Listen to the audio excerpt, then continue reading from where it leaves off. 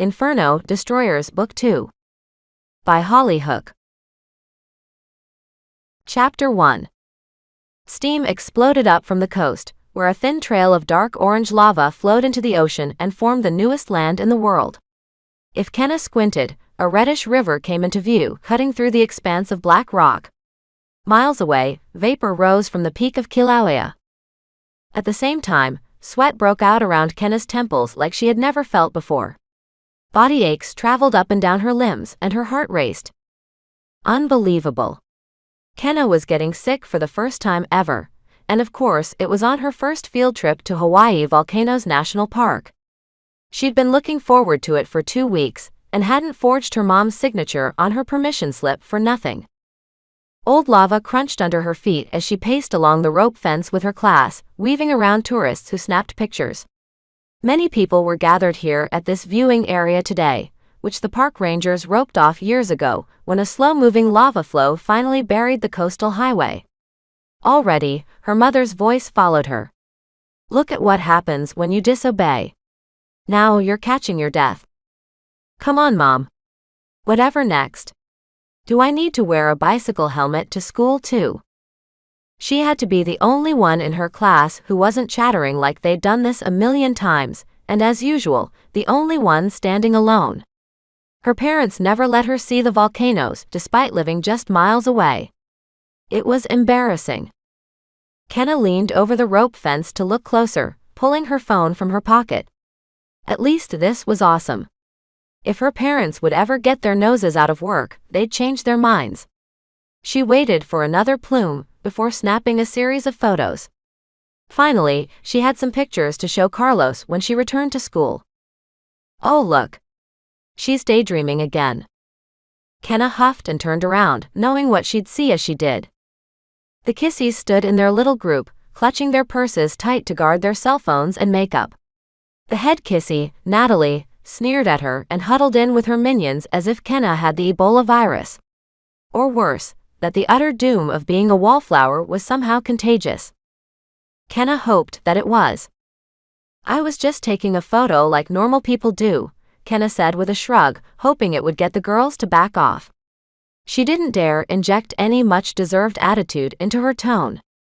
Kenna had lost too many homework assignments over the years to try that again. She couldn't prove anything, of course.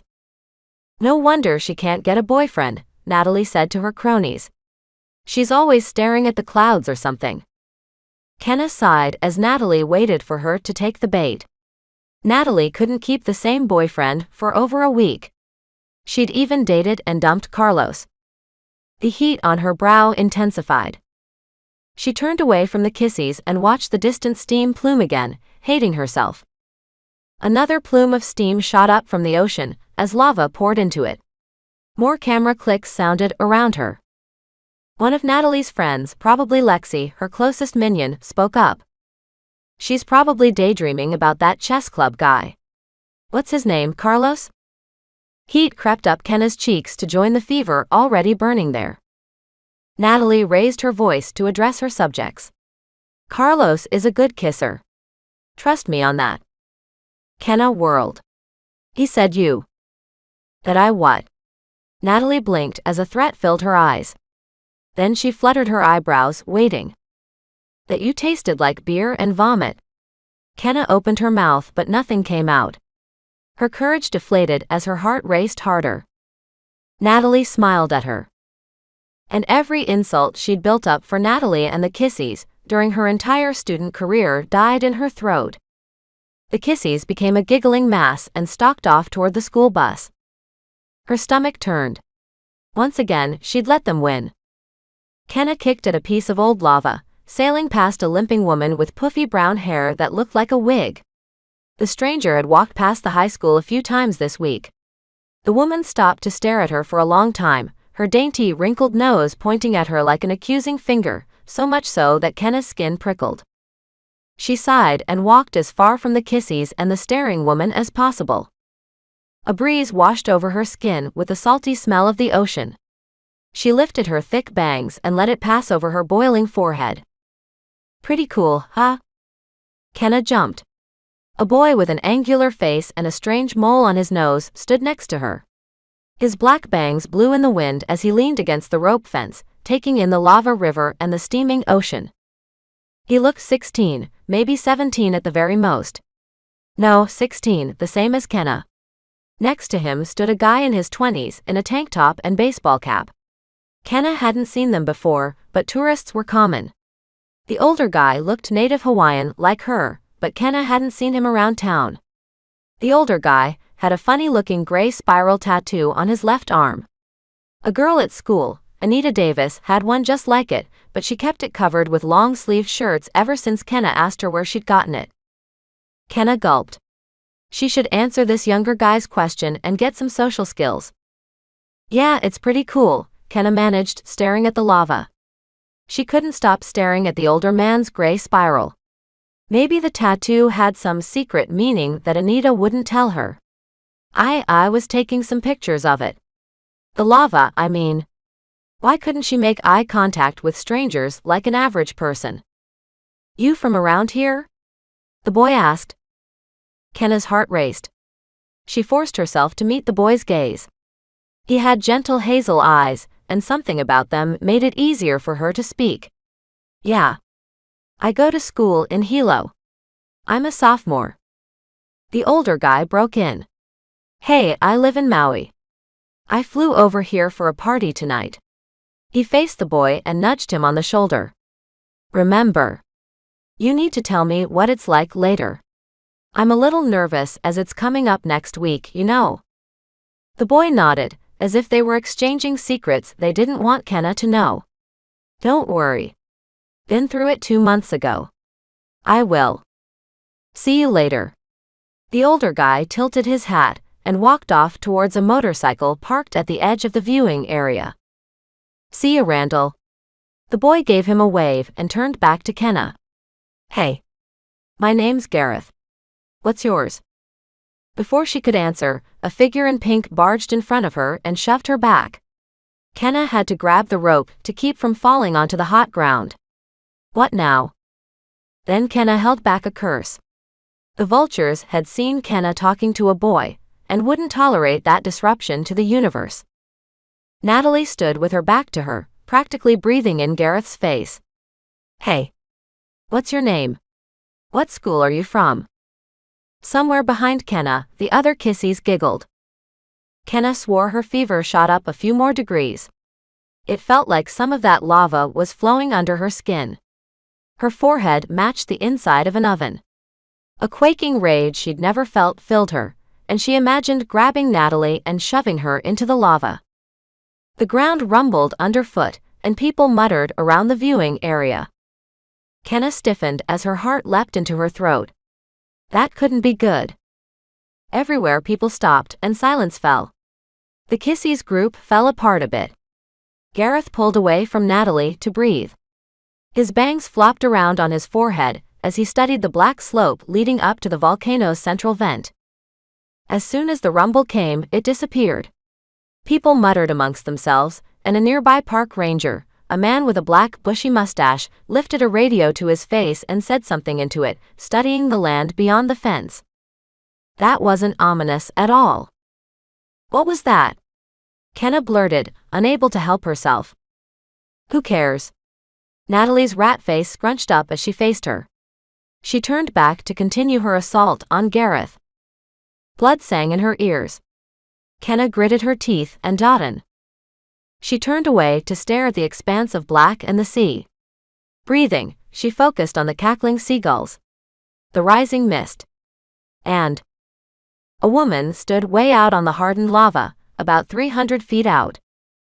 Kenna squinted, thinking the distant hunched figure was a mirage. Who'd be standing way out there? The rangers said there were dangerous fumes, not to mention the lava itself. All stooped over, she wore a brown dress and shawl. A head of black hair topped a tanned wrinkled face and a broad nose. The woman raised her hand in greeting and waved Kenna over to her. Kenna released the rope fence and stepped back, catching her breath. The old woman looked like she was standing in the lava. A red glow throbbed and flowed around her feet. But that was impossible. Kenna shot a glance at the people around her. Tourist families jostled around each other for the best view of the exploding coastline. The park ranger had disappeared. The kissies drew closer around Gareth, leaving him no escape. Tourists kept staring at the rising steam. Nobody except her had seen the woman. Kenna's heart thumped with panic. She wasn't going to see someone burn to death today, with one exception. She had to tell someone. Anyone. "Hey," Kenna said, circling around the kissies, no easy feat, and tapping Gareth on the arm because she wasn't sure who else to speak to. "Someone's out there." She pointed to the fiery river in the distance and shielded her face from the sun to make out the old woman again. "Please don't let her be gone." But as Gareth blinked and nodded his gratitude, Kenna turned her head. The old woman had vanished, taking only 2 seconds to do so. Only the fiery river flowed for the sea, and no screams of agony cut over the ropey black field. Stray fumes blew away in the wind, but there was no sign of a brown dress or a white shawl. "What are you trying to do, chomp?" Natalie asked, using her favorite name for every girl who wasn't a supermodel. Gareth blinked a bunch of times and stood up straight. "Hey, why can't you leave her alone? And while you're at it, why can't you leave me alone too? I don't like plastic people." Natalie looked as if malls had been banned from the face of the earth. "You're no fun." She shot her nastiest look ever at Kenna, which was saying a lot. In other words, there was going to be some alcohol planted in her locker this afternoon. Natalie waved to her minions. "Come on." The kissies disappeared into the thin crowd. Kenna exhaled. It was good riddance. But she had other things she needed to worry about, like that old woman. "Thanks," Kenna managed. "I was trying to get someone's attention. I saw someone standing by the lava, and then she was gone. And no, it wasn't a mirage. I know that sounds crazy." Gareth squinted and studied the landscape. "Don't see anyone." "Are you sure?" "I mean, I don't think you're crazy or anything. Weird stuff happens sometimes." Kenna shook her head. There was no way that woman would have disappeared so fast, even if she fell in the lava. She would have screamed, at least. "Well, to warn you, I'm running a temperature today." I guess that's the better explanation. That had to be it. Maybe all those vapors had just made her see things. There had to be a rational explanation for it all. Everything could be explained, eventually. "Hey, I've had days like that too," Gareth said, staring at the school bus in the parking area. "Field trip?" "Yeah. Believe it or not, I haven't been here before and was always curious." At least Gareth was okay to talk to. He reminded her of Carlos, who always listened instead of treating her like a fly buzzing around his ear. "This is my first time in Hawaii," Gareth said, staring at the ocean. "Not much different than where I'm from though, except the volcanoes. I'm only here because my girlfriend has a vacation home in Hilo. I'm staying here for a couple of weeks with her family. So far it's been pretty cool." "Girl FR," Kenna had barely registered the word when footsteps crunched closer. "Oh, there you are." A skinny blonde girl emerged from the crowd and slipped her hand into Gareth's. Somewhere inside Kenna, a balloon popped. She should have known a guy named Gareth with insanely attractive locks had a girlfriend. His girlfriend seemed like any other normal 16-year-old girl, except she wore a long-sleeved shirt instead of most tourists' tank tops. And she had a cell phone clipped to her jeans, almost like it was official. The girl's eyes met hers. They were a weird gray color, a stormy gray, the same color as that older guy's spiral tattoo. "My name's Janelle." "Hi." "Hi." "Oh, like the hurricane?" she asked. "Only a couple of months ago, one broke records on the Atlantic coast and forced people to evacuate from about a dozen states." Janelle flinched as if someone had dumped ice water down her back. "Yeah. I'm Kenna, and I didn't mean to pick on you." She could talk easier now that she wasn't alone with this boy. "You're the one with the vacation home." Janelle nodded but turned away slightly like she was closing off, just like Kenna's parents always did. "I inherited it." "Sorry about whatever happened," Kenna said. People only inherited things when family members died. Why don't you stand up to those girls? Gareth asked, apparently trying to change the subject. Good idea. If I were you, I'd replace their lipstick with glue. Maybe then they'd shut up. Kenna laughed. Even Janelle relaxed and cracked a smile. This guy was blunt in a funny way, and she liked that. Oh, the kissies? If I did that, I'd be dead. Their leader, Natalie, doesn't. She stopped short. The old woman stood only a couple 100 feet off. Deep wrinkles lined her face from decades under the sun. A smile grew across her features, a warm one that Kenna had never seen at home. Behind her, the lava's vapor swirled like the gate to another world. Once again, she raised her hand and beckoned her with a gentle wave. Kenna jumped. There she is. Gareth and Janelle broke apart and whirled around. Janelle leaned over the fence, gripping the rope. People aren't supposed to be out there.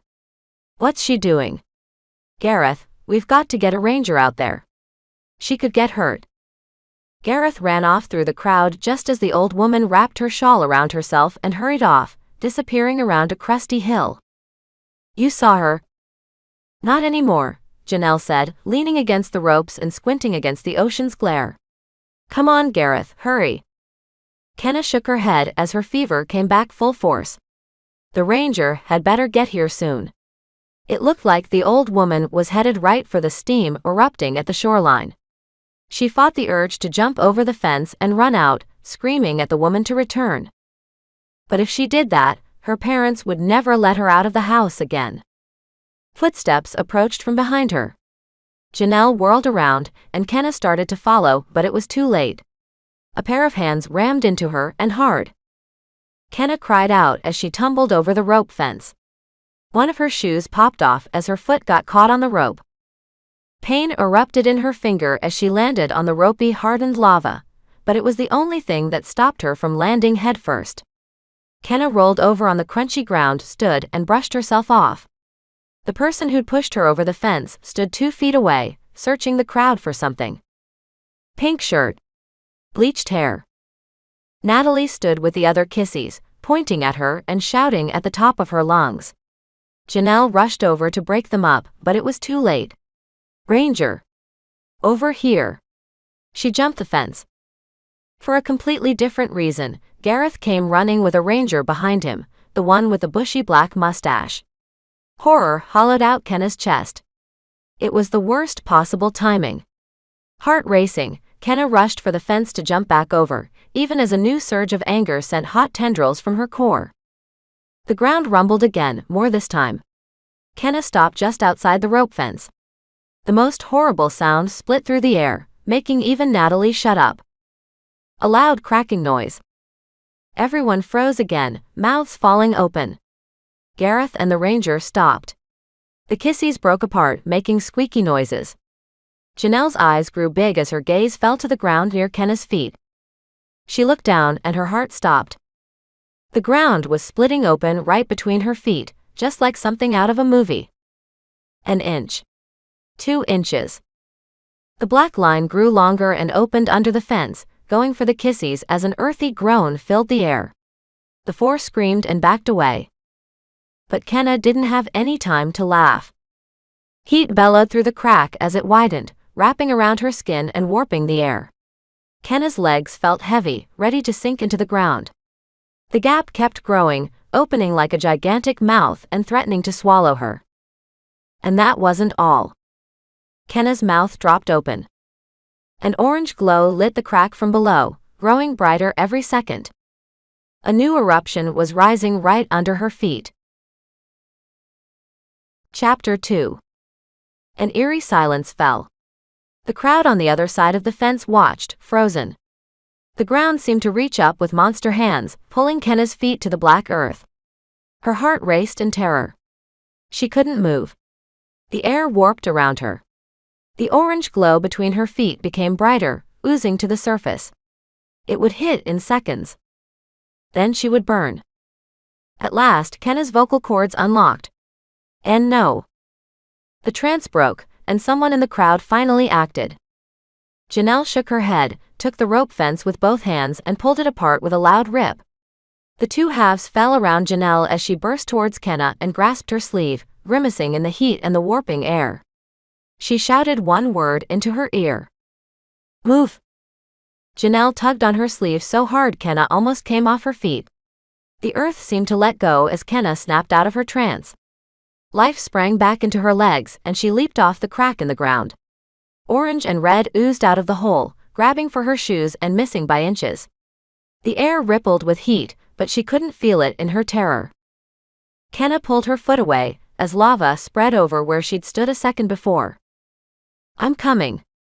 She could barely hear herself over the screams of the crowd.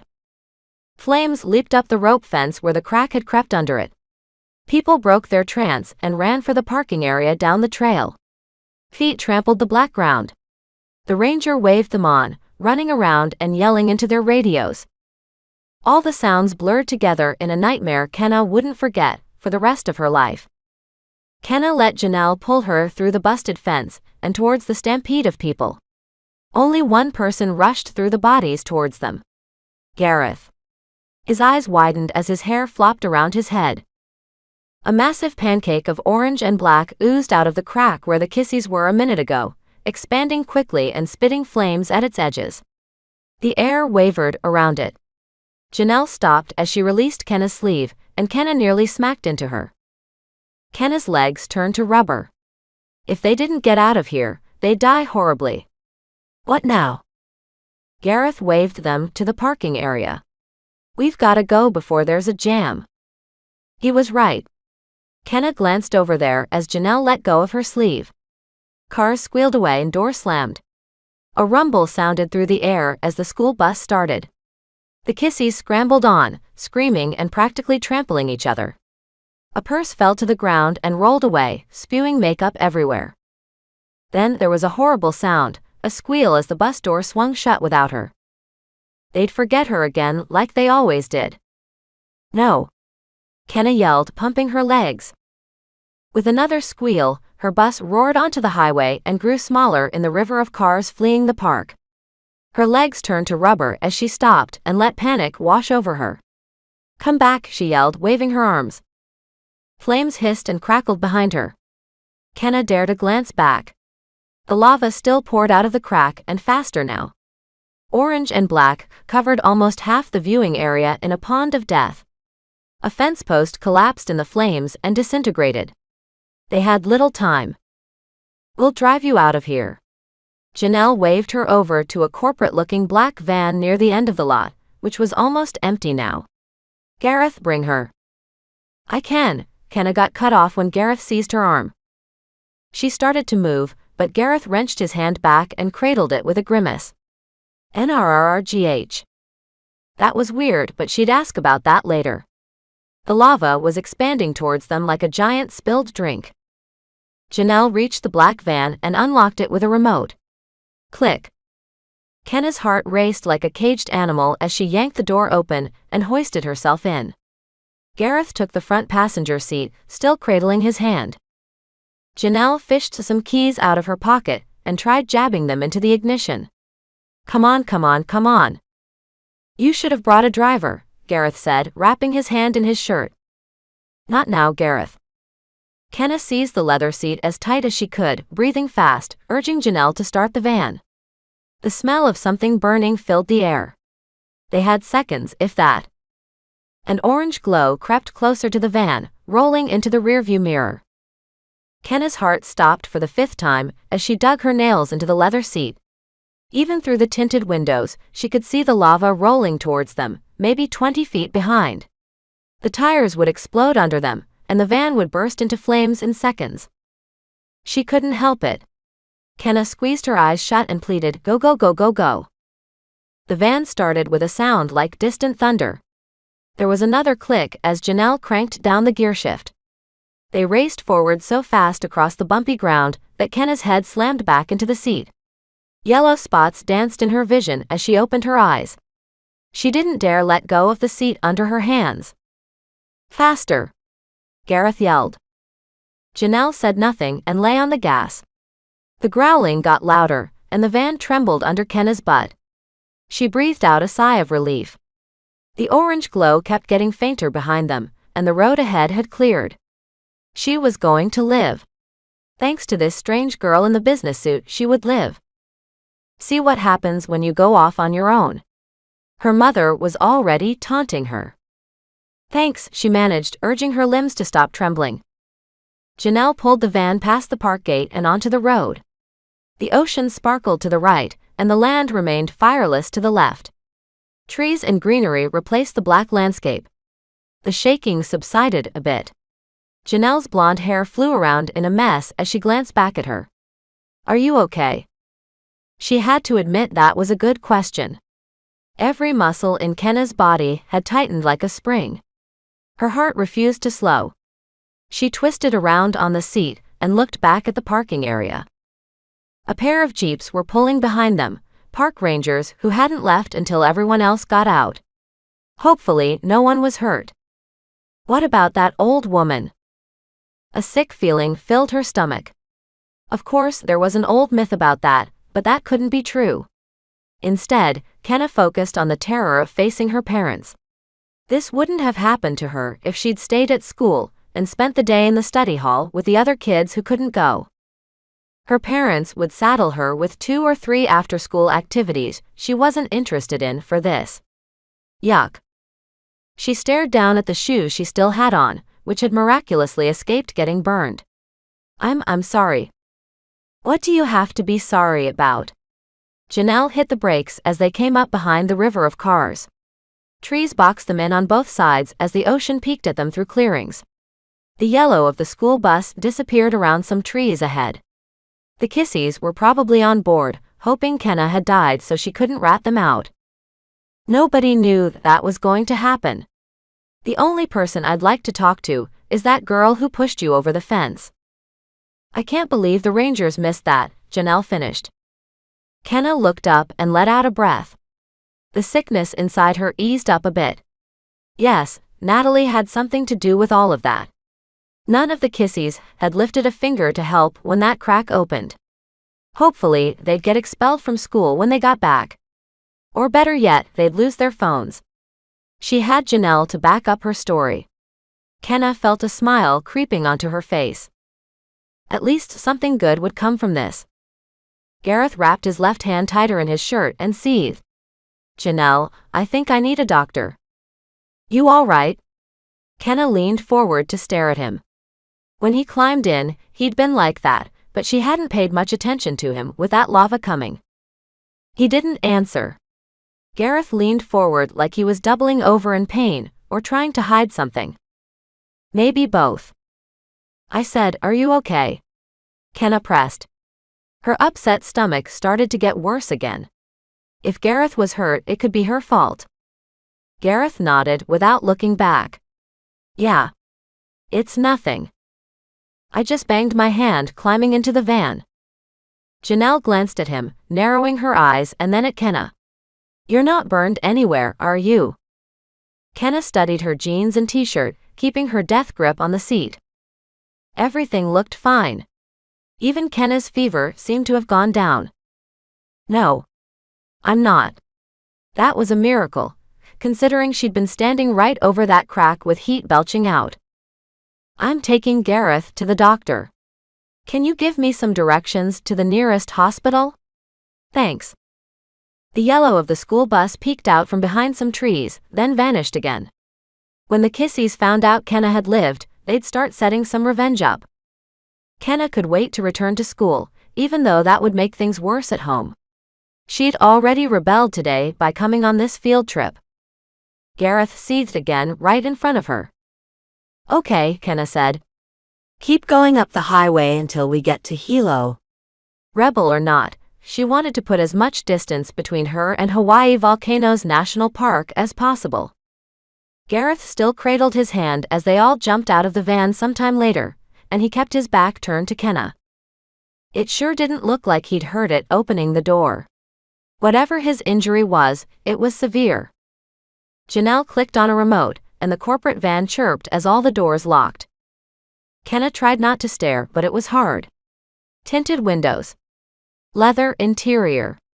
Where did a 16-year-old girl get a vehicle like that? It looked like something the Secret Service would use. Kenna shook her head and walked for the emergency room doors right after Janelle and Gareth. No parents came out to meet them. She couldn't imagine any 16-year-old who would want to. Kenna hated dressing up for those stupid pageants her mother made her do every year. Janelle slipped her hand into Gareth's uninjured one and squeezed. "Come on," she said. "This shouldn't be like the last time we were in a hospital." She and Gareth grimaced at each other like they were sharing a private joke, and one that wasn't funny. "What?" Kenna asked, reaching out to get the door. "Nothing," Gareth said, swinging his hurt hand behind his back. He was hiding it and doing a bad job. "Something's really wrong with your hand," Kenna said, watching them duck through the door she held open. "Let me see." Without a word, Janelle and Gareth disappeared into the emergency room. Janelle put herself between him and Kenna, which made sense with the whole girlfriend dynamic. But the rest didn't. In other words, something was really wrong with his hand. Kenna tore after them, barely preventing the door from banging into her nose. She was being ignored once again. It was the story of her life. Inside, people sat in plastic chairs while fluorescent lights glared down on shiny linoleum. Kenna always called them headache lights. Everyone here looked like they'd been sitting under the painful lights too long. One man tilted to the side and grimaced, probably from horrible back pain. A woman not far from him coughed violently into a tissue.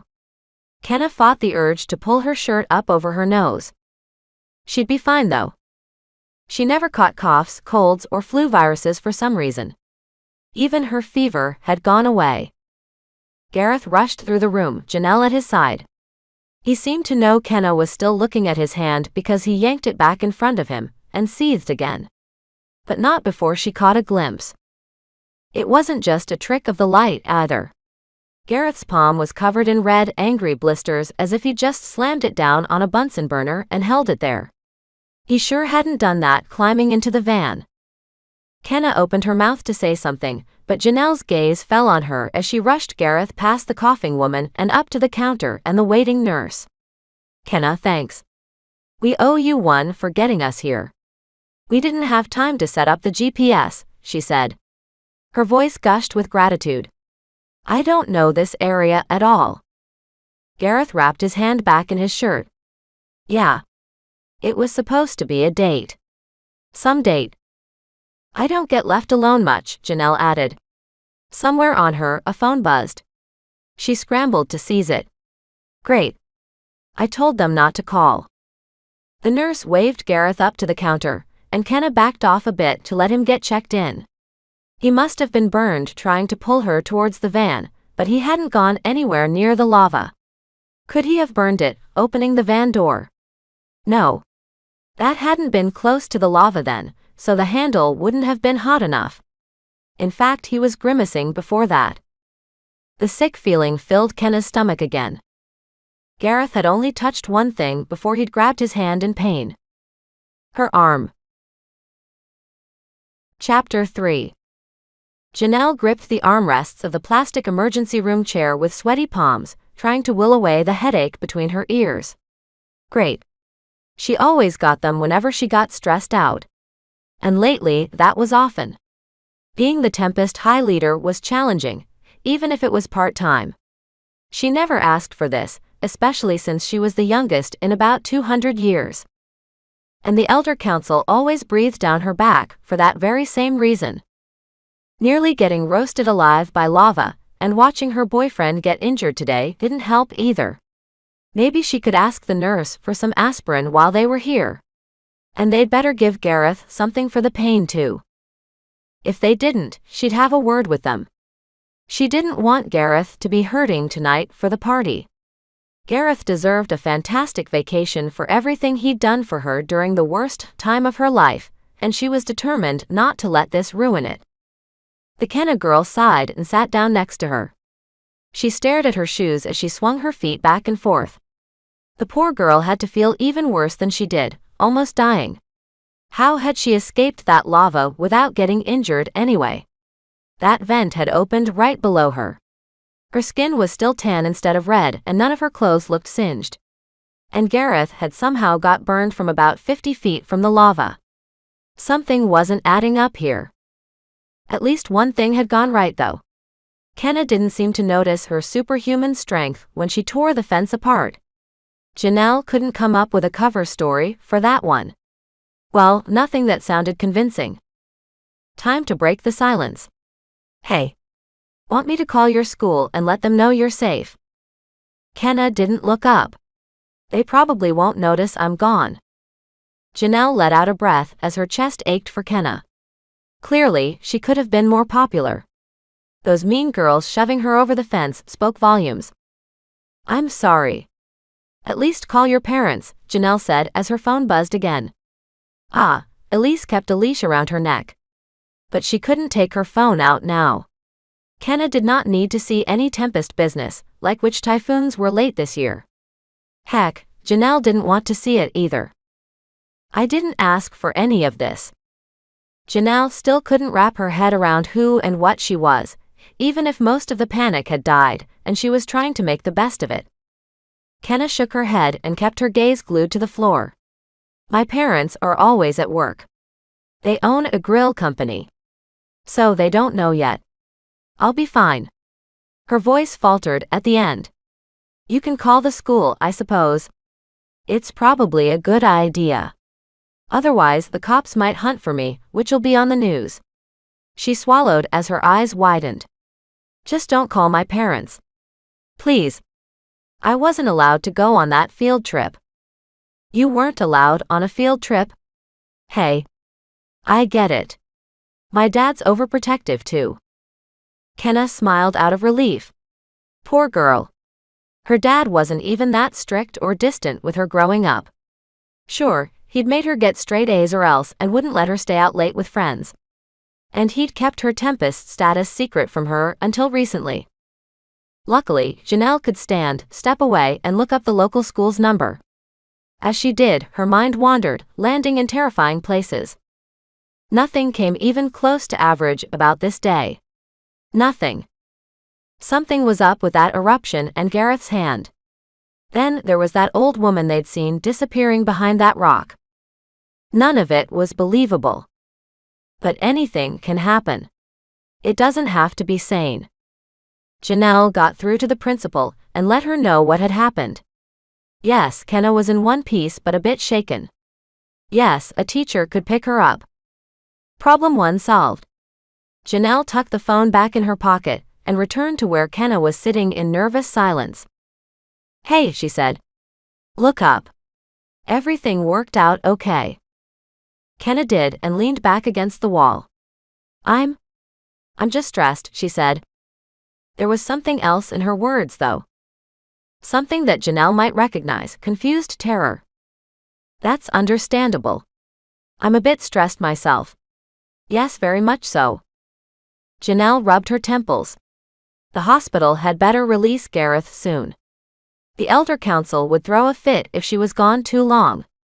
That, and she probably had about 8 million messages on her phone. As if on cue, her phone buzzed for the millionth time. Kenna jumped as if jarred out of a trance. Do you run a company or something? The Kissies don't even get that many phone calls. The Kissies? Those mean girls you saw. They were swarming your boyfriend like hornets. Anger filled her head with a roar for a second before fading. No, I don't run a company. I just have a nosy family. You always have to be reachable when leading a race of human hurricanes? I'm back. She looked up. Gareth stood with his hand wrapped in white gauze. His gorgeous hazel eyes made her forget all about Kenna for a second. It was perfect timing. Are you okay? Kenna asked, rising from her chair with wide eyes. She gulped as if his answer would decide her fate. Gareth nodded as a forced smile crossed his features. Uh-oh. Something was wrong. Yeah. I've got a second-degree burn on my palm, probably from touching the hot door handle on the van. I have to take some antibiotics, so it doesn't get infected. He held up his mummified hand and winced. And some painkillers. Luckily, They don't have to do any surgery on it or anything. Kenna slumped as if she were relieved. Janelle was right there with her. The wound wasn't too serious. Now Gareth could enjoy the rest of his vacation, and she might even spend some time alone on the beach tonight. Well, if she was lucky. She hadn't had any alone time with him since right before she'd unexpectedly taken on her new job. They barely even got to hold hands or kiss. Janelle just wanted to feel normal for a little while. But still, she couldn't let Kenna go without figuring out more about this mess. Something was very off, and her gut screamed at her to find out more. We are your gods and not the only ones in this world. Cordelia's words returned from when she recorded that video to the world. She'd believed that other beings existed who also held nature's wrath in their hands. Arabella hadn't thought so, but Cordelia was obsessed with all natural disasters. Janelle hated to throw away her Gareth time, but she knew what to do for multiple reasons. Question: do you want to come to my vacation house later tonight since you're in the area? We're having a bonfire. Gareth shot her a look that said, "Are you crazy?" Janelle ignored it. She might be 16, but she was still boss. Besides, Tempest's married and mingled with regular people all the time. They would have gone extinct a long time ago if they hadn't. So what was wrong with inviting Kenna to a party? Her friend Leslie would be coming too and would land at the airport in a couple of hours. Kenna sat up straight, as if a spotlight had landed on her. Me? Yes. It'll be fun. We're all friendly there. The elder council could stuff it. Janelle couldn't take them anymore, and Leslie would approve of her inviting Kenna. You need to blow off some steam after what happened. Sure, Kenna said, glancing at Gareth and back again. Just let me know where you're at, and I can ride my bike. If I dodge my parents, of course. Janelle wrote down the directions and phone number for her. Her vacation home was right on the beach, and finished just as a tall man in formal came bursting through the emergency room doors. Kenna backed away. That's my history teacher. They must have sent him to pick me up. She accepted the paper with the phone number and directions. What time? 7, Janelle said before watching Kenna go with a wave. Gareth cradled his injured hand again. Janelle. He lowered his voice and leaned close enough for a surge of electricity to race across her skin. Everyone at the bonfire will be a Tempest except Leslie, and Leslie knows our secret, unlike that girl. That's kind of hard to hide. Janelle pulled him closer to the door and farther away from the waiting area. I'll make sure everyone covers up their birthmarks, which we do anyway. She eyed Gareth's arm. The bottom of his gray spiral marking, the same marking all Tempests had, stuck out from the bottom of his purple sleeve. I don't think she'll buy the explanation that we all have the same tattoo. Gareth gulped. The elders are going to flip. And I have to tell you something. That girl was hot. Janelle glared at him as she snatched the keys from her pocket. What? No. Not that kind of hot. Gareth shook his head, flushing red. I mean literally. When I grabbed her arm, I felt like I put my hand on a grill. No joke. That's where I got this burn. He stared at her, all serious now. Something's not normal about her. Janelle pushed open the glass door and stepped outside. They reached the van, and Janelle clicked the remote to unlock it. The sliding door came open like a mouth. I knew something was off. Was Cordelia right about something? About there being other people out there like us. Gareth started to climb into the van but stopped short. Maybe. What? Janelle followed his gaze to the back seat. He jumped back down. Kenna was sitting right there. Check out the seat. Janelle scrambled over to his side and felt her jaw fall open. They had a problem, all right. There were 2 black scorch marks on the edge of the seat where Kenna had been sitting, in the same shape as a pair of hands. And she was coming to their party tonight. Janelle reached right for the aspirin when she returned to the vacation house. She was in headache land. Things were happening too fast. Kenna had fire powers or something. Did Kenna know about it? The girl at least suspected it, because Janelle recognized her confusion and worry. If she were Kenna, she'd want someone to reach out. Janelle related to that well. She'd gotten less than a week's notice that she was supposed to become a literal force of nature. And she still refused to hear the details of what happened from that. Janelle leaned against the marbled counter and covered her eyes, blocking the skylights. Gareth closed the front door and walked into the kitchen, footsteps echoing. He took the bottle of aspirin as soon as Janelle set it down. What do we do? She looked around at the inside of her vacation home. Sunlight lit everything. The Pacific Ocean sparkled down at the end of the beach. She could never go swimming in it though. Her last swim had a side effect. And it could happen again in most cases. A pit opened inside her, and a little voice floated out. Murderer. Janelle's stomach lurched. She'd buried the thought, but somehow, Kenna brought everything back to the surface. You okay, Janelle? Gareth appeared at her side and squinted at her. Yeah. She turned on the sink and filled her glass of water. Halfway down the beach, her dad and Uncle Hank dropped wood into the fire pit. Elise, an older woman from the Elder Council, rolled a huge grill out from behind the patio with ease. Everyone seemed so at ease except for them. Janelle swallowed the aspirin and the entire glass of water, which felt good going down her dry throat. Well, this is something big. If that Kenna girl isn't human. Trust me, she isn't. Gareth held up his bandaged hand as his hazel eyes grew. You're lucky you only grabbed her sleeve, or your hand would be like this. Okay. You win. But what is Kenna then? Silence hung in the air. Seagulls cackled outside, and the grill's wheels squeaked as it rolled across the sand. It looked like they were both thinking the same thing. Janelle answered her own question. Kenna has something to do with that volcano. Gareth set his bandaged hand up on the marble counter. Agreed. Why else could that crack have opened right where she was standing? Yeah, the thing's erupted for decades, but Janelle, you might want to call a meeting about this. His voice dripped with seriousness. Always count on Gareth to be as blunt as possible. She knew why. For the first time in Tempest history, they had met another kind of walking natural disaster. Kenna now had celebrity status and didn't know how to process it. She was now the girl that had survived standing over a volcano, not the girl that nobody noticed. What did you see? Maria from the drama club followed Kenna to her locker. Her entourage of friends followed. And how close did the lava get? I don't know.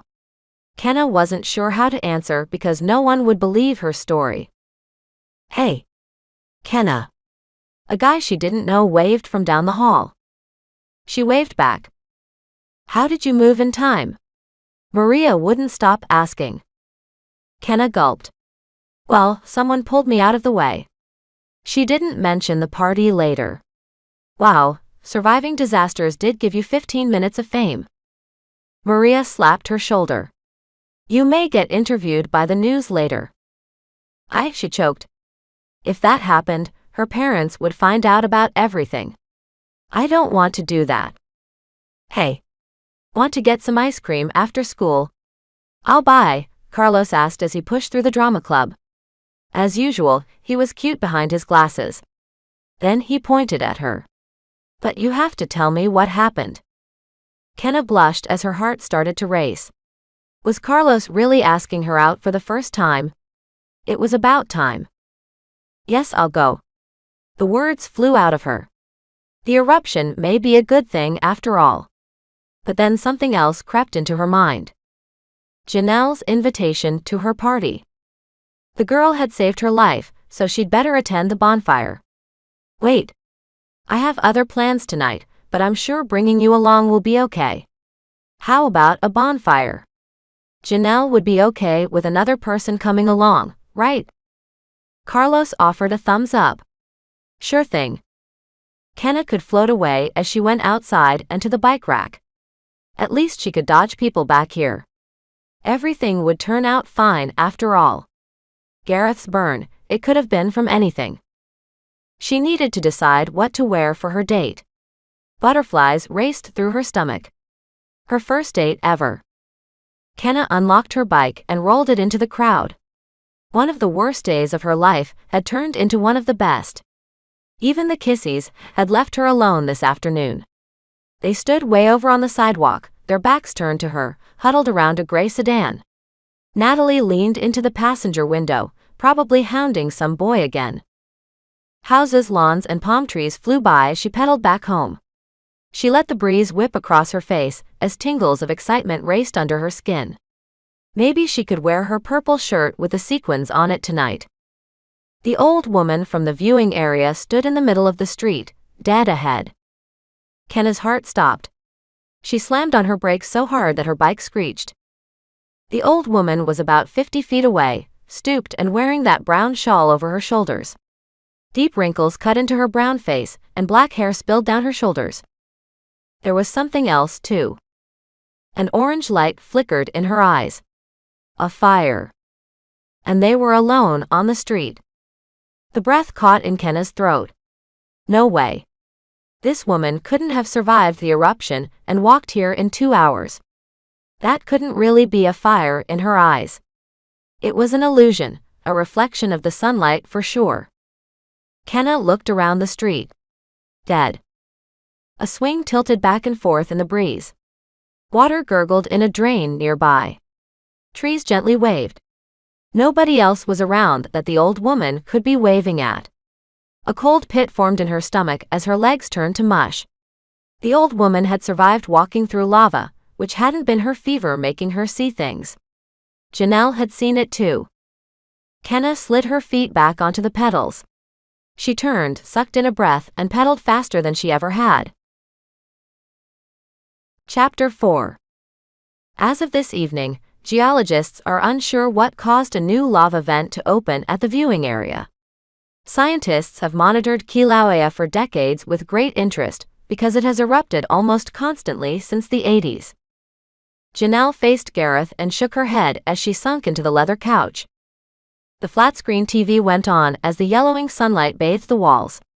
Elise, the elder council member, sat on the other couch, chin in her hand, no doubt coming up with some lecture for Janelle.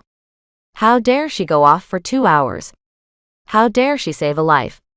The elder council had appointed Elise as her personal nag. But she wasn't going to let Kenna die. Janelle knew why she jumped the fence and risked death, and Gareth seized her hand, squeezing. On-screen, a pond of orange lava blackened into a ropey mass as it cooled. Flames shot up from where the fence posts used to be. The helicopter's shadow drifted over it, as the camera trembled in the wind.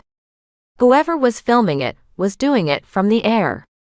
Good idea. Janelle was never going back there as long as she lived. Just the sight of it on TV made her sick. It was ironic, nearly getting killed by a natural disaster. You would have deserved. Janelle drew in a breath. The voice stopped mid-sentence. She closed her eyes briefly and let the reporter's drone fill her head. Park rangers report that this event forced tourists to flee in a panic. So far, no one is reported to be hurt. Gareth snorted and grabbed his bandaged arm again. Janelle wrapped her arm around his shoulders. A tingle raced through her as he relaxed. Also, it appears as if the lava flow has stopped. This was a brief event, but geologists are unsure if it will start again. For now, this park section is closed until further notice.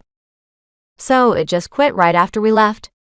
Gareth sighed and fell back, crushing Janelle's arm by mistake before sitting up again. It's like it was trying to get us or something. Janelle nodded. Great. It looked increasingly like that poor Kenna girl was connected to this, whether she knew it or not.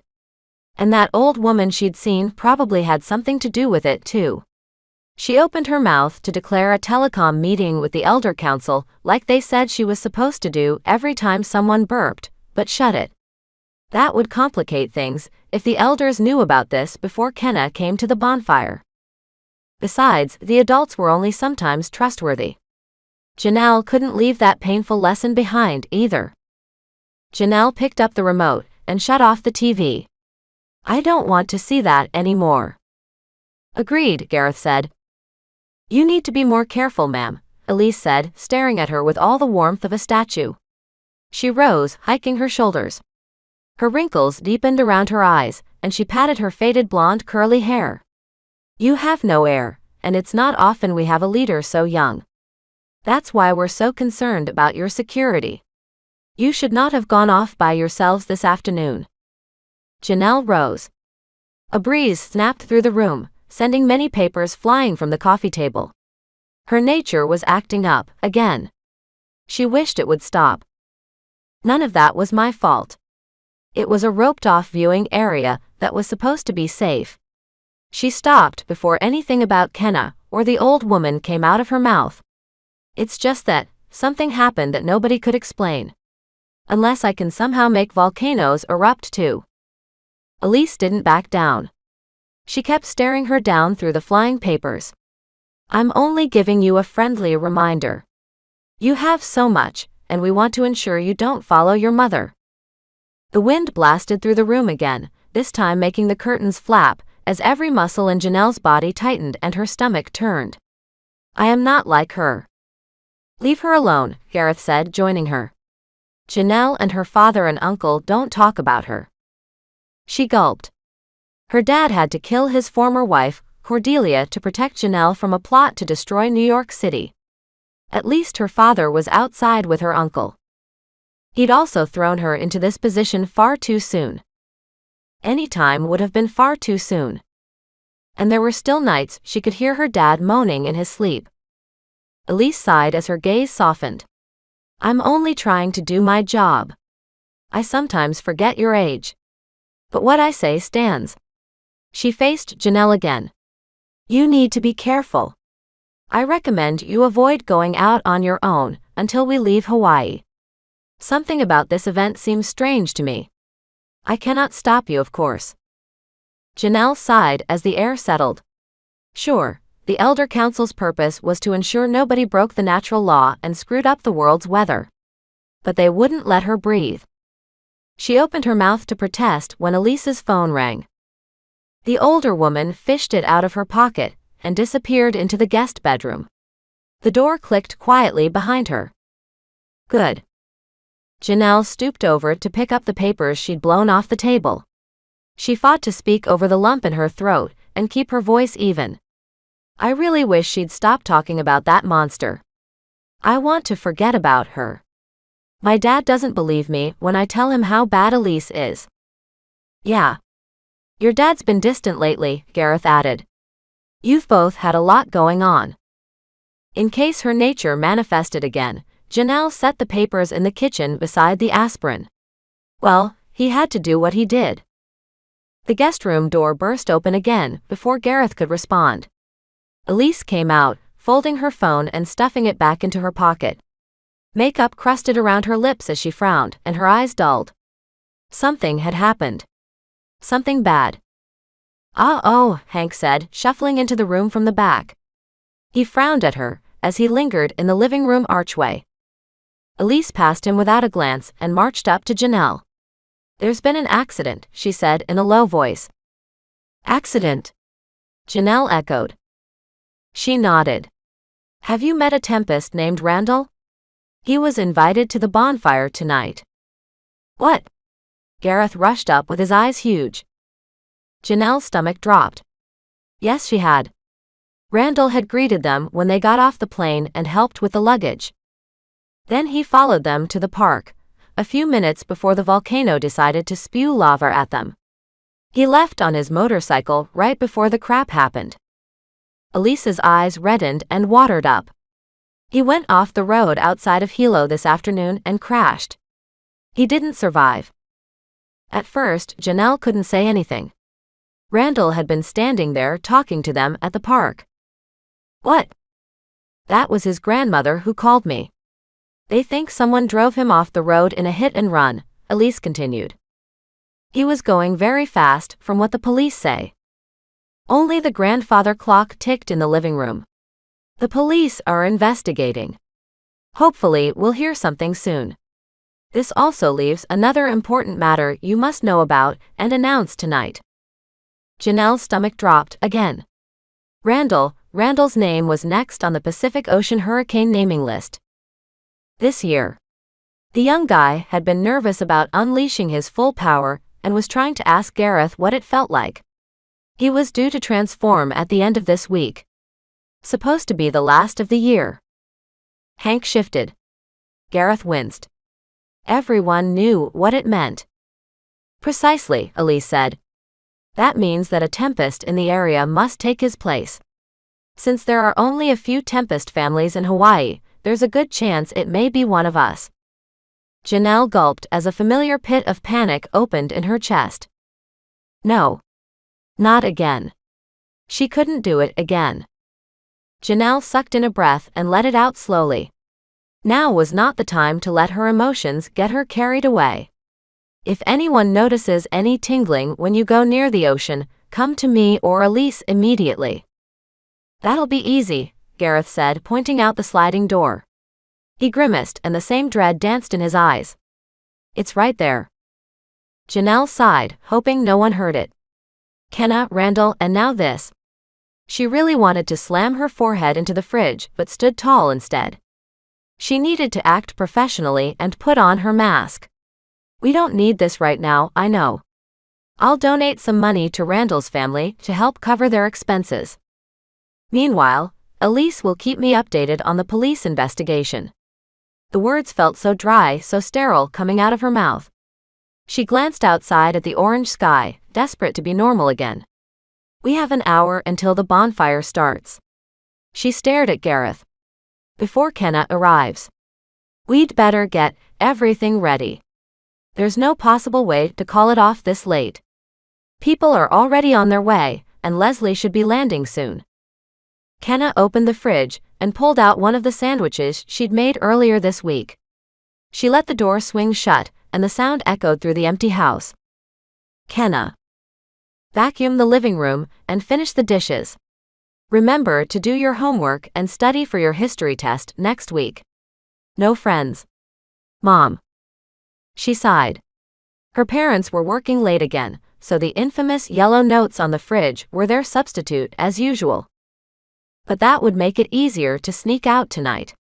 Kenna was determined to see the positive. If her parents liked 84-hour work weeks, they could have them. They might still be gone after she returned from the bonfire, since they owned the grill company. That would leave her plenty of time to go on her date without getting caught. Her date. Forget the sandwich. The butterflies in her stomach made it impossible for her to care about food, and she didn't feel hungry. Kenna rushed into her room, kept perfectly clean at her parents' orders, and threw open her closet door. A book came flapping down from the top shelf, hitting her right in the face. Ouch. Pain surged through the bridge of her nose. Kenna leapt back, hands to her nose, a big pink spot flaring up in her vision. She rushed over to her mirror to examine herself. Now, she'd have a bruise for her date tonight. But if Carlos was worth it, he wouldn't care. And she had a feeling he was worth it.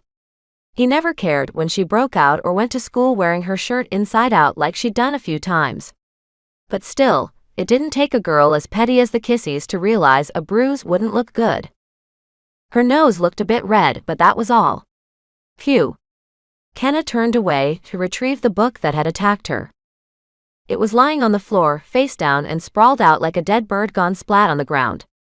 Kenna scooped it up, letting it close with another flap as she did. Myths and Legends of Ancient Hawaii. A weird shudder raced over her skin. Her mom bought her this book back in the 5th grade, on one of those rare times they went shopping together. Her parents didn't have any interest in the old ways, at least they didn't show it, which made it a lot stranger. A quick, lazy gift then. Kenna eyed her closet. Her stacks of books. All the places she wanted to visit, but would probably never get the chance to. Legends of Ancient Hawaii had been sitting under the Grand Canyon in pictures and 8 volumes of places to see before you die.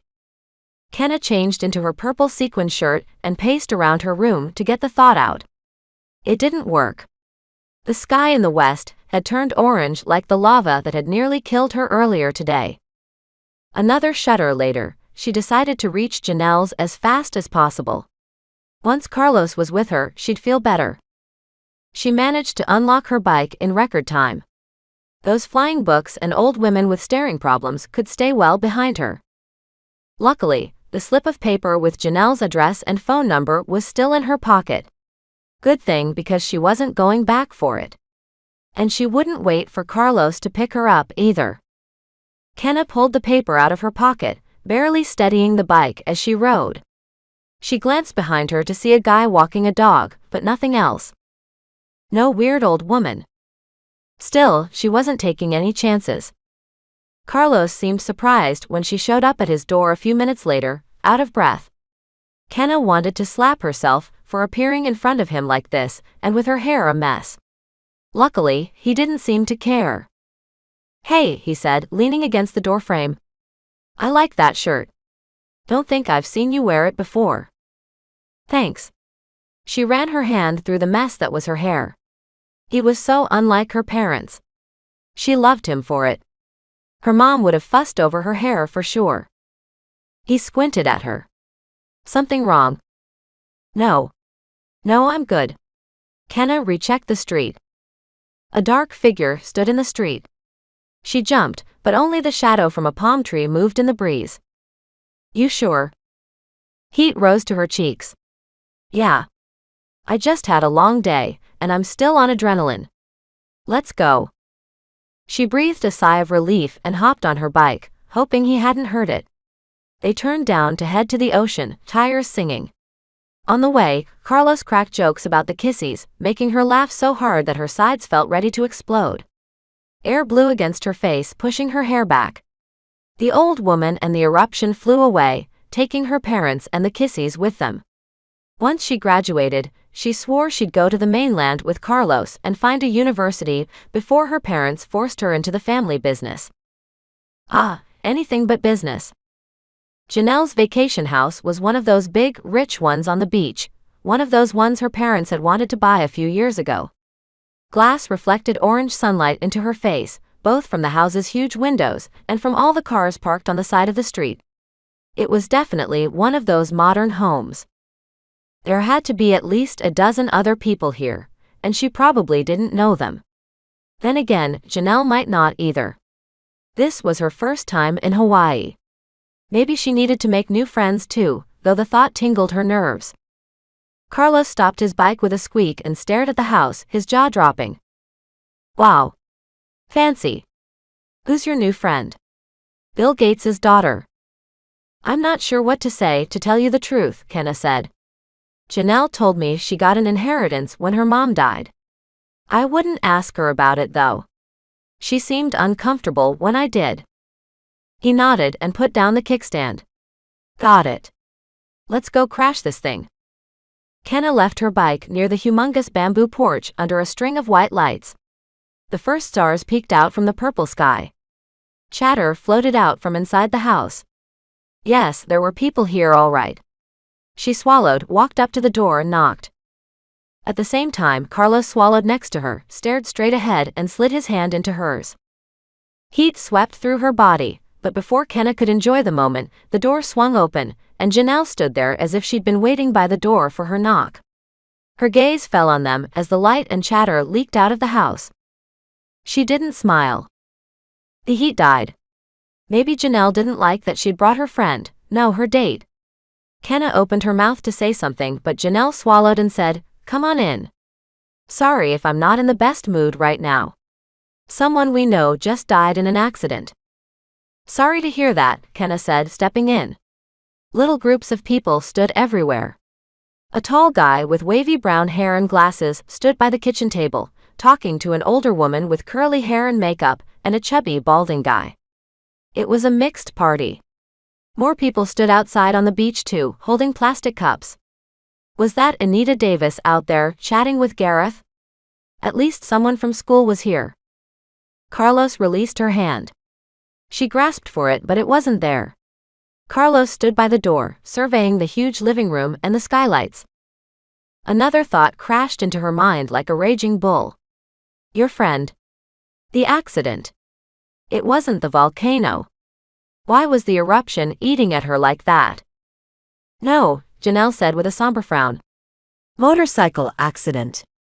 He wasn't from this island, so you probably didn't know him. Carlos reappeared at her side as if his trance was broken. Is it still a good time to have the party? I'm Carlos, by the way. Kenna's date. A surge of energy raced through Kenna. She could hardly keep the grin off her face. He said date. It was official then. Nice to meet you. Yes, the bonfire's still on, Janelle said, shaking his hand. Don't sit down yet. Let me get you a drink. Janelle shuffled away and pulled at her shirt. She was acting so formally. Janelle returned from the kitchen, with her knuckles white around a couple of glasses of water. It was like she was ready to put out a fire. Here. Are you all right? Kenna asked. She didn't take a sip. For some reason, she didn't feel thirsty right now. Carlos took Kenna's hand again, and Janelle dropped her shoulders. Yeah. It's just been a long day. You know that. She smiled, but it looked strained. Gareth's outside getting some food. So is Leslie, my friend who flew in today. Come on. They walked through the house together, and the sliding door opened up on a patio with one of those swings and a gazebo. Down on the beach, another older woman grilled a row of hamburgers. Smoke wafted up towards them with the salty smell of the ocean. Even though it was a beach, nobody stood down by the water. Smells good, Carlos said, squeezing her hand tighter. Kenna returned the squeeze. More heat returned and raced up her arm. It isn't awkward for me to be here, is it? Kenna wouldn't spoil her turn of luck. No. Not at all. Flames leapt out of a big fire pit, about halfway down to the ocean. A couple of people stood next to it, Gareth and a red-headed girl with freckles, who had to be Leslie. Anita had gone somewhere else. I think the burgers are just about done, Janelle said. Her words came out rushed like she was nervous. We'll eat outside on the beach. First, I want you to meet my friend.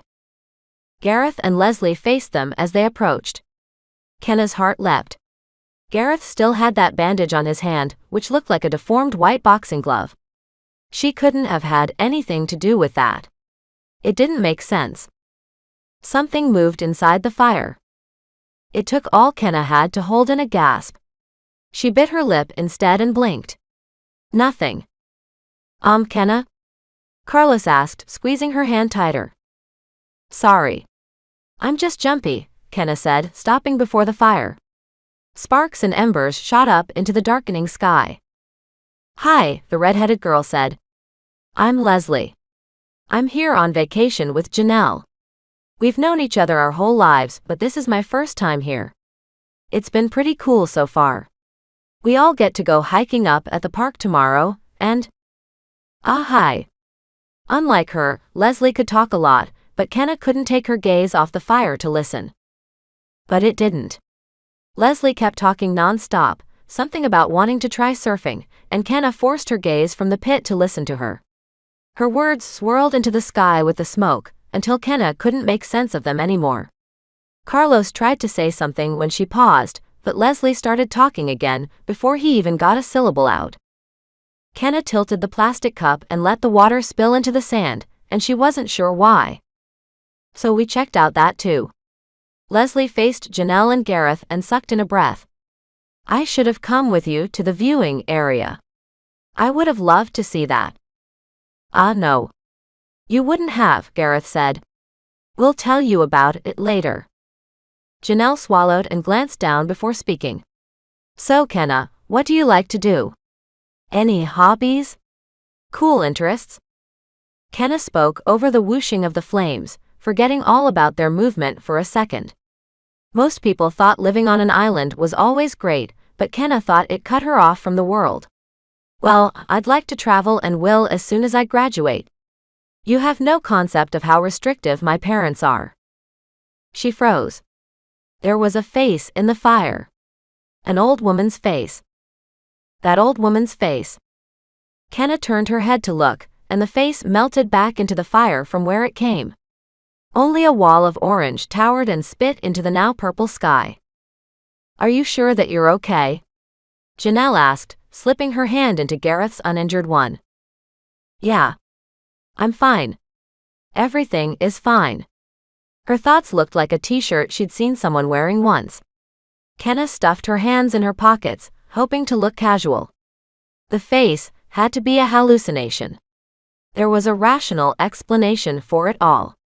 But if she saw that old woman too many more times, she'd have herself committed to a mental institution. Something else was off too. Leslie's jaw opened as she stood there. She reached out, speechless, and tapped Janelle on the arm. Her gaze landed on Kenna, and her jaw dropped open too. Gareth joined in with a wide-eyed stare. Then Carlos released her hand and backed away with huge eyes. Kenna looked at the fire again. Did you see something there? They weren't paying attention to the fire. They were paying attention to her. A prickle ran up her spine. What? She asked. Kenna, Janelle said, lifting her free arm and pointing right at her. Look down. She did. And barely held back a scream. All around her body soft, but there was a pale orange glow. Chapter 5. Kenna didn't have time to scream or let her mouth fall open. Janelle reached out, seized her shoulders, and shoved her across the sand. Her wide-eyed stare bore right into her. There was no resisting. Janelle was strong and superhuman, which also made no sense. It was like getting pushed by a bulldozer. Kenna's feet sunk in the sand and she struggled to stand. What? She managed, kicking grains everywhere. Out of sight, Janelle hissed, face pale. Her gaze darted over to the group where Anita Davis now stood, and back to her. Something white blurred past Kenna's vision. The gazebo. A second later, Janelle had her on the other side of it, pinned against the house.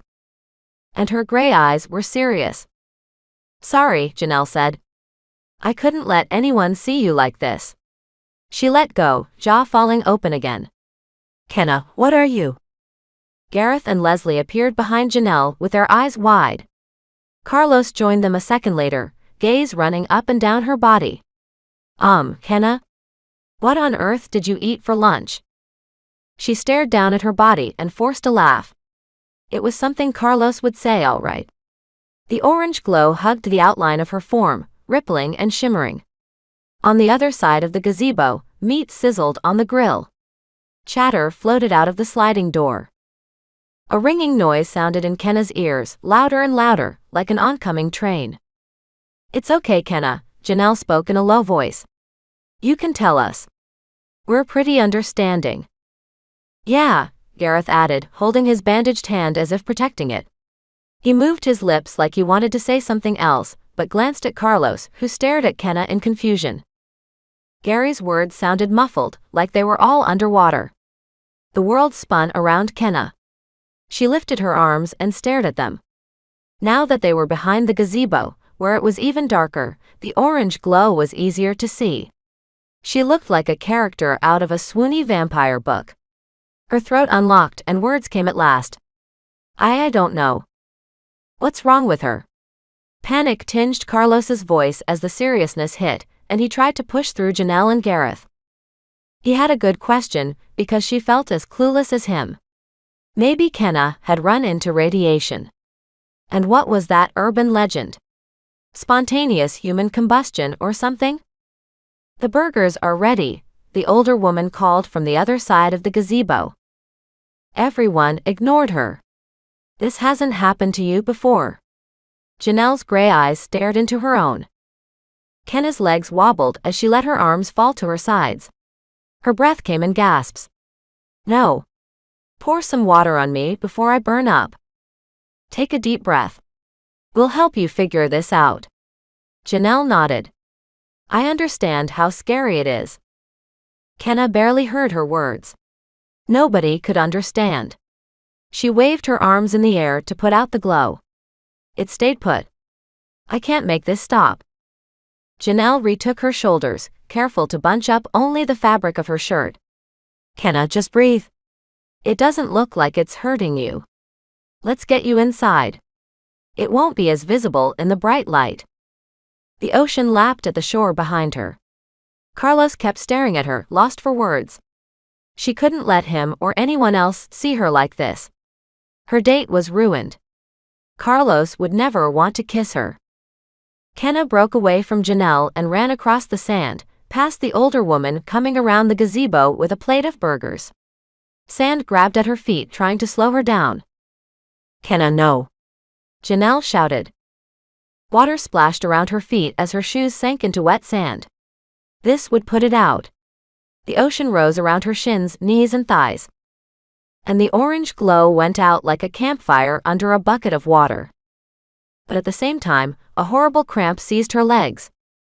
Kenna cried out as the ocean sloshed around her. She couldn't help it.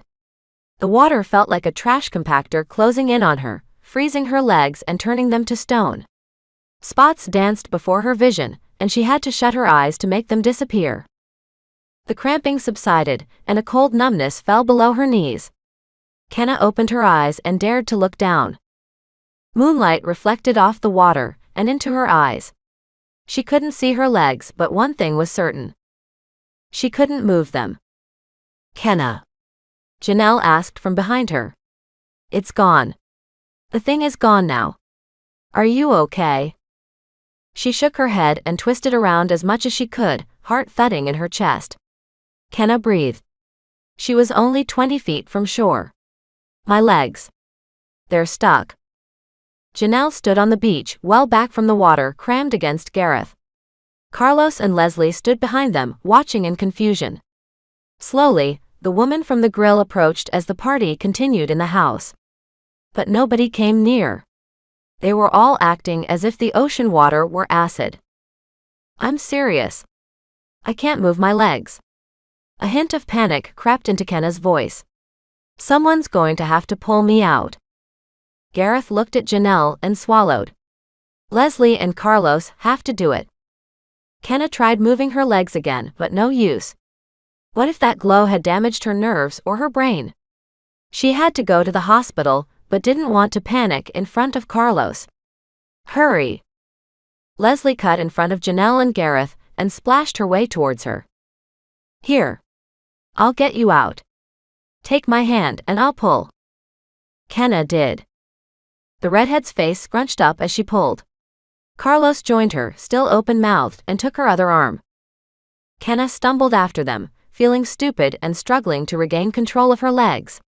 She'd never had this happen before in the water. Her legs and feet flopped in and out of the water like rag dolls. At last, her feet landed on the beach, and the feeling returned to them as the numbness dripped off with the water. Kenna wiggled her toes inside her shoes and looked at Carlos. Thanks. Carlos didn't let go. I don't know what happened, but I'm glad you can stand. I can call someone to take you to the hospital. Only concern lived in his eyes. Kenna lifted her right leg. She was glad she could move. I think I'm fine. Look. Leslie said, backing away. Another gut punch followed. The orange glow appeared, ignited, around her leg again. It flickered briefly, then settled and wrapped itself around her whole body. And worse, a small crowd had gathered before her to watch the spectacle. Everyone stared. Leslie yelped and leapt away, splashing water around her shoes. The older woman reached out and seized Janelle's sleeve with a trembling hand. The brown-haired guy took a step back, moonlight reflecting off his glasses. Gareth hugged his bandaged hand to his shirt. About a dozen others had gathered behind them, and everyone could see the weird glow around her. Kenna, Carlos started. Kenna ran. Everything blurred around her as she bolted to the bike at the front of the house. She yanked it away from the porch, hopped on and sped out of the yard. Kenna's heart raced. The glow stayed as bright as ever. She had to get home and hide before anyone else saw her like this. Carlos would never come near her again. It was all ruined. Kenna's date, her chance to make friends, everything. Luckily, no one was out on the street. Kenna sped past the parked cars and whizzed down the street. The smell of the deadly ocean followed her all the way around the corner. She had to get home and hide, or just hide, at least.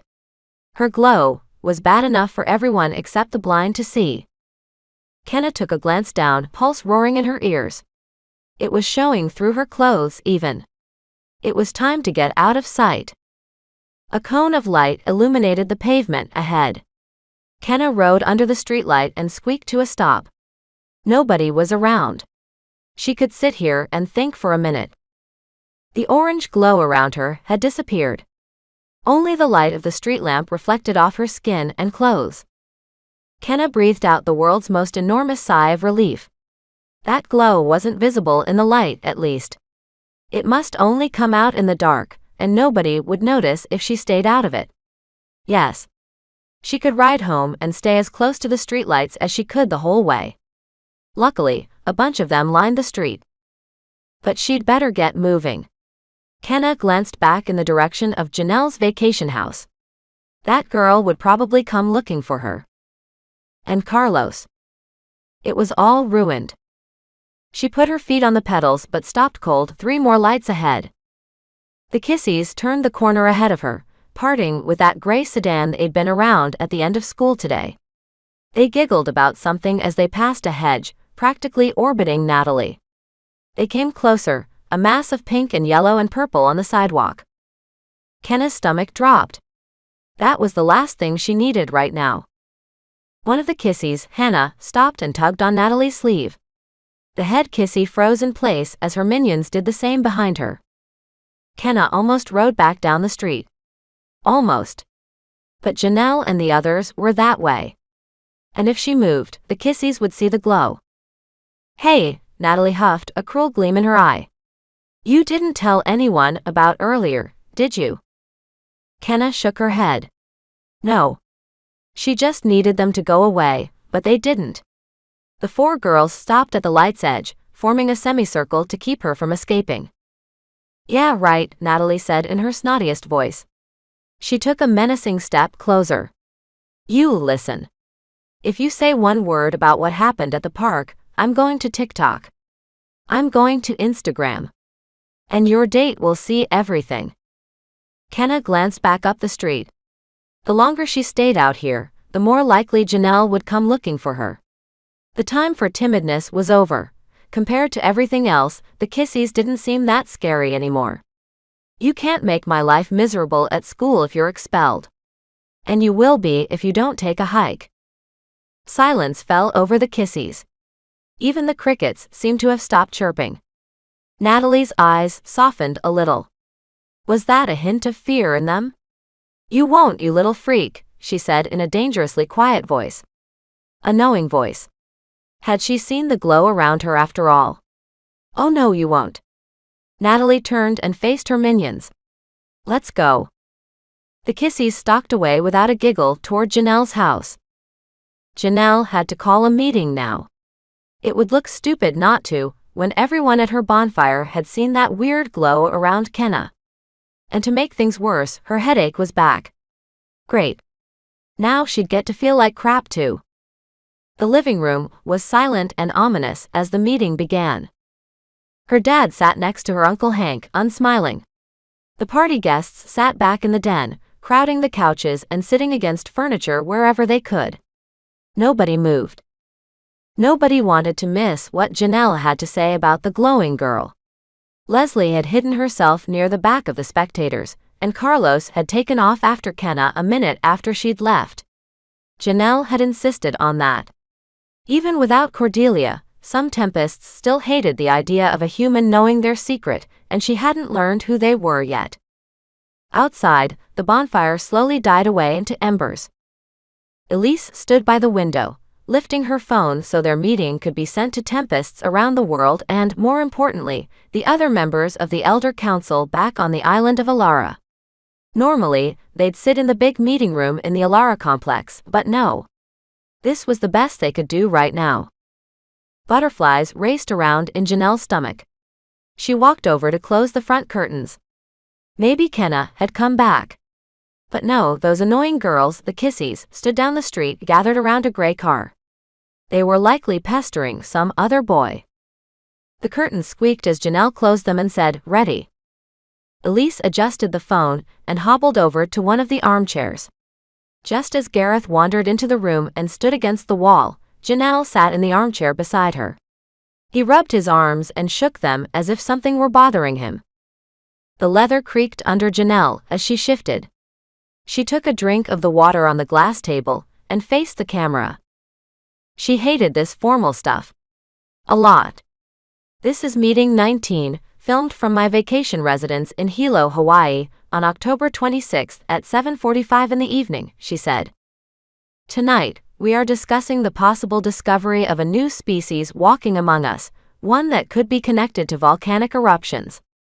Her Uncle Hank let out a huge breath. Not that she blamed him any. Janelle sucked in some precious air and described the events of that day. The lava at the park. Gareth's burn. The scorch marks in the van. Words tumbled from her mouth and into the air where they hung. There was no point in hiding it anymore. She needed help if she was going to find and reach out to this girl. Of course, Kenna could use some protection too. I see no evidence that this girl, who I leave unnamed purposely, is any threat to us. Janelle glanced at Gareth's bandaged hand. If seen, she is not to be harmed by my order. Contact me at once. I disagree, Elise said. We can't dismiss the possibility that she's connected to Randall's death. He got run off the road by a larger vehicle. I believe it was unwise to bring her here. Janelle gripped the armrest. Kenna, a killer. She didn't even have a car. Did she run Randall off the road with her bicycle? I don't think that's likely, Elise. She was at the hospital with us for a while. Then, her teacher took her back to school. I witnessed it. I did too, Gareth said, rubbing his arms as a breeze came wafting in through the sliding door. That worried look came over his face again. Besides, Janelle said, it looks like the girl wasn't aware of her nature. Otherwise, she wouldn't have come here so we could see her glowing. I have to agree with my daughter, her father said, brushing his brown bangs from his face. Elise blinked a bunch of times and nodded. Point taken. I still believe we shouldn't let our guard down, however. I propose we learn more about this before we take any action. For once, Janelle agreed with her. We'll need to track her down. She may be going into hiding or running away. Oh, she knew about that one all too well. She did the same thing when the bomb dropped on her Tempest status. Kenna might be out there now, scared to death, and riding her bike as far from civilization as possible. Not that she blamed her. Learning about your walking disaster status never made your day. Sounds familiar, Hank mouthed at her words. She ignored him. I am sending out search parties to look for this girl tonight. We're the best people to help her deal with this. Yes, she had to find Kenna. That old woman then crossed her mind. She might have something to do with it all, but the last time they'd seen her, lava had almost burned them to death. Hopefully, Kenna wouldn't run into her. I'm breaking everyone up into groups of 3. The girl should be easy to spot, as she'll be glowing. Whoever finds her, give me a call. And remember, she said, facing the dark figures in the den. Don't traumatize her. Use your judgment. Meeting adjourned. Elise turned off the video camera as shuffling and muttering filled the house. I recommend you stay here, ma'am. You're the center of command. Also, we're not sure of the danger out there. A fresh wave of pain went through Janelle's temples as she stood. She wanted to find Kenna herself. It was her mission. But Gareth shook his head as if he could sense her budding pain. She had to lie down. With her phone next to her, of course. Okay. Stay in touch. Gareth appeared at her side. I'll stay with you. His voice sounded like he just found a body or something. He locked his good hand in with hers. People shuffled out the front door, and car motors started and faded away. Headlights glared, backing off down the driveway. The search parties were out. Elise and her father were the last 2 out. If you need anything, honey, call, he said. Why don't you lie down? I can tell you have a headache right now. Janelle nodded. The front door closed, leaving the house silent. Now only she, Gareth, and Leslie stood in the living room, facing each other. Of course, now they had alone time. Gareth swallowed. Uh-oh. That meant something was up. "Janelle," he said, staring down at the floor. "I know we don't need this right now. But I noticed something when I caught a whiff of the ocean a minute ago." Tingling. Silence hung in the air. Tingling. Oh no. That only came along when it was time for a tempest to transform. Gareth finished her thought for her. "I think I'm Randall's replacement." Chapter 6. Kenna's heart felt ready to burst as she spotted her parents' hybrid sitting in the driveway, gleaming in the porch light. Now that the shock had worn off, terror crept through her limbs and under her skin like an army of terrified ants. The orange glow still hugged her body. She had no idea how she planned on explaining this to her parents, and the thought sickened her. Kenna swerved to avoid a silver car parked on the side of the street. The bike bounced as she rode across the perfect grass, something her parents would no doubt yell at her for later. It didn't matter now, of course. All she could do now was pray all the lights in the house were on when she went inside. At least the porch light lit up the yard, so she wouldn't look like a human torch walking through the door. The front door flew open so fast that a hanging plant swung on its hook. Kenna's mother stood in the doorway, black curls flying around the collar of her blouse. "What have we told you about riding your bike through the..." Silence. Kenna froze in the middle of the lawn and nearly toppled off her bike. Her limbs froze like she dived into that paralyzing ocean again. She was right there in front of her mother. Glowing. There was no possible way to cover it up now. Her mother frowned and gripped the doorframe so hard it might crack. "Get behind the car, Kenna. Hide. And stay there." Her legs thawed out, carrying her off the bike and onto the driveway. The ringing in her ears returned, taking up everything. "Of course I'm a burden again." Kenna's only surprise was that her mother wasn't surprised. Maybe she knew something about this glow thing. "What's wrong with me?" Her mother didn't answer.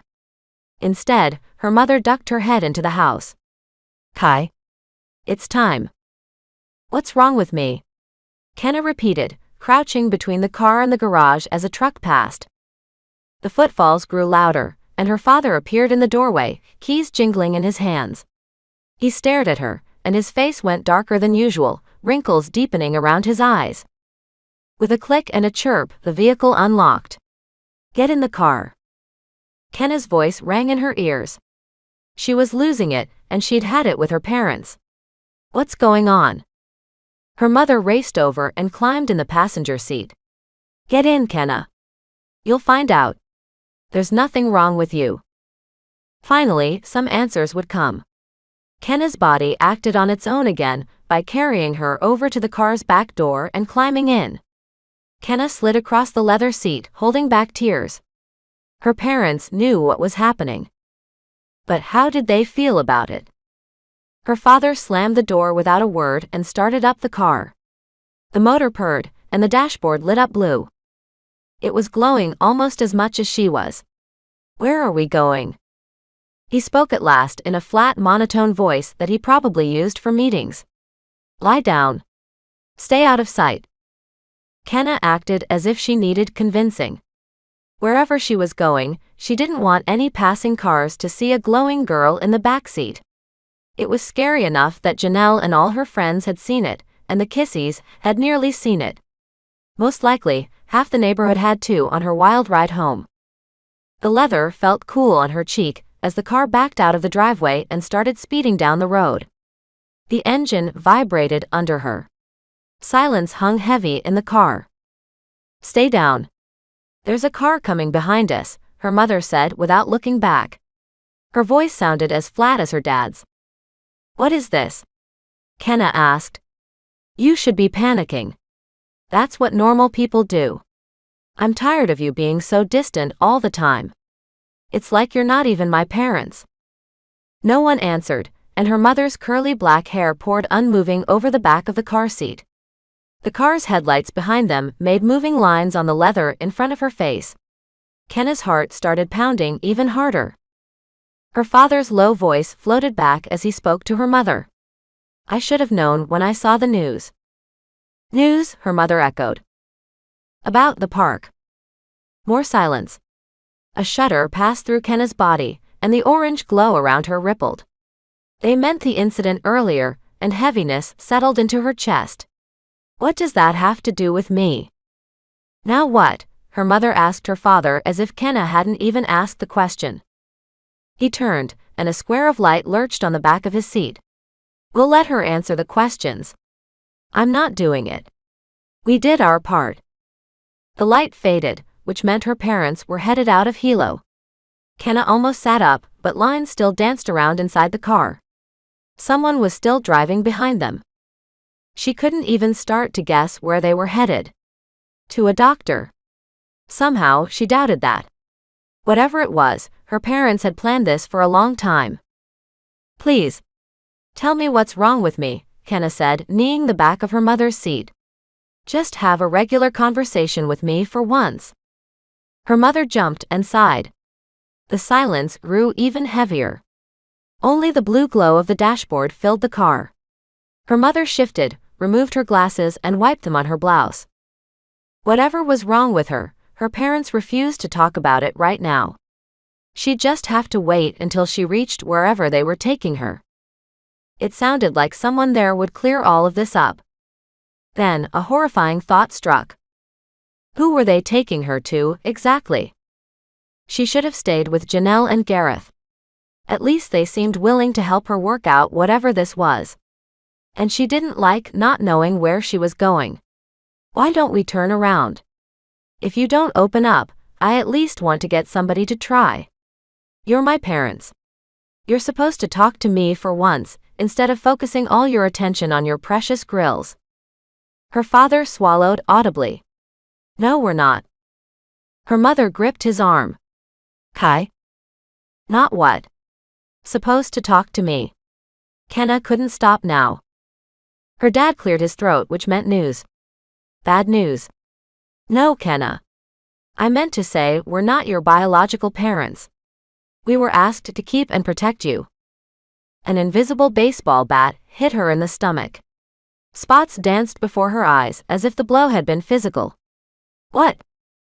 Her mother buried her face in her hands as her father's voice droned through the car. He read from a mental script he seemed to have memorized for years. We could never get close. It would have made this much harder for you. Now we have to give you back.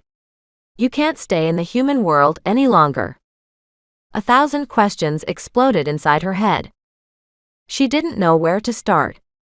So she settled on the most obvious. Where are you taking me? The landscape answered her. They rolled along a highway surrounded by thick foliage and trees.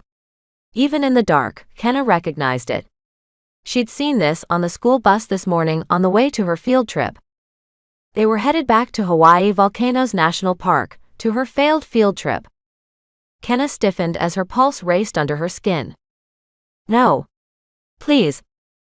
Her mother pulled her face out of her hands and stared straight ahead. Why, you'll be safe here. The car rolled to a stop, and Kenna had to force down the bile rising in her throat. Only yards in front of them lay the buried parking area of the viewing area. A black ropey mass covered it, with slivers of orange peeking out and illuminating the noxious steam rising into the night sky. The gate lay warped next to the edge of it. A black and orange lobe of lava had wrapped itself around one of its poles.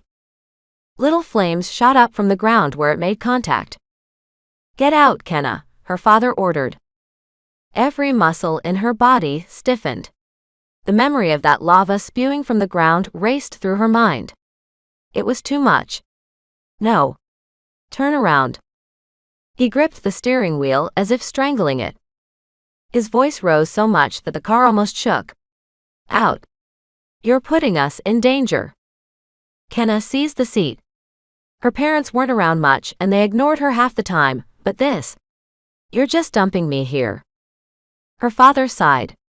A tremble crept into his voice. Yes? With a swishing sound, her mother turned to face her with red eyes. We're sorry. You have to go. Nothing here can hurt you. Just stay away from water. Then her glasses slid down her nose as she widened her eyes. You're burning the seat.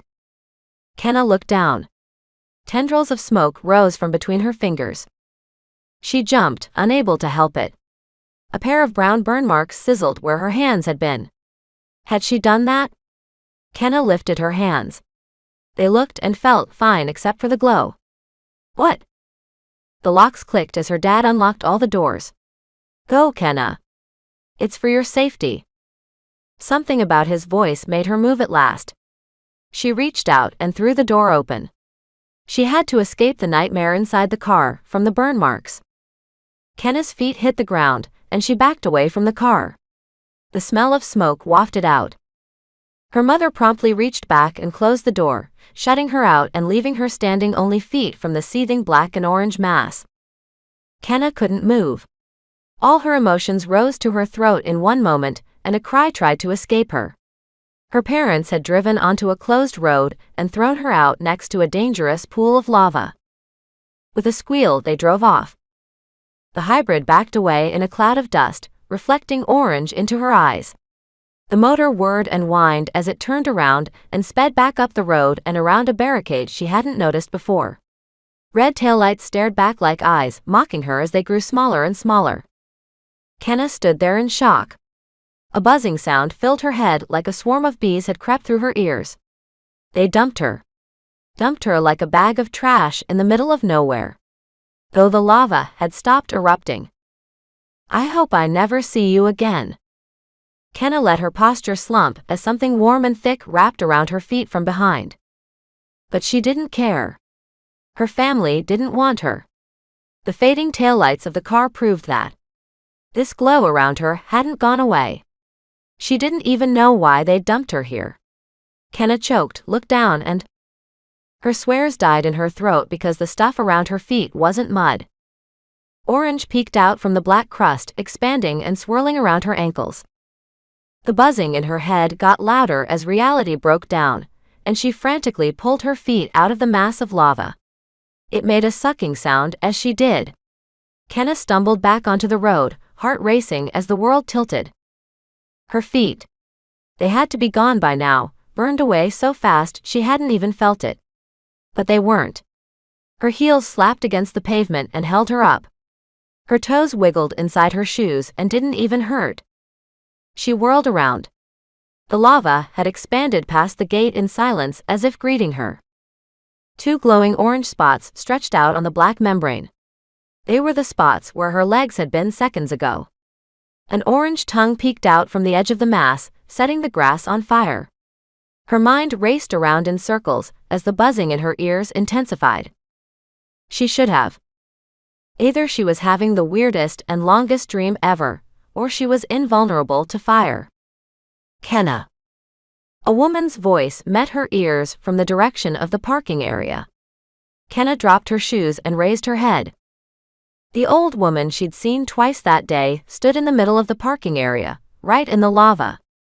She hadn't been there before. Kenna would have seen her coming. Flames shot up around her, illuminating her clothes. She nodded, and they died down as if at her command. Maybe they were. But one thing made Kenna's jaw fall open more than anything else. The woman also had an orange glow around her. Kenna couldn't move. Her heart raced, and a million different emotions fought for control. This might be a good thing or a bad thing. Was this woman a relative? Then an insane thought struck. What if she was? She stared, and the old woman stared back. Hello, Kenna called out. This might be weird and scary, but she had nothing else to go on.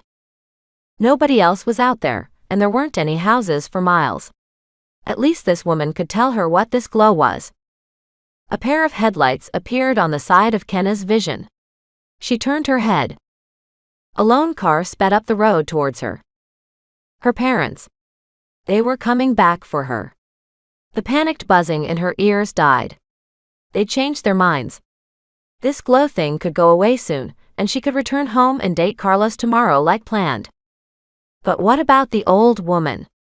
Kenna faced her as the whirring of the car got louder, and the headlights bobbed around the barricade. The old woman stared at the oncoming car. Darkness stole over her features, as if a third-world dictator were about to get out. Her wrinkles deepened with her scowl, and orange light, no flames, danced inside her eyes. The entire expanse of lava bubbled and seethed, shooting red and orange into the air. The old woman turned to face her, eyes flaming inside with rage. Kenna. Over here. Now. Kenna shrunk back as her heart stopped. That woman was a demon. A monster. She should have run a long time ago. The car rolled up and stopped. It was a silver sedan. The same silver sedan that Kissies had gathered around in front of the high school earlier that day. The same car Kenna had nearly ridden her bike into an hour ago. Probably the same car that had followed her parents out of Hilo. A woman's arm threw the passenger door open and waved Kenna over. She ran for it, heart thudding, and away from the flaming demon woman. Lava spat with anger. Orange and black crept after her heels.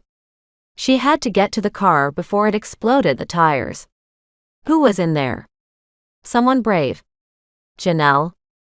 No, the demon woman yelled, voice exploding through the night. Kenna dove for the open door of the car. It wasn't her, but a brown-haired woman in a tank top in the driver's seat, staring at the old woman as if confused and lost. She had a gray spiral on her arm, so she was likely one of Janelle's people. Relief coursed through Kenna. Get in, the woman yelled with her eyes huge. I'm not sure what's going on, but get in. Not that Kenna needed convincing. She dove into the passenger seat, which sizzled as her hand brushed it, and slammed the car door. The ground rumbled. A fresh curtain of lava shot up behind the old woman and lurched back down at them like a giant, fiery hand. Kenna had no time to scream. Tires squealed, and 2 seconds later, they were speeding back up the highway. Chapter 7. Blood dripped from Janelle's hands. It coated them, dripping onto the carpet of her vacation home, staining it red forever. A scream rose from the depths of the earth, getting louder and louder. Hands shook her from somewhere. Janelle. She opened her eyes and sat up off the couch. Gareth swam into her vision, staring down at her. Somewhere, a toilet flushed. When was she ever going to sleep in peace again? Janelle sat up and rubbed her head. The house was quiet, except for Leslie opening the bathroom door down the hall. But at least her headache was gone. The nap must have kicked it, even if it had only lasted a few minutes. Gareth leaned down and kissed her, sending heat through her body and chasing away the nightmare momentarily. If only he could do that more often. You're not taking it well, are you? Footsteps approached as Leslie started to come down the hall. Janelle sat up, remembering it was just her, Leslie, and Gareth in the vacation house. Everyone else was out searching for Kenna. Of course, I took that well. Gareth shook his head, all serious again. No. I mean the whole Tempest deal. Your transformation and all that. Janelle shook her head as Leslie entered the room, spotted Gareth leaning close to her, and grinned. Then, she made her way to the kitchen instead. The great thing about Leslie was that she always knew when privacy was needed, even if she could never stop talking. Her presence helped. The fridge door opened, filling the kitchen with a hum. Janelle zoned in on it, letting it fill her head.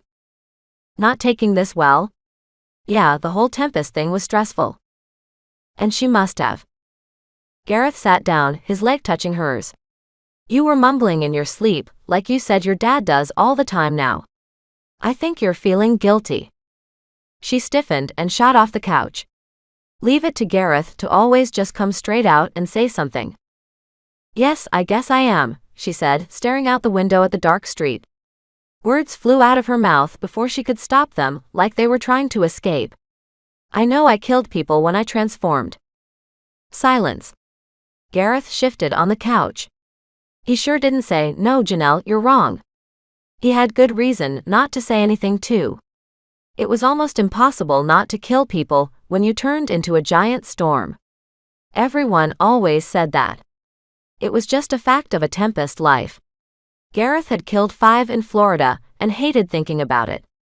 Her dad was 13 when he changed back in the 80s. The bad part was that there was no escaping it either. if even one Tempest refused to transform when it was their time, half the world's weather would grind to a halt and cause horrible droughts everywhere. Every Tempest had a choice between bad and worse. Finally, Gareth spoke, staring down at the white carpet. It would have been much worse if you-know-who, made you destroy New York City. Words flew out of her again, before she could even think about it. Just tell me the truth, Gareth. You're the only one who's ever that honest with me. It's been 2 months and I have to know. If she asked her dad, he'd tell her not to worry about it. Leslie would be too nervous to tell her. And she wasn't asking Elise. That would earn her a lecture about the natural law and Tempest duty, and how she wasn't supposed to feel bad about it. Gareth didn't dare take his gaze off the floor. 7. A hole opened in her chest. That's the truth? You're not making it up. Janelle fought to speak over the dry lump in her throat. The spacious living room suddenly seemed much smaller, closing in and suffocating. Outside, something whooshed and crackled, but Leslie rushed into the living room from the kitchen before Janelle could ask about it. Guys? The color drained from her face, making her freckles stand out more than usual. Janelle jumped. The room expanded as Gareth rose from the couch. What was that noise? Gareth asked. You're not going to believe this, but the fire pit just exploded. Leslie waved her hands through the air and pointed toward the back door. Somebody stepped out of it and she stopped, trembling. Janelle shot Gareth a look as her heart leapt. This had to be big to make Leslie stop talking. Let me go check it out, Janelle said, rushing around the kitchen table and over to the sliding door. She stopped short, hand on the door. This was not good. The bonfire was back and with a vengeance. Angry flames towered into the sky and warped the air. It was as if someone had poured gas on it. And the old woman from the park stood on the other side of the back sliding door. The breath escaped Janelle. It was the same old woman she'd seen at the viewing area that day. She was alone outside. And there was nothing grandmotherly about her. A pair of flaming eyes bore into hers, and an orange glow wrapped around the old woman's body like an aura. No, like fire.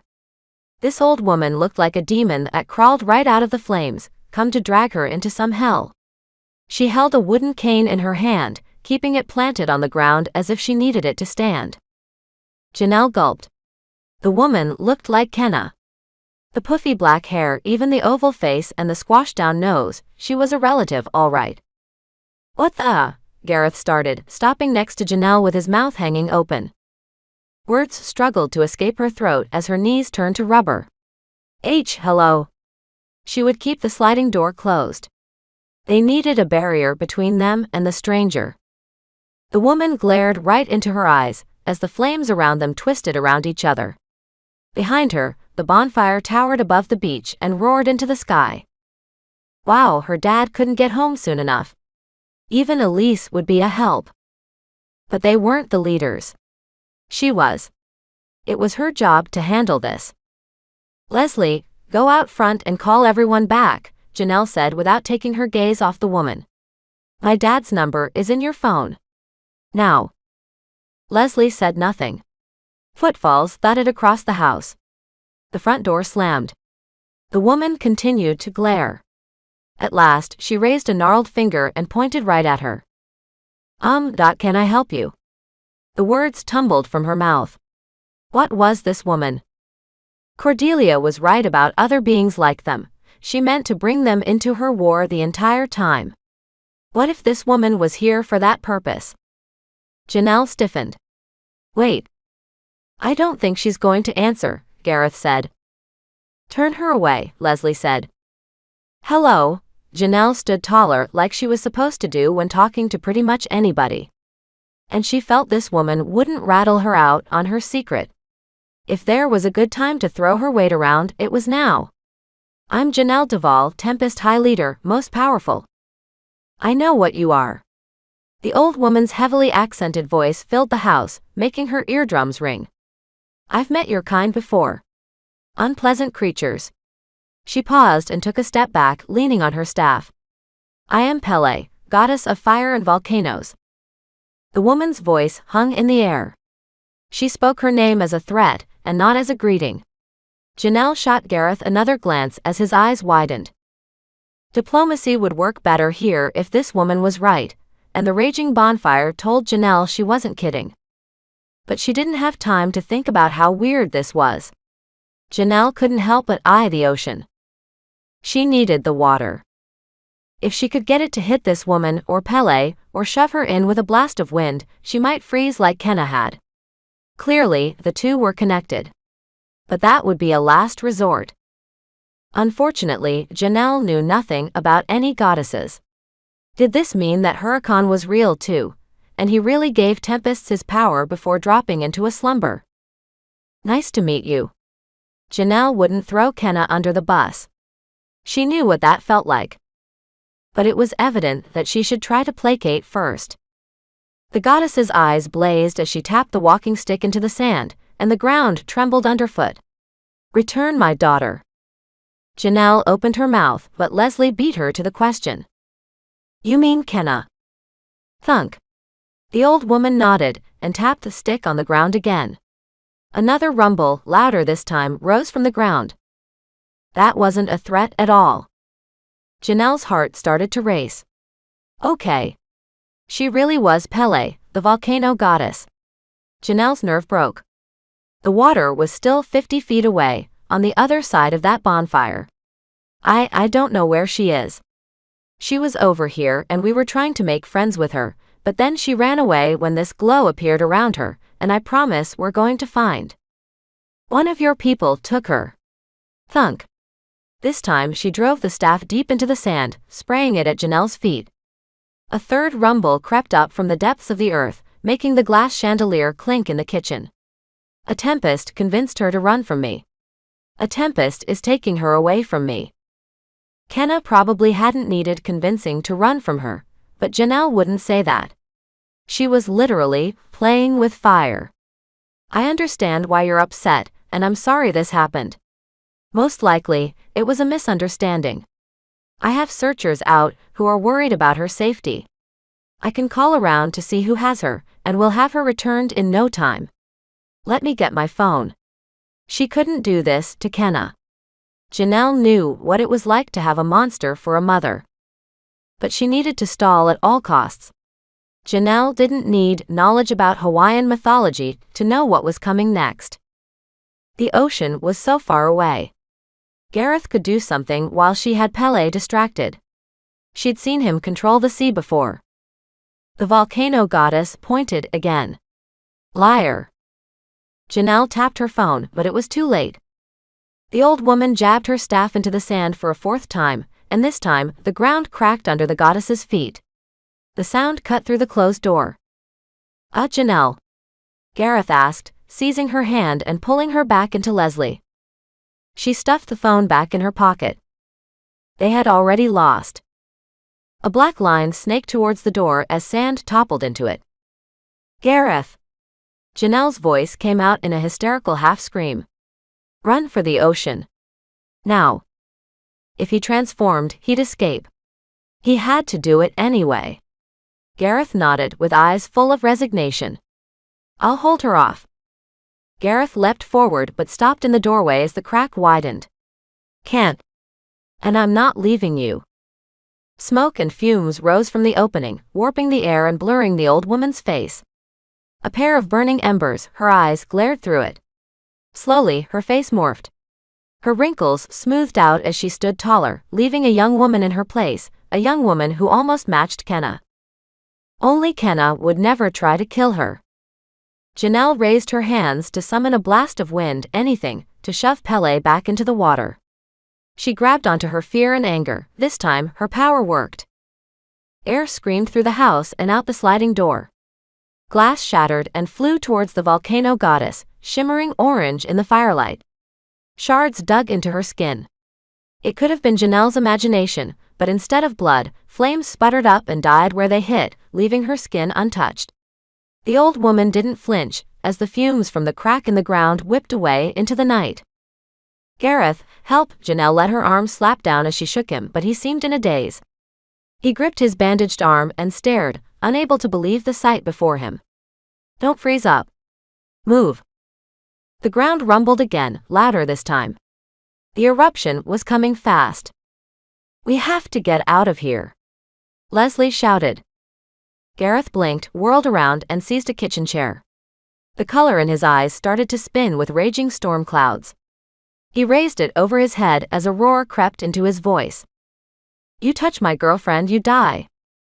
He charged straight at the goddess, chair raised. No. It was a mistake, even for a Tempest. He was supposed to summon the water, not do this. Gareth. Don't. Too late. Gareth rushed through the doorway and out into the warping air. It happened fast, too fast. The chair burst into flames as Pele ripped it from his hands and tossed it to the sand outside. The next second, Gareth struggled in her grasp as she gripped the back of his shirt, the gray in his eyes spinning with fury. His bangs curled in the heat. Gareth! Janelle tore away from Leslie, who now seized her sleeve, and rushed into the blasting heat. The beach had become an inferno. She'd have to move the ocean water to put it out. It was the last chance. Gareth's eyes melted back to their normal hazel as fear widened them. Janelle. Get out of here. She couldn't. She wouldn't. Gareth was the only sanity she had anymore. The ocean lapped at the beach behind the bonfire. Janelle had to control it, or they'd both die here. Oh no. You will not. A grimace crept across the goddess's face, now young, as she backed away, a wide-eyed Gareth in tow. Deliver my daughter to me safely, or you will not see your mate again. You're not taking him. Janelle bolted across the kitchen. Thunk. The staff came down one last time. Janelle stopped in her tracks. Orange exploded before her as fresh, painful heat blasted into her face. A molten curtain rose between her and Pele, and Gareth, sending fiery blobs soaring over her head. Violent bangs followed as molten rock landed on the roof. The eruption. It was happening, and now. Slowly, Orange fell towards her, rippling the night sky. And she, the strongest Tempest in the world, turned and ran from the back door. A horrible thud sounded on the beach as Leslie screamed. Janelle seized her sleeve and pulled her into the living room. A second later, the whooshing of flames followed. Smoke filled her nostrils. Janelle dared to look back. A pool of glowing reds and oranges crept through the back door, as the fire crackled and spit around the frame like a demon's fingers. Beyond it, the lava fountain died down to a spurt, revealing the beach on the other side of it.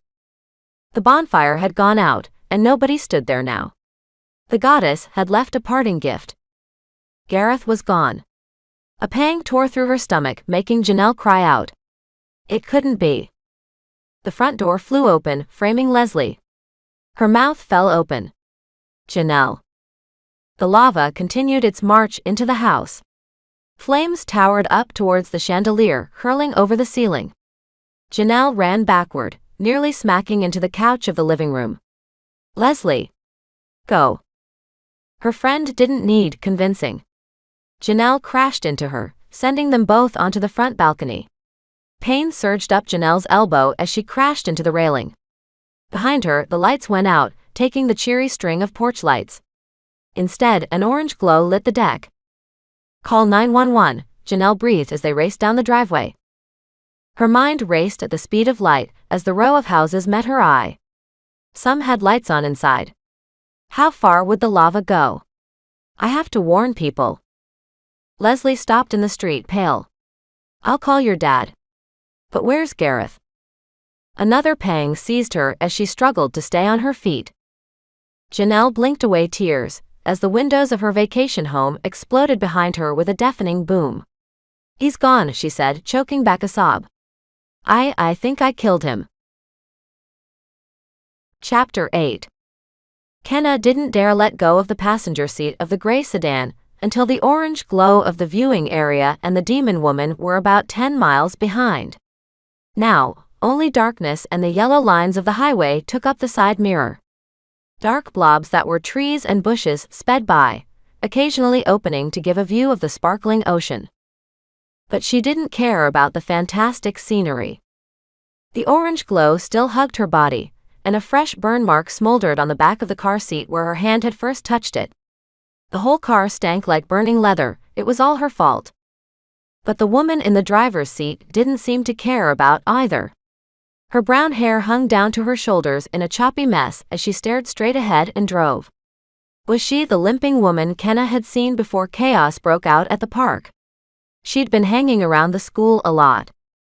And was this the same gray sedan the Kissies were around earlier? Kenna gulped. She'd gotten into the car of a stranger. Not smart. Thanks, Kenna managed. This woman had a gray spiral on her arm. She was definitely one of Janelle's people. Maybe the tattoo signified membership in some club. That meant she might at least get back to her and Gareth. No problem, sweetie, the woman said. I saw you earlier today. Kenna suppressed the urge to hug the woman. She was returning to Janelle, and she'd take it after tonight. Her own parents had. Don't think about it. Janelle would help her work all this out. Maybe Carlos was still there too, freaked out but worried about her. Who are you? Oh. My name's Brenda Thompson, and I'm an archaeologist, the woman said, smiling at her. She didn't even seem to care that her passenger had an orange glow around her and burned everything she touched because she took out her hand for a shake. Is that a good idea? Brenda kept driving and kept her hand out. Slowly, Kenna took it, shook her head, and drew away. Kenna sighed. I'm glad I didn't hurt you. You're with Janelle, right? What's with your marking? Yeah, that's not a stupid question when you have an orange glow around you. I shouldn't have asked. I have something much more obvious going on with me. Brenda flinched. That glow should only show up in the dark whenever you're near a volcano. You know about this? So Janelle did have knowledge about her problem. Maybe these people were part of some society that studied this stuff. Also, are you stalking me? Anger rose and heat gathered in Kenna's palms. Yes, this gray car had been following her all day. Brenda slowed as they went around a curve. She then rolled up her sleeve to reveal the gray spiral on her skin. There was a dark spot in the middle, like a focal point or an eye of a storm. Oh, I'm not what you'd call normal, she said, tapping the steering wheel. Then Brenda turned on the radio and kept it at a low volume. Many things are happening in the world that most people never suspect. Did our leader tell you about tempests? The sedan ran over a bump in the road, punctuating Brenda's question with an ominous thump. Kenna jumped in place. No. Our leader? Who? Brenda remained calm, but at least she was talking, unlike others. Janelle Duvall. She's Tempest High Leader, ruler of about 2,000 Tempests worldwide. Clearly, you've met her. She inherited the position when her mother disappeared. Brenda smiled again, though this time it seemed strained somehow. Janelle might have thought you were human. I'm one of the few Tempests aware of the existence of other types of beings. I met your mother while working at the museum in the park. That was back in my college days. You mean you worked right at the Volcano Museum? Kenna's class had visited it earlier that day for a short time. Wait, why was she asking such a mundane question? The orange glow hadn't faded, and she still knew nothing except why Janelle seemed loaded. Hold on. Back up. I want to start at the beginning. What is a tempest? Kenna would keep control of her emotions. Bad things happened when they got out of control. Brenda stared straight ahead. I'll answer your questions one at a time. I was one of the caretakers at the museum for a while. It paid for my archaeology degree. She faced Kenna. I'll give it to you straight, sweetie. Tempests are people who can turn into hurricanes when they touch the ocean. Once in a lifetime we have to, by law, when our names come up on that list that they use to name storms. Otherwise, the planet's weather would fall apart. She tapped her gray spiral. All of us have this mark. And your friend, Janelle. She was on the news a few months back in her other form. Everybody remembers that quite well. Kenna felt as if an invisible hand had slapped her across the face. She shook her head, eyeing the door handle, but the car moved quickly. Brenda's words made no sense. They were insane. That humongous hurricane that evacuated the East Coast couldn't have been the same Janelle who'd saved her life and invited her over. And Gareth, she was pretty sure there was a hurricane by that name last year. No, that couldn't be either. Kenna furrowed her brows. You're joking. That's not possible. The two of them seemed so nice though. They couldn't be. Look. Are you possible? Brenda hit the accelerator and stared at her. The orange glow reflected off the glass of the windshield. I suppose. Everywhere she looked, Kenna just found more insanity. Brenda softened her tone. It's a lot to digest, I know. We have to get you out of here. Your mother will be hunting for you. Believe me, you don't want to meet her. She has a horrible temper, and that couple should have never ditched you in front of her. Kenna scooted as close to the edge of the seat as possible, smashing up against the car door. What if Brenda was right about tempests? She could be, considering the day Kenna had. Maybe being in the car with a human hurricane wasn't a good idea, even if she'd never heard of one named Brenda. If the Tempest thing was true, Janelle's place suddenly didn't seem like a good idea. Was Anita Davis one too? She had one of those gray spirals on her arm as well. But she needed answers her parents, her foster parents, wouldn't even give her. Her stomach churned. The answers weren't going to be good. My mother. Please say that wasn't her back there. And can you drop me off somewhere, even a gas station? Not with that glow around you, Brenda said, eyeing her. You're scared of me, aren't you? Look, there's no need. I'm not even due to transform for a few more years, and besides, many of us try not to kill people when we do. And you have no room to talk, Miss Volcano Goddess. Well, Demi-Goddess. I saw you open that vent in the viewing area. I've been looking for you ever since, hoping to get to you before your mother did. Luckily, I found some kids who saw you attending that party. So you did stalk me. And why do you care about rescuing me? Kenna blurted it out as she tried to register the words. Wait, she'd asked the wrong question once again.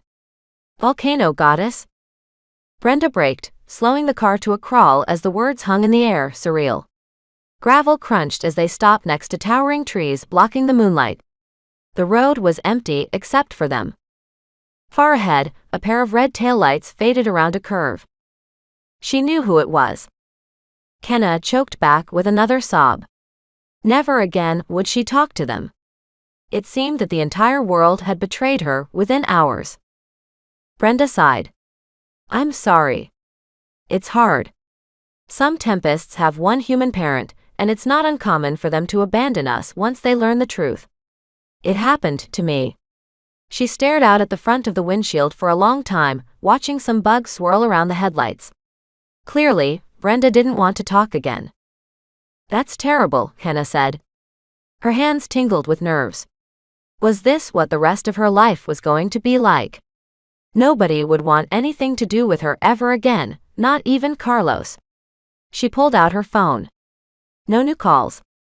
Carlos hadn't even tried to check to see if she was okay. She crammed the phone back into her pocket as pain exploded in her chest. What am I going to do? Brenda didn't answer for a long time. She stared into space as if trying to make something out in the distance. Do you know anything about Hawaiian mythology? I imagine you probably do. A little. Her heart started to race. Then she blurted the words without even thinking.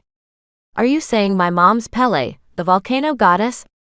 The same one in all the stories who killed everyone who crossed her? Brenda's sad look answered her question for her. I'm afraid so, sweetie. I've had several encounters with her. Even today, people still spot her around the park. I'll get you to my rental here before I explain more. Kenna was still reeling when she stepped in through the threshold of Brenda's house.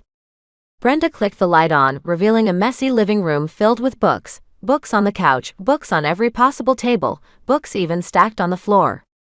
It was a treasure trove. Everything was spilling out of boxes, marking Brenda as a world traveler.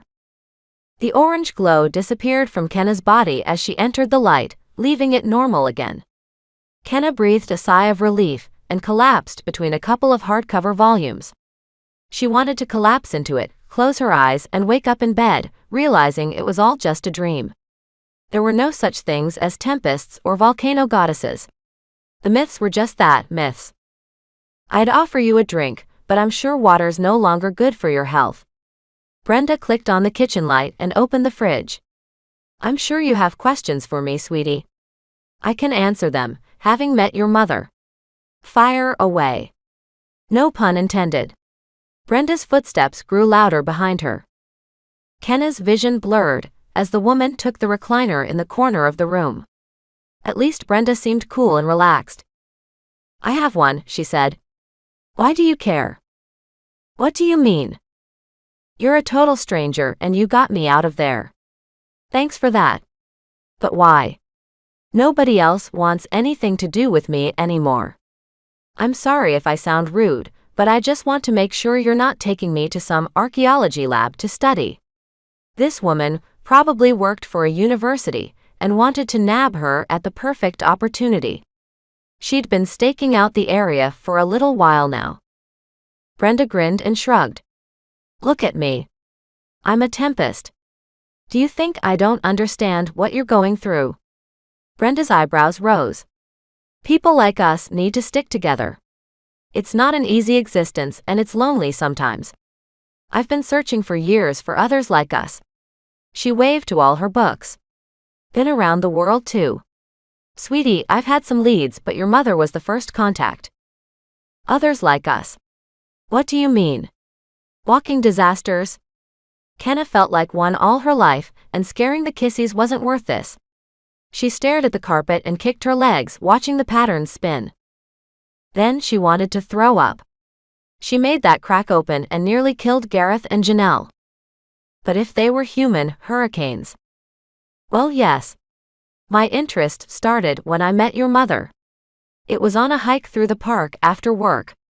Many of us who worked at the museum saw her, always close to lava or volcanic vents. Trust me, we all have stories. She's always wearing that brown shawl and carrying a stick too. Sometimes, she'd even disappear into smoking craters and not come out again. Brenda swallowed. I was the only one who dared approach her. I thought I could reach out. Outside, red lights flashed as a fire truck roared by, blaring its siren so loud that the windows rattled. Another followed. The noise faded off in the distance. Kenna gulped. Someone was having a bad night. "So you reached out because you're a Tempest and lonely," Kenna said. Brenda paused. "Yes. Many of us try to live normal lives." Kenna's heart thumped.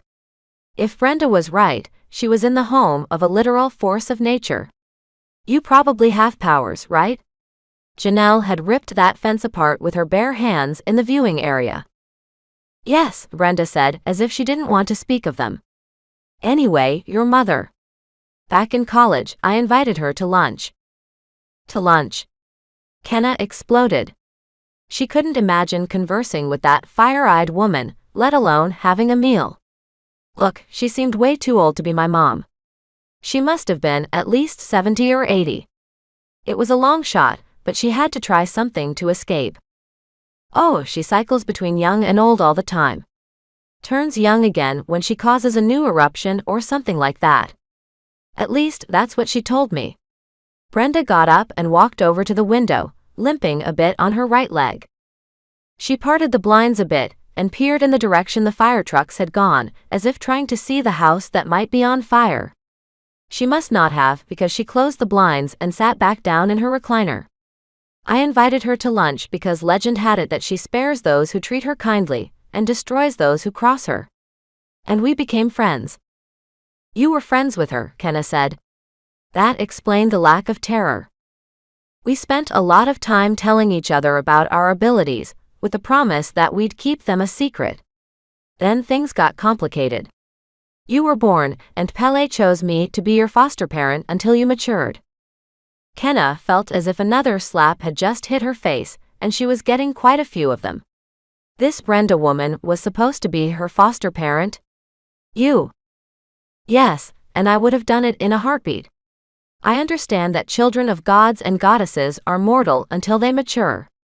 It was too dangerous to keep you in the park. Going to the volcano earlier today caused you to mature a few years earlier.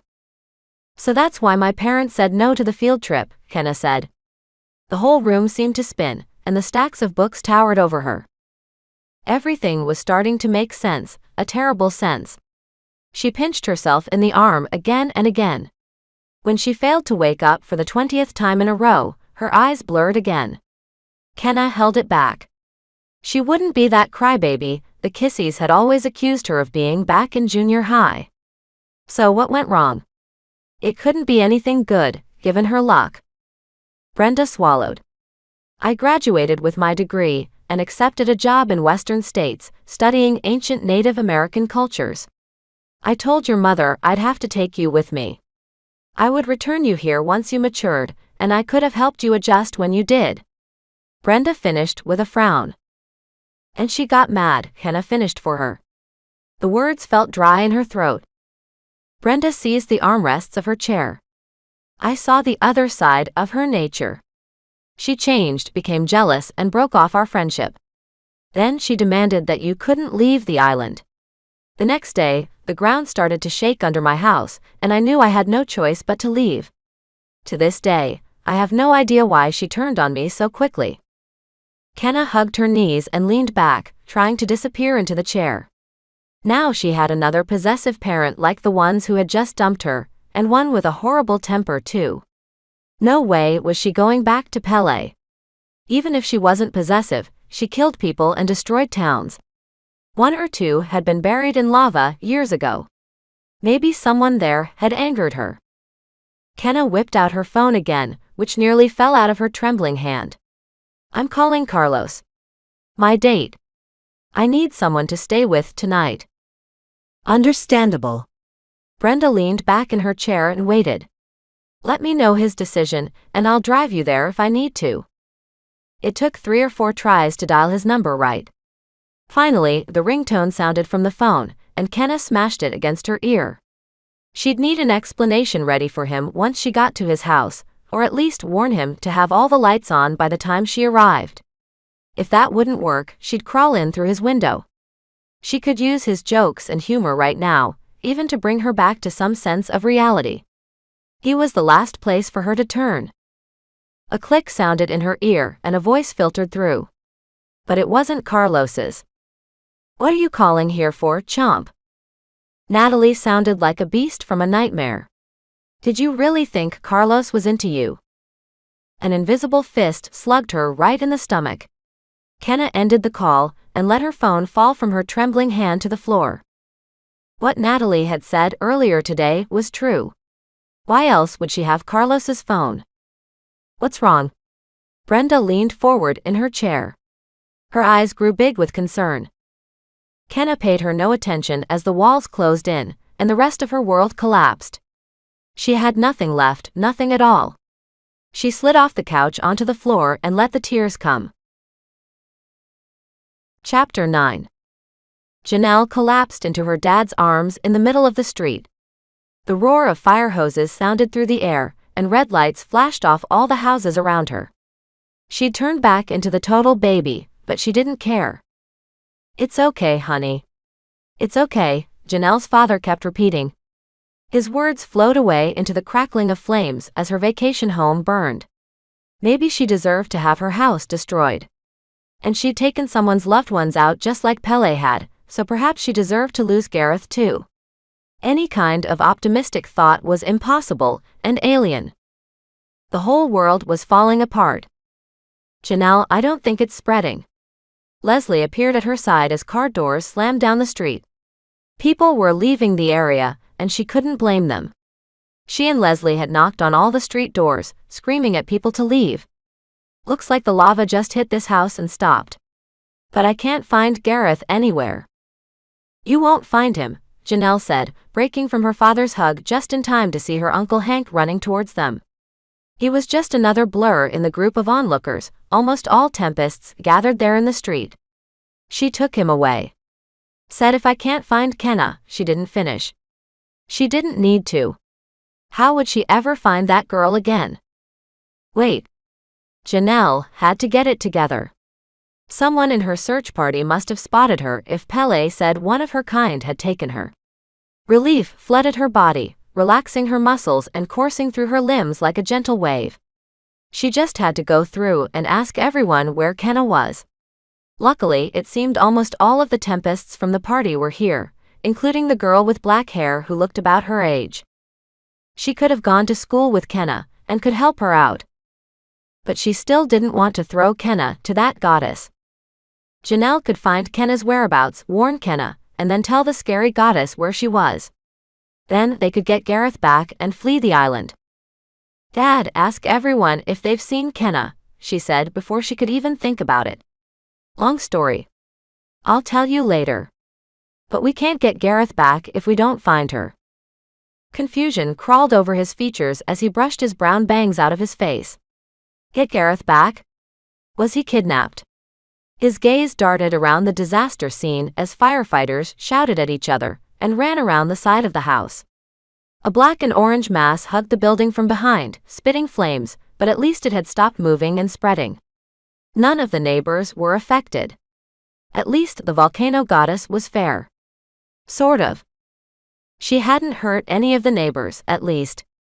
Did Kenna take him? She didn't seem dangerous to me. No. But Kenna's mother's a different story. Janelle whirled around and marched through the chaos. Has anyone found that Kenna girl? Anyone? She didn't appear anywhere in the crowd, not that Janelle could blame her. She understood how it felt to have an evil mother. A Tempest convinced her to run from me. So Kenna had met her mother already and was probably hiding. Smart girl. A pang ran through her gut. She could betray her new friend if she didn't plan this well. It would just add to all the other great things she was. But if she didn't, Janelle would kill her boyfriend. Ma'am. Ma'am. Great. Not her. Elise ran between cars parked on the curb, makeup running down her face. Janelle stopped in her tracks. Unless she'd found Kenna, she could go away. This was that girl's doing, wasn't it? Elise waved at Janelle's ruined vacation home. A loud crash sounded as something caved in, probably the roof. By now, Janelle had gone too numb to look. I suspected she was dangerous, Elise continued, voice trembling. Her huge eyes stared into her own, so harsh, so unforgiving. Ma'am, listen to me more from now on. Something inside her snapped. At the same time, the wind blasted down the street, bending trees over and knocking over a trash can. People scattered and backed away from Janelle, as her hair flew into her face. For 1 second, just one, she understood why her bio mother fought with the elder council. Why don't you shut up for a minute, Elise? This is not Kenna's fault. My house is burning down, and my boyfriend is missing. And for the record, someone else this. Beside Janelle, her father and uncle smiled. Elise wasn't high on their lists either. A long silence followed as the wind died. Even the roaring of the fire seemed to quiet down. Elise stared and stared. Finally, she found the words. I'm sorry, ma'am. I understand you must be under a lot of stress. I wasn't aware of the full situation. Gareth is missing. Is there anything I can do to help? Janelle felt about an inch tall. Why did she have to do that to people whenever she got stressed? I didn't mean to snap at you. But yes. Find out everything you can about Hawaiian volcano goddesses. She swallowed a huge lump down her throat. That's what we're dealing with. No way she was asking Elise to look for Kenna. The elder council member hated that girl enough already. Elise squinted at the ruined house. The flames started to die down, leaving a blackened mess behind. Is that lava on the beach, ma'am? Yes. At least there was something to make Elise believe her. Please. Research on your phone if you have to. Elise paled, nodded, and shuffled away. Janelle breathed a sigh of relief. There. At least she wouldn't have her breathing down her back and criticizing her constantly.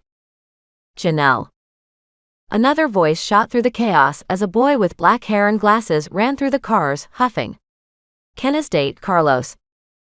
Janelle wanted to run over and hug him. He'd probably know where Kenna was. He'd chased her earlier, before she'd even sent out her search party. Have you seen Kenna? He asked, chest heaving. Carlos gasped for air and stared at the house before speaking. I went after her to her house earlier, but got there right in time to see her parents' car pulling out of the driveway. She must have been in it, because her bike was lying on the lawn. Then her parents came back without her about an hour later. I watched them go into the house like it was nothing. I would have been there in time to catch her, but the kissies, those girls who hate her, cornered me on the way to ask why I hung out with her. Man, I hate them. You're saying her parents took her somewhere? To a relative's, maybe? Janelle leaned forward. Clearly, Carlos was worried sick, and he cared about Kenna. Every clue was vital here. Gareth might be getting tortured right now, and it took every ounce of restraint not to shake Carlos for the answers. Not to mention, her strength might kill him. Did you try to call her? Carlos stuffed his hands in his pockets, as if hunting for something on the bottom of them. My phone's gone. I think I either dropped it, or it got pickpocketed. The kissies are top on my suspect list. Natalie was practically pushing herself on me. He wiped himself off in disgust as anger burned behind his glasses. I don't trust her. She'll do something mean to Kenna. Do you know her number? She couldn't believe her bad luck here. It was as if the universe were lining up punishment. I just have her as a contact. I don't know it off the top of my head, he said. Then he looked at the house and the fire trucks again. How he hadn't noticed that until now, she'd never know. Is that La? Yes? Janelle wanted to scream and slam her fists into the hood of the nearest car. Instead, she cleared her throat. Best to break the news now, if she was going to get Carlos's help. He seemed decent enough. Janelle looked at Gareth, who offered a thumbs up, and her father nodded. Look. Your date's the daughter of a volcano goddess, and her mom thinks I've kidnapped her. I don't know where she is, but if I don't find her, I'm about 99% sure she will kill my boyfriend. Can you tell she hates my guts? She pointed to the house. If the lava wasn't proof enough, nothing was. We need to track Kenna down before we lose both of them. Carlos squinted at her. What are you on? Janelle suppressed the urge to scream in frustration. A breeze whipped through the air but died. She needed to control that better, or someone would figure out her secret sooner or later. Look. You saw that glow around Kenna, and how she got stuck in the water. Now she's missing. You want to find her. And if I want to get my boyfriend back, I must find her too.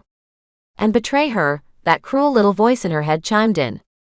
If you think I'm nuts, wait until we find Kenna and she'll back me up. Carlos took a slow breath and let it out with a whistle. Okay. Suppose you're right. Kenna did have that orange glow around her. I don't know what that's about, but I'd love to find out. What now? The next step was obvious. We go ask Kenna's parents. You know where they live. Carlos's eyes got big. No, we don't. They have fangs and horns. No, not really, but you don't want to get on their bad sides. She didn't care as long as they weren't Pele. She was the Tempest High leader. Confronting them would be no problem. Chances were, if Kenna's fake parents believed in volcano goddesses they'd raised one, they'd believe in Tempests too. Nothing less than the power of intimidation would get them to cough up where they must have taken Kenna. Watch me. A figure with red hair and a ponytail appeared at her side. Leslie. Yeah, Carlos, she said. Janelle can handle herself. The hard part was breaking away from everyone to follow Carlos to Kenna's house. Elise, who hadn't left the scene yet, insisted that Janelle prepare another statement tonight to report to the Elder Council. This is a serious matter if what your father tells me is true, she said, as the firefighters put out the last embers of the vacation house. The red light flashed off her face. If even you couldn't defend your home against that creature, then she threatens us. We may need to take defensive action when we find Kenna and return her. At this point, it's best to bargain until we know more. Janelle agreed with that last part. A lot. The statement was important too, but Gareth's life came first. The Elder Council would only wake up hours from now. She had time to interview Kenna's parents, get back here, write a statement and record it. Yes. You're right. I need to follow a lead on Kenna tonight, and then I'll have one prepared by morning. Where do we record? A scream built up inside her as she struggled to keep that sterile, professional face on. Every minute she wasted here could be another minute closer to Gareth's demise. I'm booking us a few rooms at a hotel tonight. Our recording equipment was destroyed, Elise said, pointing to the house as if to make her point. I'm having the Davis family lend us a camera and a laptop. You can ride with me to the hotel. Janelle's heart raced faster. Elise was pretty much saying, "You're not going after Kenna." Thanks, but I have something urgent to take care of. I'll meet you at the hotel. I think I know how to find Kenna, and when I do, we'll get Gareth back. I'll send out a search party with that boy, ma'am, she said. You'll be safer at the hotel. I'm going, and that's that. I'm the only one Kenna's going to trust other than Carlos. Do you expect him to go up against Pele by himself? Or work with a strange group of people? Elise sighed. If you're going to go, take someone with you. Preferably your father or your uncle. It was better than nothing. Okay. Thank you. 2 minutes later, Janelle was starting up her van with Carlos in the passenger seat, Leslie and her Uncle Hank seated in the back. Of course, she had to tell her uncle she was driving Carlos home before taking them all to the hotel. He or her dad would not let her go hunting for a runaway volcano goddess. Chapter 10. Turn this way, Carlos said, pointing down a street that looked like all the others. That's the street. Janelle turned, following the headlights. The houses grew more extensive and the lawns neater. They were close. Carlos said Kenna's parents owned an entire grill company. Wow. You live in a nice neighborhood, Hank told Carlos from the back seat. Carlos opened his mouth to speak, but Leslie interrupted before he could blow Janelle's lie from the water. Yeah. I love that house over there. The one with the pink shutters. Carlos held a hand up a minute later and pointed at one of the houses with his thumb. Thanks, Janelle said, practically throwing the sliding door open. It screeched on its track as it came to a stop. Great. She'd probably broken it. But she couldn't worry about it now. This was her only shot at finding Kenna. Where are you going? Her uncle leaned forward in the leather seat. I thought we were going right to the hotel. It's 1 a.m. I'm going to make sure Carlos gets inside safely, Janelle said with a pounding pulse. How long could she convince her uncle they were still headed to the hotel, and she was just dropping him off? Who knows? Maybe Pele could come after him too. Carlos flinched in the passenger seat. His eyes got huge behind his glasses as he stared at her. Did you say P?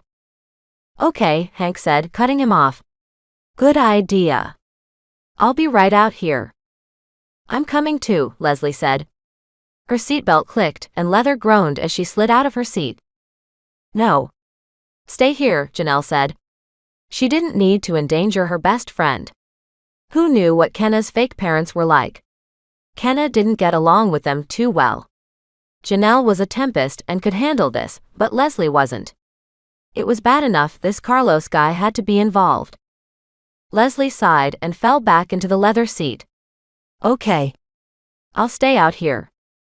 She hated to leave out her best friend, but it was necessary. Nobody else was going to die because of her. Kenna's house, while former home, rivaled the vacation house before it got destroyed. Its skylights reflected the full moon overhead, and a vast perfect yard stretched out in the back with a whole gazebo. One of those hybrids sat in the driveway too. And even though it was past 1 a.m, the garage light was on, and a faint yellow glow came from inside the house. These people were awake. "Do they always stay up this late?" she asked Carlos. He caught up to her and walked up the driveway alongside her. "No. That's weird." He sighed. "My parents must be wondering where I'm at, now that I think about it.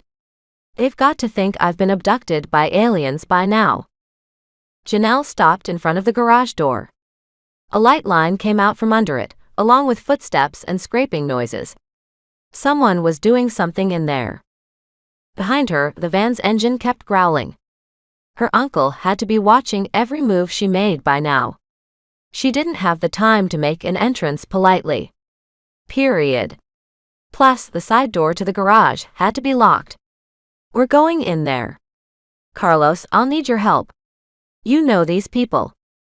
"I don't." Janelle reached down, hooked her fingers under the door's rim and yanked it up.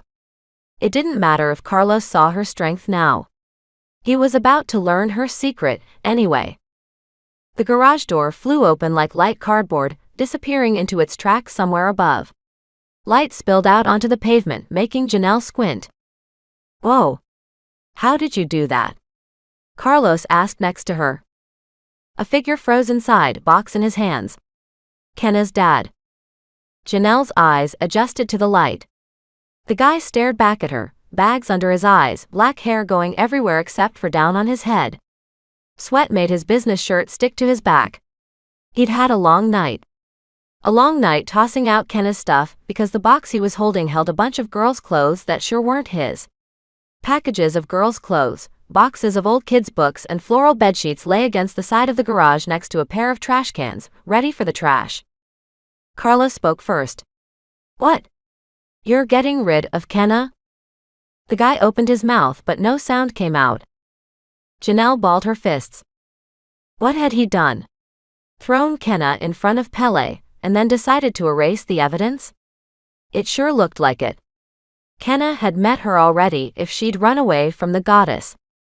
"Carlos, you need to leave." The man hiked up his shoulders, nervous. "How are you going to explain that to the cops? Why else are you throwing out her stuff?" Carlos's voice rose with each word. Janelle had to commend him. It was a good threat. Kenna's dad didn't pay any attention to him. His gaze wouldn't leave Janelle. Slowly, his mouth fell open. The box of clothes fell to the concrete floor, spilling some shirts at his feet. He stared at the open garage door and back again. Then he asked point blank, "Are you a Tempest?"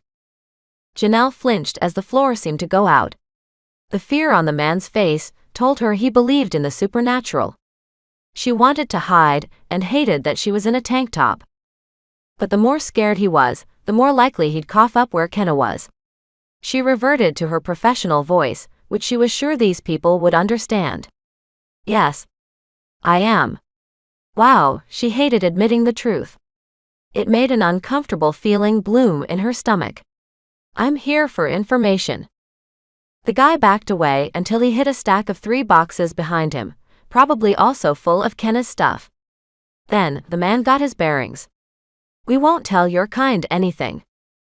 Janelle felt the way the man looked. "How do you know about tempests? And why does that volcano goddess hate us so much? She seems to think we've kidnapped Kenna. If we did, I'd know about it, and I don't." Time was ticking away. Where was Gareth now? Kenna's dad shook his head, pressing against the boxes. Then he raised his hands. "Kenna's gone." "That's impossible. We put her right in front of her mother. I swear." "There." The man admitted his guilt. It was coming together now. The guy started to tremble like he was getting sick, and it probably wasn't all because Janelle was there. "You didn't answer my question." "Slow down. What's going on here?" Carlos asked. "What's a tempest?" Janelle ignored him. Footfalls approached behind her as the van kept idling over on the curb. Her uncle was coming to break this up. "Great. You don't want to know," Janelle told Carlos. Then she faced Kenna's dad and let the professional voice fall away.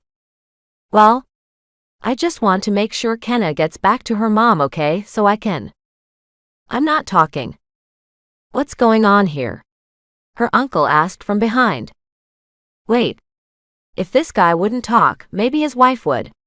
She had to be in the house. She turned to Hank. Okay. This isn't Carlos's house. This is important. Finding Gareth depends on this. Can you make sure this great specimen doesn't go anywhere? A few seconds later, Hank twisted the guy's arms behind his back, and Carlos put his hand over his mouth. Muffled shouts filled the garage as Kenna's dad tried to wrench from Hank's grasp. For a second, a pang of guilt ran through her. She shouldn't be acting like this, threatening people. It wasn't her. It was something her biological mother would have done. Look, she told the guy. We won't hurt either of you. I just need to ask your wife some questions. Janelle rechecked the street. Nobody. Leslie hadn't come out of the van, but it probably wouldn't take long. I'll be right back. The inner door stood open a couple of inches. The guy probably didn't lock it on the way out. He didn't need to. Kenna's kitchen smelled like disinfectant. Sterile counters and shiny linoleum surrounded her. The place felt like a magazine scene. No wonder Kenna didn't want to hang around here. Hello, Janelle called. Only a faint yellow light spilled out from the living room. There had to be someone else in here. A fireplace was crackling somewhere. The wife had to be in the living room, maybe curled up and regretting what she'd done. She may be more willing to talk. Janelle turned the corner. H. The sound died in her throat.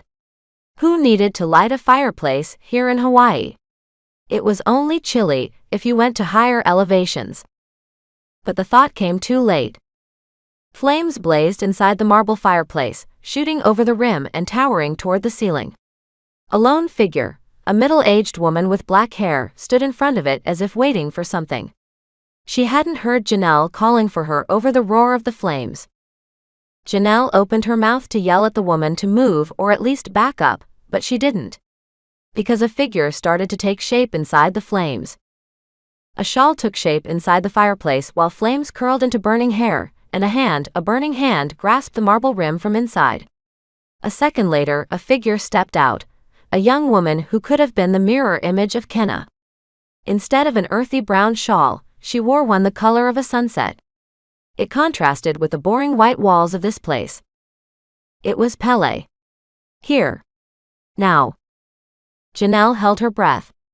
The flames behind her died down to embers as she stepped farther into the room. She didn't carry the staff, so there probably wouldn't be any more lava fountains opening up. Still, this could mean trouble for everyone within a 1-mile radius. Every muscle in Janelle's body tightened as she shrank behind the corner. The goddess didn't have Gareth with her or anything. Terror bloomed in her chest, followed by a tight, impossible pain. What if she'd already killed him? Then she dared to peek around the corner, glad a potted plant blocked the goddess's view of her. But she could still make out the outlines of the figures. Kenna's fake mom bowed her head in respect. Good idea. If Janelle couldn't fight her, she sure couldn't. Is Kenna safe with you? We're going to drive her things out to you tomorrow. No, she is not. The goddess's voice rang through the house like an ominous crack. Then, footsteps followed as the mortal woman backed away.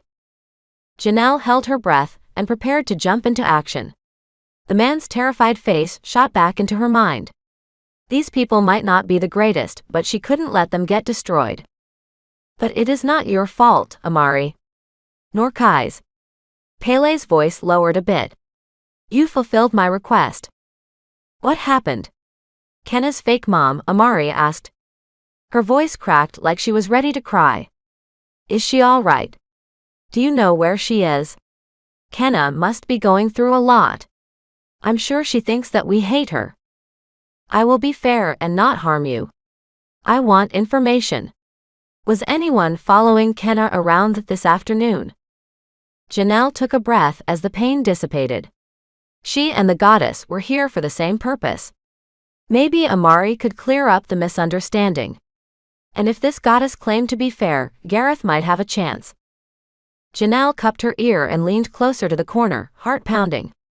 Any info she could get would help. Amari finally spoke. I don't know. We were working late tonight. Silence followed. Janelle clenched her fists, unable to help herself. Amari, a car arrived only a few minutes after you did. There was a Tempest inside, a woman with short brown hair. She is the same one who tried to take Kenna before. A gasp followed.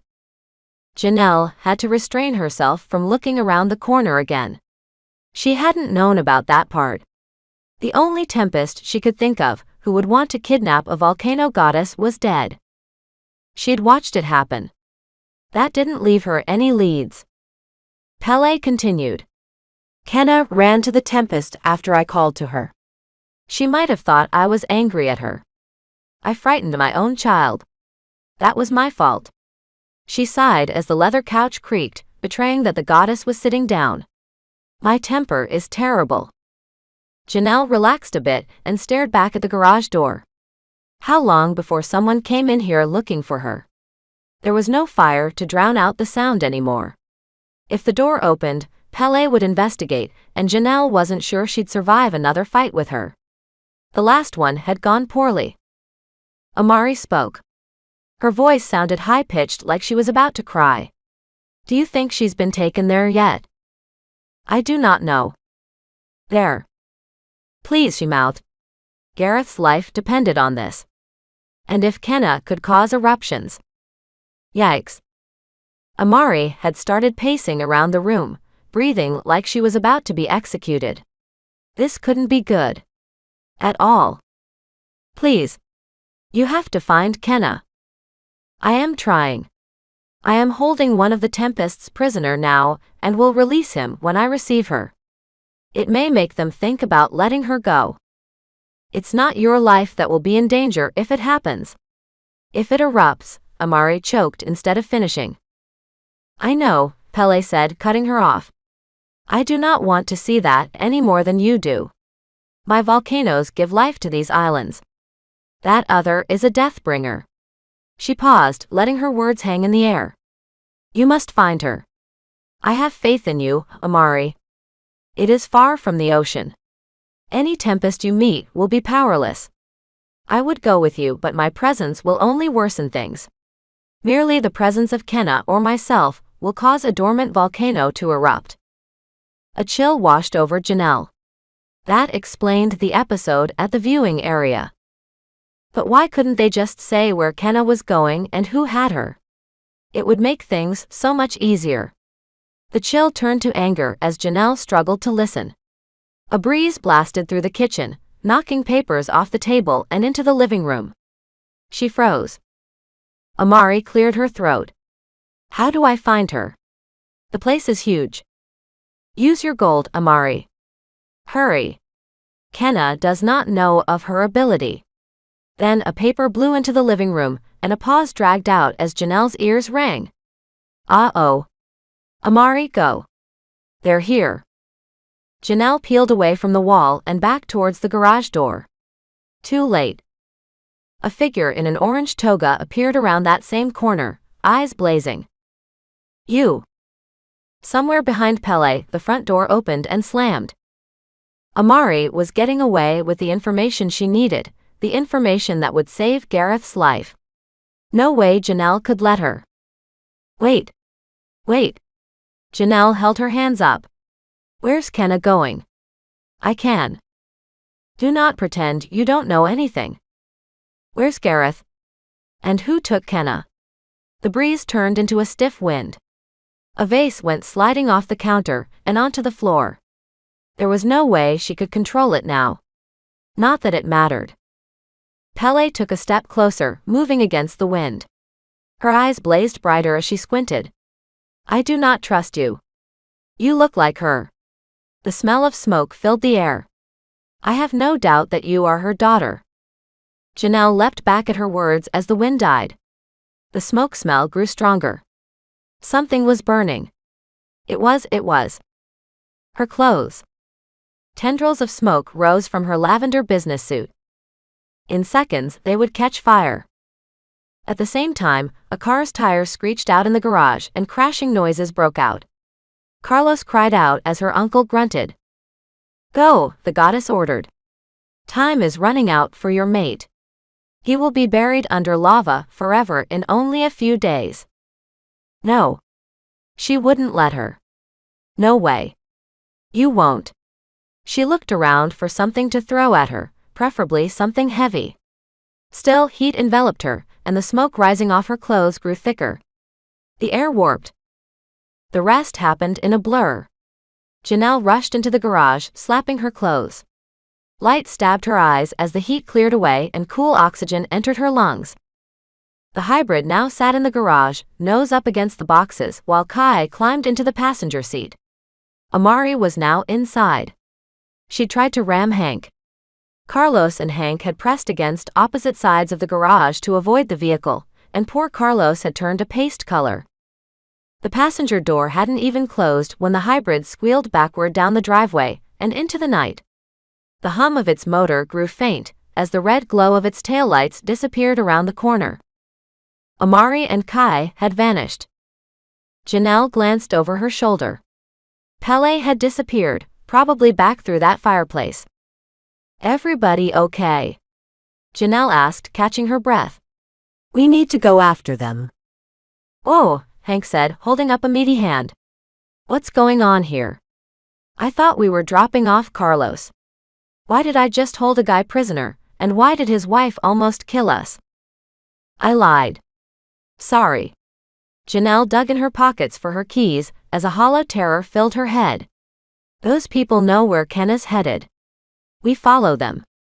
I didn't catch where they're going, but they must have a flight there."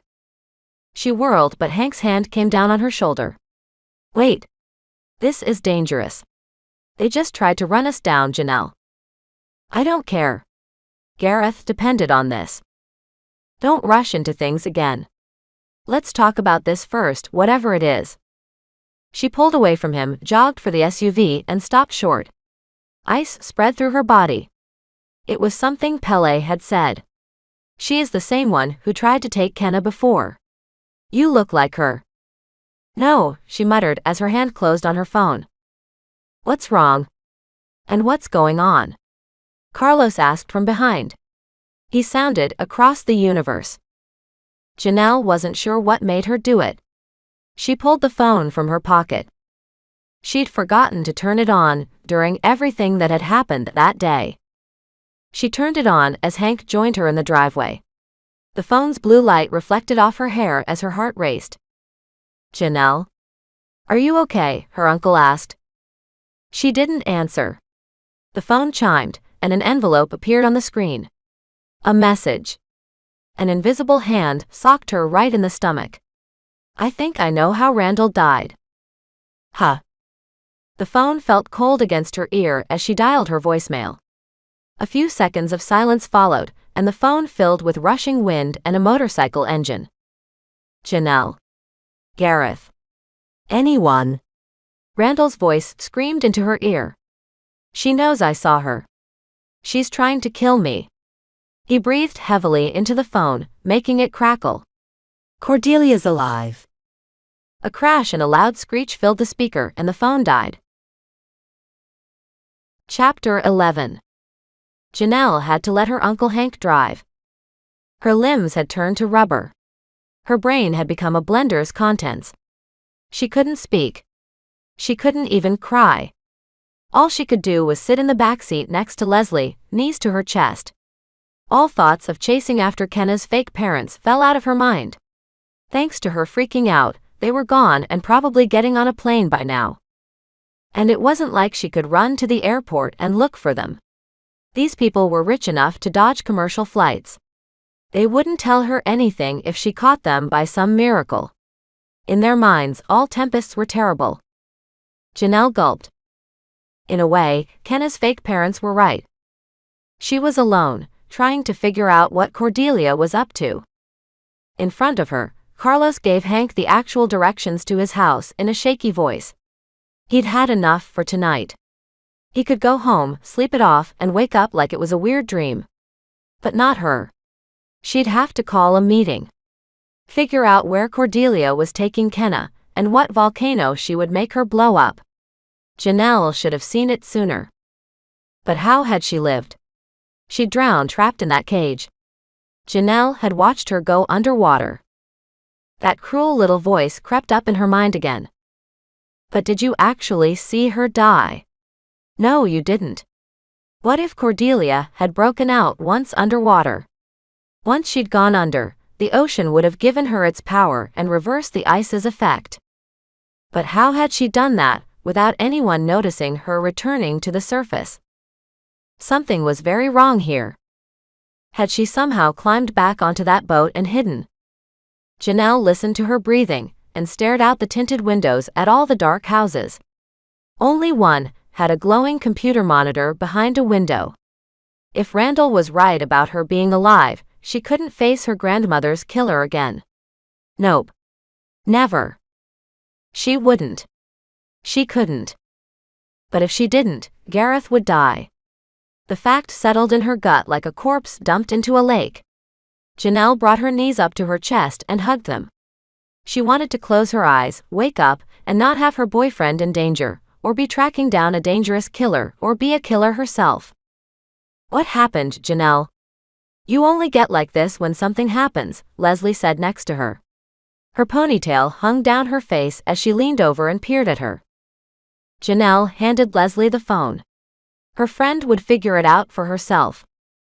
It was so late by the time they reached the hotel, she hadn't even caught its name, that nobody sat behind the reception area, at least not at the moment. It had to be late, like 3 in the morning. Besides, Elise had rented them rooms already. And Janelle had re-entered headache land. Big time. Oh my God, Leslie started as they entered the rotating glass doors. She can't be alive. We all saw her die. She went down with that cage. Her face had paled so much that her freckles looked brown. Cordelia had almost killed her more than once to get Janelle to bend to her murderous brainwashing. Janelle wanted to sweep her up in a hug and let a flood of tears come out, but held back. If there was one time she had to keep it together, it was now. Breaking down and freaking out when she'd found out about the Tempest deal hadn't helped things 2 months ago. It had only made things worse. A lot worse. Hank led them up to the room they were staying in, without a word. The news seemed to weigh down on his back as he climbed a flight of stairs. Voices floated out of room 212 as he knocked on a door near the end of the hall. Her dad and Elise were already there. Somehow, they'd escaped the fire department and dodged interviews about the lava in their backyard tonight. This was fine because none of them had time for that. Her father wrapped her in a hug as soon as the door opened. It felt warm and safe just for a second. Janelle held her tears back as he pulled her into the room. Where were you, honey? I was worried sick. His voice was tinged with anger. In other words, she'd messed up. Her uncle opened his mouth to say something, probably about how she'd lied to his face about taking Carlos home. Still, Janelle cut him off by sucking in a huge breath. Okay. She was the Tempest High leader. She needed to get her act together and stop being that scared girl. I have some terrible news that we might need to add to my statement. Sit down. Elise plopped down on one of the beds and Hank joined her. Leslie made her way to a chair in the corner of the room. It all felt cramped suddenly as 4 pairs of eyes gazed at her. No one blinked. It took about half an hour to explain everything: Kenna, Pele, her fake parents, Gareth, the possibility that Cordelia might have survived and was looking to use Kenna to erupt a volcano somewhere. The words swept over her dry throat as she spoke, and sounded like a mumble to her. Janelle had gone numb with shock at this point. By the time she finished, Elise had turned green, and her dad turned his gaze to the floor. No, her dad said. His voice sounded strained like it did in his sleep almost every night. It can't be. We poured ice on her. It should have taken away her strength. She shouldn't have broken out of that cage. Elise placed a hand on his back. I certainly hope this is not the case. Randall may have been mistaken in his panic. Perhaps it was someone else who ran him off the road. Janelle swallowed as bile rose in her throat. Look. Cordelia doesn't have a problem killing anyone, including Tempests. And neither do you, that little voice chimed in. She shook her head to clear it away. She must have been at the viewing area somewhere, maybe even watching for Kenna. How else would she have noticed Kenna and run into Randall? They were both there at some point. Randall must have spotted her in traffic after they evacuated the place. Some numb fog started to clear from her mind as the gears turned. Finding Gareth depended on her figuring this out. Her father seemed to crumple under the news. He bent over and put his face in his hands. Janelle rushed over and joined Elise in patting him on the back. "I'm sorry, Dad," she said. "I hated to tell you this." But at least she'd told him the truth. It beat how he'd treated her up until recently. Still, this had to be much worse for him than for her. He'd known Cordelia once, been married to her, and maybe even loved her before she let everyone see her true nature. And now she was back, after killing his mother after her dad thought he'd killed her. He looked up, eyes red behind his glasses. "I'll be okay. Don't worry about me. You didn't run into her, did you?" "No. This time I'm not lying." Janelle's head pounded with every heartbeat. "Dad, was she friends with anyone here in Hawaii when you were married?" Pele mentioned it was her old friend that took Kenna. "She sounds like she's enemies with Cordelia now, but they might have known each other around the time I was born. Kenna's around my age, so she would have tried to take Kenna right after you left her." He shook his head, brown hair hanging in his face. I don't know. Cordelia would leave and go off on her own when we vacationed here. She loved the museums too. Always wanted to learn the old legends and myths of a place. You could never stop her from doing what she wanted. It's possible. Her dad removed his glasses and started wiping them with his shirt, like he could distract himself from the truth.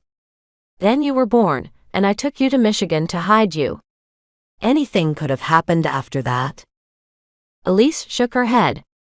The Elder Council certainly wasn't made aware of her friendship with a volcano goddess. Until now, we have been skeptical of other beings like us. But you're right, Lucas. Cordelia never listened to us, and disappeared quite frequently. I always assumed it was because she needed time off from being Tempest High leader for a while, which was understandable. Janelle choked and struggled with the words. The truth burst into her mind like a dam breaking. Everything was so much worse than she thought. She couldn't get me to destroy New York City, so she moved on to find someone else to do her dirty work. What if she's searching the world? You know, for other kinds of people like us. Janelle got 3 or 4 hours of sleep at Elise's insistence. She said they all needed to think clearly if they would get Gareth back. And she was right.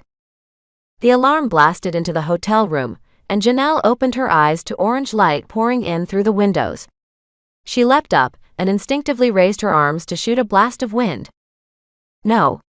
The glow meant it was morning. Janelle sighed in relief as she sank back into the hard mattress. Leslie stirred on the other bed and groaned. Shuffling sounded in the room next to them. Elise had booked them 2 rooms, thank everything, as the adults woke and started moving around. Leslie. Get up. Janelle jumped out of bed with a thud, as Gareth's beautiful hazel eyes flashed in her mind. Time is running out for your mate. How could she have slept when he was out there in danger? She needed to find out where Kenna was headed, or whether she was still in Hawaii. Huh. Leslie blinked as hair fell down her face. I'm on vac. Not anymore. Now. She hated to ruin Leslie's vacation any more than she already had, but Gareth and Kenna took priority here. I'm sorry about all this. Really, I am. We'll have an actual fun vacation when this is all over. If Gareth survived, that was. Leslie shot out of bed, as if she'd just remembered everything. Maybe she had. She'd never been one to wake up easily. Once Janelle got there, Elise had a video camera in the other room, complete with a tripod. Near the closed curtains, she'd placed one of the chairs with a coffee table and a glass of water. One of the beds rested against the wall and out of the way. Her statement, Great. She didn't have time for this. Elise, please. Gareth doesn't have much time, and we've got to catch Kenna. And I'm supposed to be on vacation, so the council's not expecting anything from me for another week. Plus, the council would have more questions than a news crew. She simply didn't have time to answer dozens of phone calls. Ma'am, you must. You're Tempest High Leader. It's your responsibility. Based on your report to us last night, we've already prepared your statement for you. I understand this is stressful, so we'll help you as much as possible. Her Uncle Hank smiled from behind her, holding up several papers with huge writing like cue cards. Thanks, she mouthed. But is this a good idea? If Cordelia's out there, I don't want this info getting out. She might find out that we're onto her. Good point, her father said as he leaned against the bathroom door. Elise brushed back her curly hair. You can always order this top secret, ma'am, once you tell the Elder Council. It's within your power. Great. There was getting out of this, after all. After rushing back to her room and changing into a dress shirt, Janelle returned to the other hotel room to record. The statement took about 10 minutes to record. Janelle stared into the maw of the video camera lens as she spoke, glancing at Hank's printer paper cue cards. Her words floated in the air like an old stale dream. At last night's story concluded with her order to stay quiet until further notice. The second Elise put the cap on the video camera, she shot up from the chair. It was time to get to work. Okay. We need to figure out where Kenna's going. It's not here in Hawaii if her fake parents have to take a flight. It'll be a volcano, obviously, Leslie said, not peeling away from the wall on the far side of the room. What else would Cordelia want to use her for if she could blow them up? Maybe she's going to hold, say, Mexico City hostage with that volcano they have right there, or take her to Mount St. Helens, or... Elise shot Leslie a look as if she were a gross bug on the wall. Leslie fell silent. She's thinking right, Elise, Janelle said. And she could be right. Why hadn't she kept that Future Disasters DVD Cordelia had lying in her apartment?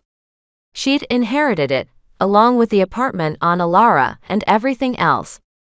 It had something about volcanoes, and probably something about the ones Cordelia would want to erupt. But Janelle ordered everything of hers thrown out, including all her documents. She had tossed out valuable intel, because she didn't want that New York City versus major hurricane episode to play on any TV within a mile of her again. Wait. Did Cordelia have any stuff back at the vacation house? It was hers before, so why wouldn't she have left some info there? Janelle had yet to go through the boxes there. I mean, would we be able to salvage anything? Evil plans. Elise shook her head. There may not be much left of the vacation house to go through. It's a loss. I don't care. Some of it was still standing. It might be worth a look. They had nothing else to go on, because Pele sure didn't trust her with any information. The goddess probably thought all Tempests were in league with Cordelia. It was a shame she was the only one she got to meet. Ma'am, there may still be lava around the vacation house. I also doubt the authorities will let us near. Elise crossed her arms as if daring her to fight back. She had a point, and a good one. There might even be news crews, along with a whole team of geologists, wondering why a new volcanic vent had opened in Hilo. But still, this was all Janelle had, even if the chances weren't good. Pele had probably put Gareth near one of the volcanoes, somewhere near a bunch of lava that would run him over in a few days. We have to try. Even if we must get the fire department to salvage our stuff. Leslie spoke up. If they'll go in there, Janelle. I saw lava flowing into the house. So it's in the kitchen, at least. It didn't look like they got the fire before the whole place turned black. And the roof collapsed. Her stomach turned. She hadn't been paying much attention to the house as it was burning. The whole thing was a blur. Janelle had been worrying about Gareth instead, and hadn't remembered a thing the firefighters told her or her dad over the entire thing. Really? That bad? Her dad swallowed. It's a pile of rubble, honey. Nothing inside is worth saving. We'll have to find a new vacation home. Vacation home. Who cared about that? Her boyfriend would be executed for something he had nothing to do with, and some volcano somewhere would erupt. Then we head to a library or the internet. Get info on every volcano there is. Her Uncle Hank nodded. Good idea. But that only narrows it down to 500 volcanoes, Leslie said. Janelle straightened out her lavender dress shirt, one Elise had delivered this morning, and followed Elise out the door and into the hotel hall. Around them, others shifted in their rooms and crept into the hall, decked out in shorts and tank tops, ready to enjoy a vacation. Once again, she could have no part of that world. A water fountain bubbled away in the middle of the main lobby downstairs, as sunlight spilled in through the windows. A woman behind the counter greeted them with a good morning and a wave, but Janelle ignored it and kept walking. She had no time for anything. Wait. A television hung from the corner of the room, playing in muted tones. It wasn't that made Janelle stop. It was what was on the screen. A volcano. Erupting. The sight of it made her stomach turn. Her heart leapt into her throat. On screen, lava curtains shot up into the night sky, and a river of fire made its way down the mountain's gentle slope. Blocky white letters appeared on a rolling news banner at the bottom of the screen. New Mauna Loa eruption may be imminent. Shown on screen, last eruption in 1983. Then, geologists investigating 2 new volcanic vents. Is that, Janelle started. Elise squinted at the TV. That's not the same volcano from the viewing area, she said. There are at least 2 active volcanoes on the island, maybe 3. That's the other one. A reporter's voice droned out of the TV.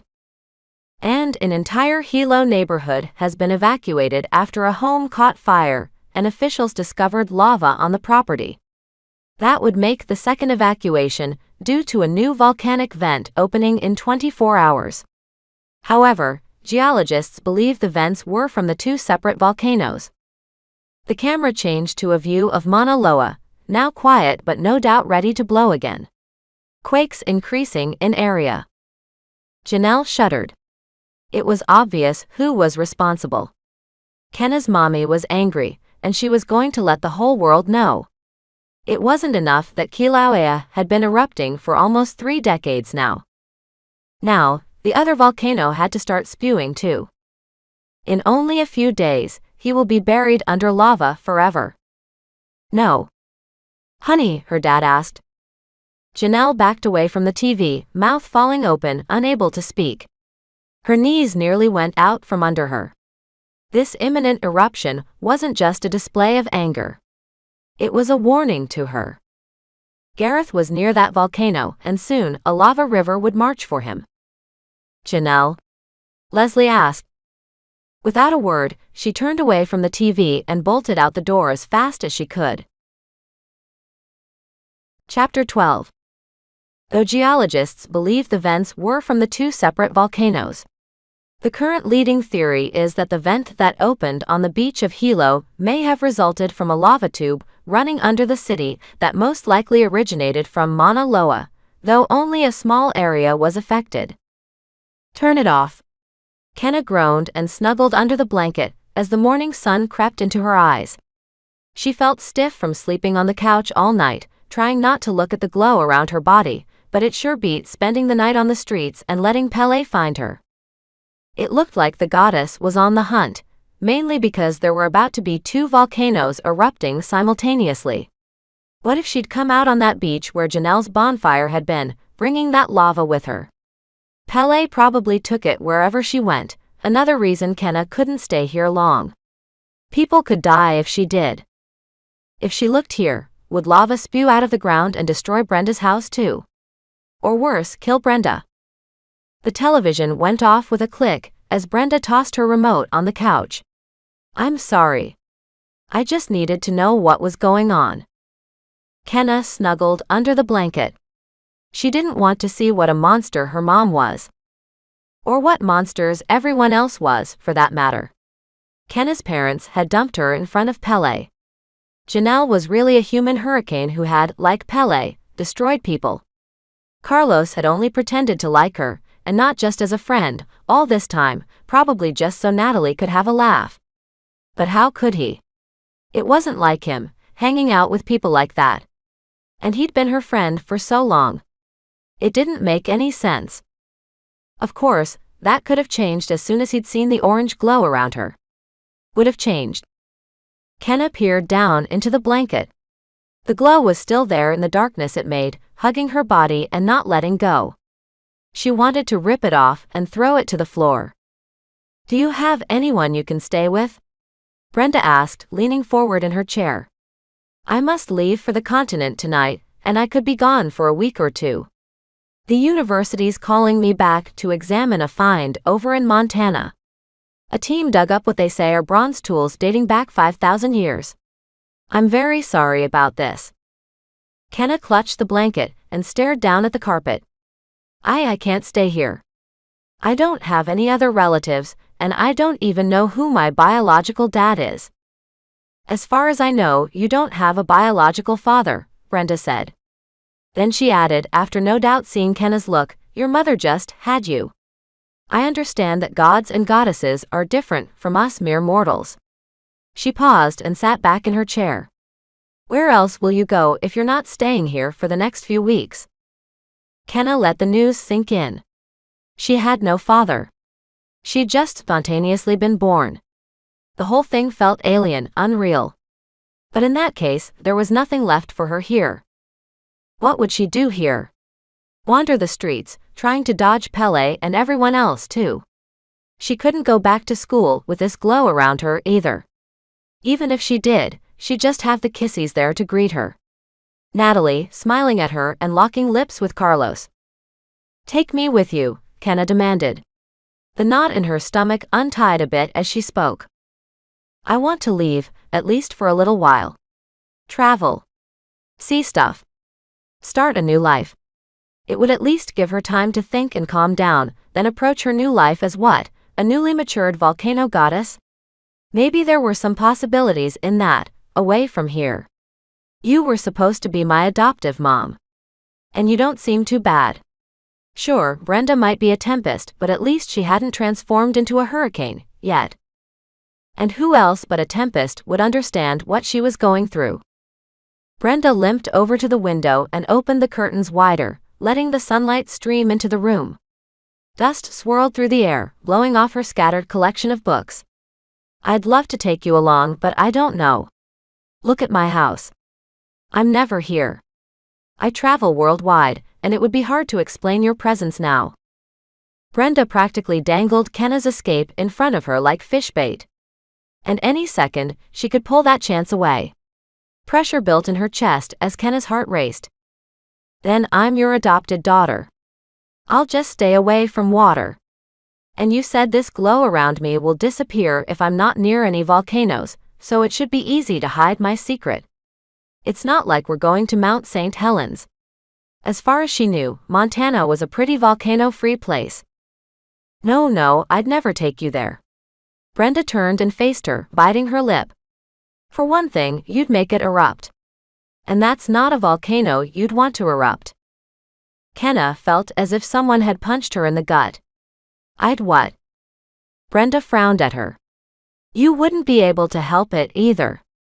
Why do you think the volcanoes here in Hawaii are so active? Your mother rarely leaves them. Except to come after me." Kenna shuddered. If she got caught, she might have to remain a prisoner forever. "Look. I'm not staying here. I don't care if I have to go out alone." She'd rather not leave alone, but it was an improvement over staying here and moping or hurting someone. It might be the kissies, and part of her wanted to do it. If she was going to make the best out of this situation, she had to go now and think it over carefully. Brenda sighed. "It'll be difficult now, taking you with me. The adoption story will never fly now that you're older. Also, how did I adopt you so fast? The process takes months or years in most cases. But I suppose," she stared into the air for a long time. Kenna's heart pounded in anticipation. I suppose I could tell my colleagues I'm fostering you because the state took you away from an abusive home. Then you can figure out where to go from there. But that's true. Sort of. Kenna rose from her chair. Bubbles seemed to grow through her with the news. She was getting out of here and away from all these problems. Kenna didn't know what would happen from there, but she'd figured it out. It wasn't as if she wasn't used to being alone. The whole thing with Carlos still stung and badly, but getting away would make her feel better, at least for a short while. Best to be as positive as she could about all of this. When do we leave? I'm afraid Pele's going to come back. Brenda rose from her chair again and walked to the kitchen, limping for her first few steps. You do have a point. She may not know where you are now, as I've only been renting this house for a month, but she can travel around the island quickly. I believe she uses fire to travel. Kenna shot up from her chair. Then let's go. Gareth didn't know where he was. He was stuck in a 10-by-10 hole made of smooth, dark rock. He knew that much. He'd woken up in here with the sun's orange light beating in his eyes. He remembered nothing between that terrifying woman seizing him and waking down here. Smooth stone towered over his head and opened on a blue sky about 12 feet over his head. Plants peeked over the edge, laughing at him. But that wasn't the worst part. The worst part was the rope ladder, sitting on the ledge, folded and out of reach. It figured. Whoever had stuck him down here wanted to taunt Gareth about his predicament. Hey! His voice echoed out of the hole and into the sky above.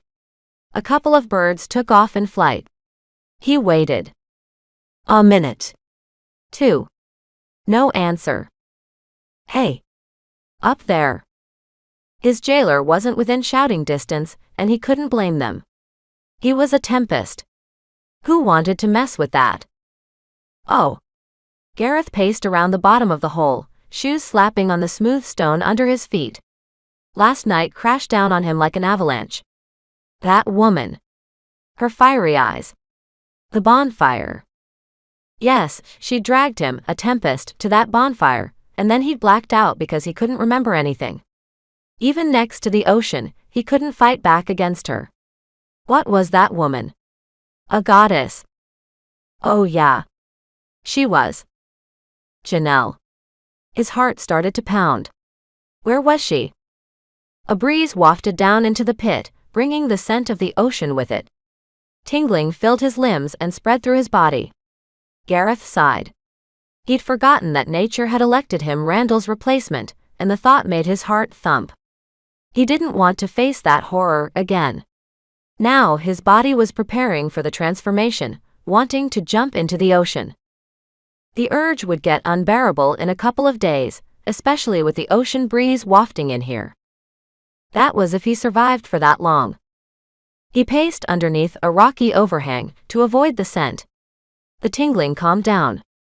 His foot hit something, knocking it over. A jug of water. Gareth swore and picked it up as the clear liquid bubbled onto the rock, forming a river into a dark overhang. Someone had left him a means of hydration, at least. He didn't know how long he was stuck down here. His jailer didn't want him dead yet, but that could change. And when the sun got overhead, he was going to need it. Or would he? The blackish rock surrounding him was full of little indents and folds, like ancient lava had cooled here long ago, curling over itself. That was probably the case. But he didn't care. If he took off his shoes, he could climb out of here. His tennis shoes would just slip around on this rock. Who knew when that goddess was going to come back? Or if she'd done something to Janelle. Where was she now? Yeah, she was Tempest High Leader, and had turned into a record-breaking hurricane 2 months ago, but Pele, or whatever her name was, hadn't even flinched when Janelle shot that wind at her. Was she okay? Janelle. Gareth kicked off his shoes and tossed them up to the top of the hole. They landed somewhere on the grass above with a thud. And then he started to climb. It was awful work, and he started to sweat as he dug his toes into the folds of the old, solidified lava. His legs trembled as he planted his left foot in a tiny crack, making his toes cramp and spasm as he pushed off them. His muscles burned, ached, and turned to rubber as the grass that promised his freedom drew closer, inch by agonizing inch. This was nothing like the rock climbing at the camp his dad had sent him to when he was 8, back in those good days before he ditched him and his mom for being Tempests, before the night his mom dropped the devastating news about what their birthmarks really meant. And then he'd spent days shut in his room, refusing to talk to his mom for passing this curse to him, staring at his name on the hurricane naming list in terror as his mom started drinking, until one day when Cordelia's cronies came to take him to Alara for his protection. "Come on, Gareth. Focus." His hands nearly slid off a small outcropping of rock. He tightened his grip and pulled himself up another inch. His arms quivered. This was torture even with Tempest strength. The bottom of the pit grew farther and farther away as his hands scraped the grass. Then his toes slid out of the crack and the world opened below. Gareth swore. He didn't have time to do anything else. Air sailed around him as he fell, laughing. Stone rushed up, and a cracking sound echoed off the walls as his leg made an impact, and all Gareth remembered before blacking out was a yellow flash of light screaming across his vision. Chapter 13. Slow down, Janelle. Her father clutched her arm as she slammed on her brakes. Ahead, the traffic light went from yellow to red. The van squealed to a stop over the white stop line painted on the street. As it did, her former accident played in Janelle's head, and she swallowed a panic attack.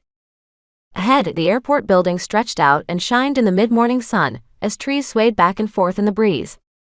Janelle sighed. "I'm sorry, but there's no time to waste." "The chances of finding Kenna there are slim," Elise said from the backseat. "She may have already left. We may have better luck going back and researching where she may be headed. We have to check here." Janelle knew full well that Kenna might have fled to the airport because she knew how Kenna felt. The light turned green, cars crept forward, and Janelle weaved through traffic. Elise sighed from one of the back seats, clearly annoyed. Her boyfriend wasn't the one about to get killed, and horribly. Janelle regained her temper and maintained control once she saw Leslie's face in the rearview mirror.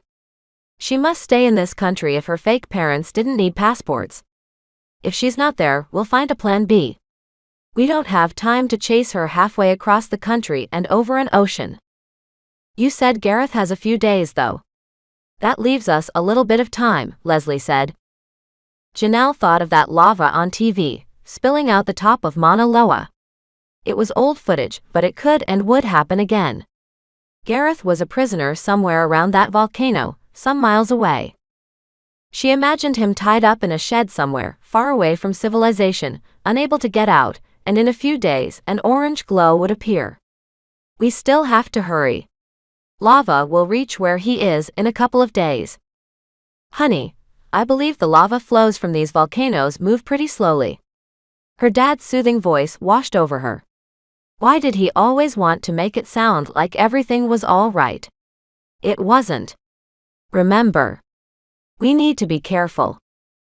The airport was so crowded that Janelle had to weave through the crowds. Leslie and the others trailed close behind her in silence. Nobody said a word. They weren't going to change her mind, and they knew it, and they really didn't need to talk about volcano goddesses in public. Finally, she came to a counter, turned, and surveyed the crowd for Kenna.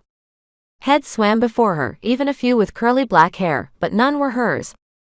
A mixture of terror and relief rushed through Janelle. Mainly because if Kenna was here, Cordelia would be with her, and there was no way she wanted to see her ever again. Split up. We'll cover more ground that way.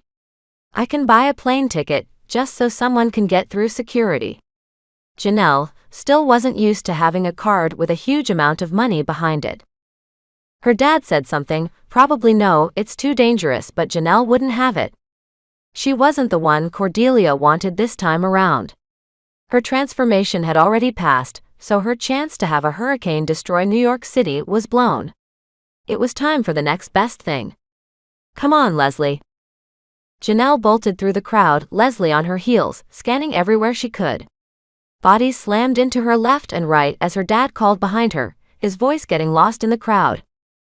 She's not here, Leslie said, huffing and puffing. We should check the gates. We'll have to go through security though, and they'll slow us down. Janelle tuned her out as they weaved through the airport, through security and through scanners and guards. It all blurred together in a mess as she kept scanning the area. Kenna would have to come through here to leave Hawaii. Cordelia didn't have a private jet anymore, Janelle did. After finding no one, Janelle bought a plane ticket to San Francisco, one she wouldn't use, and joined the security line. Leslie, I'll check back here. Just wait and stay near people.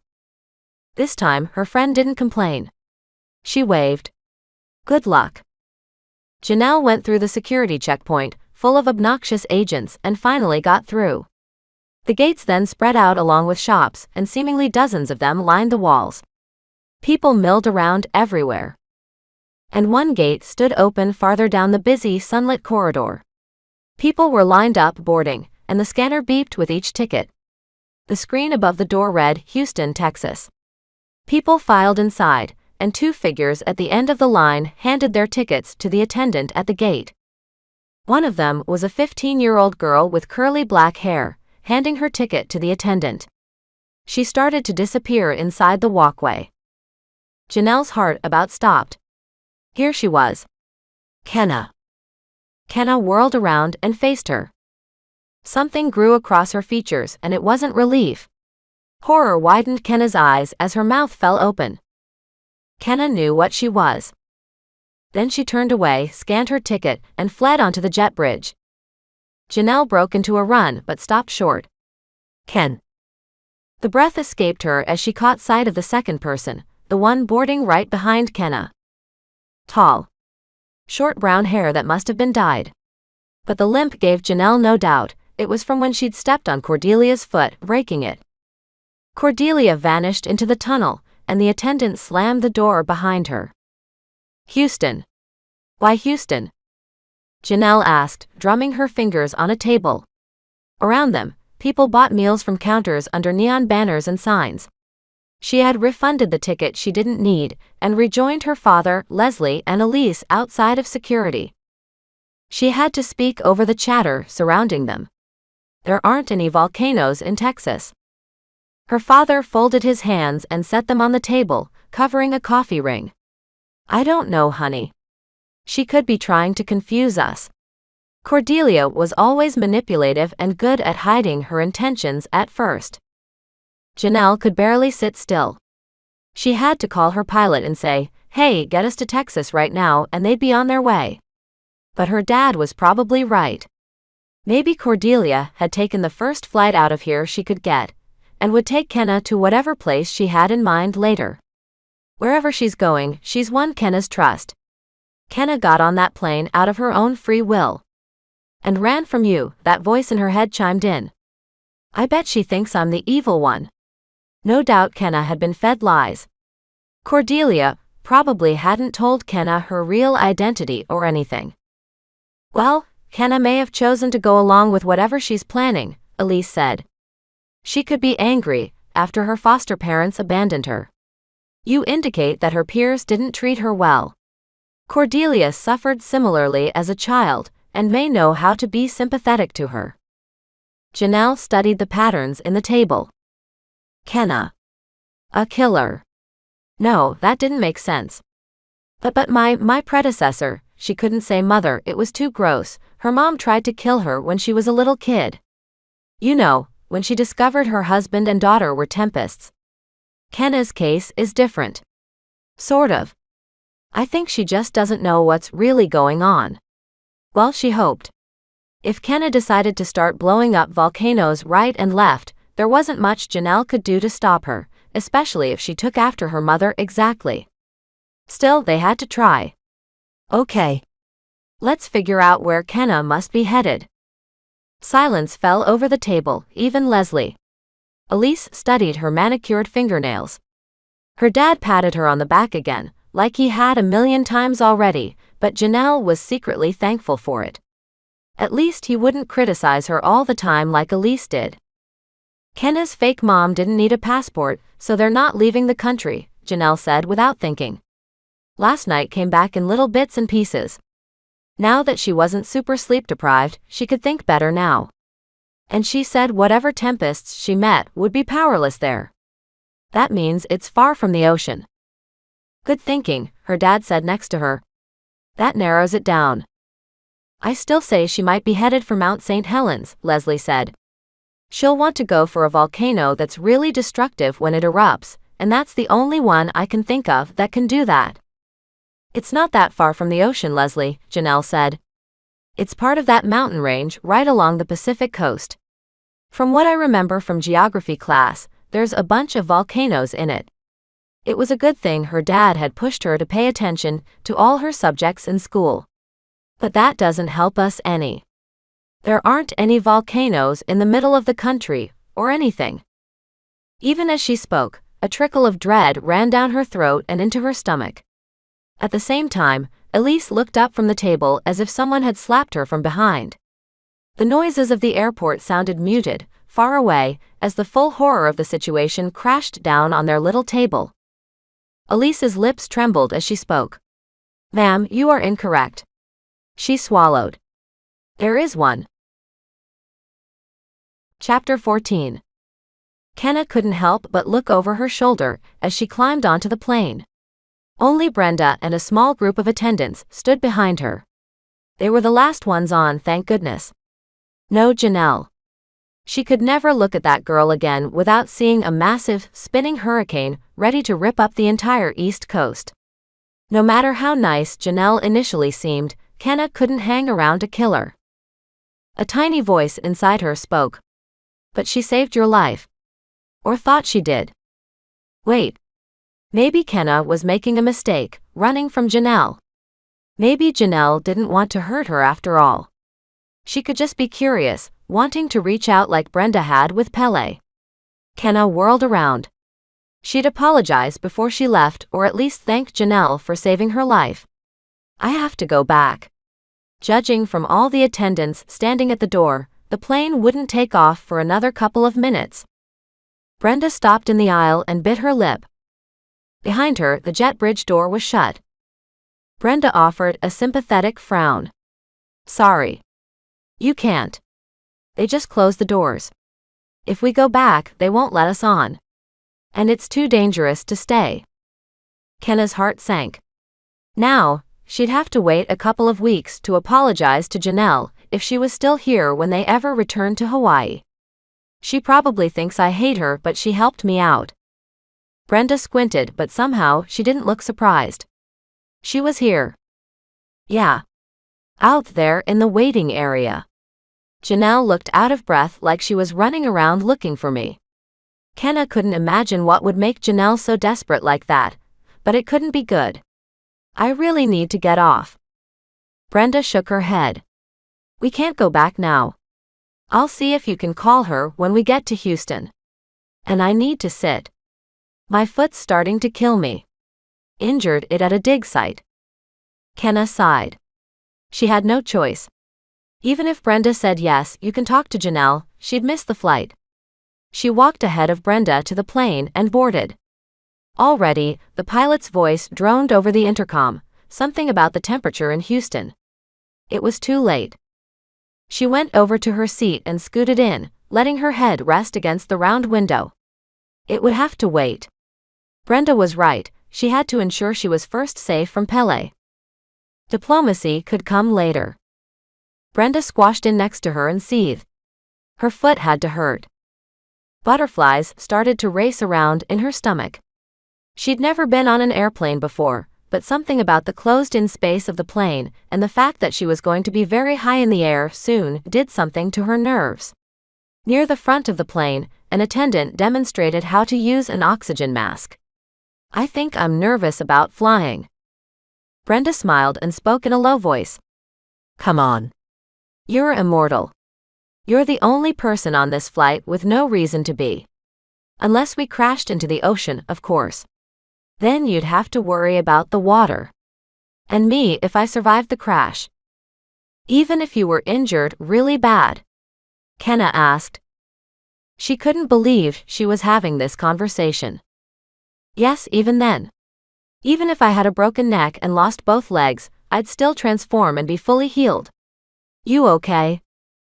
Kenna realized she was kicking her legs back and forth. Sorry. Just nervous.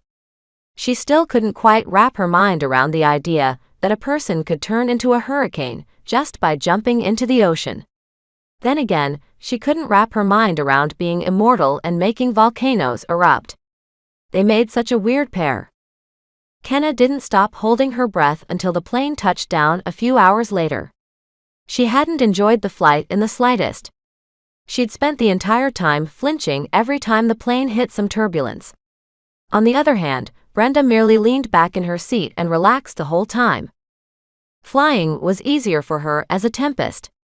Air and water were her elements, so she felt right at home in an airplane flying over the ocean.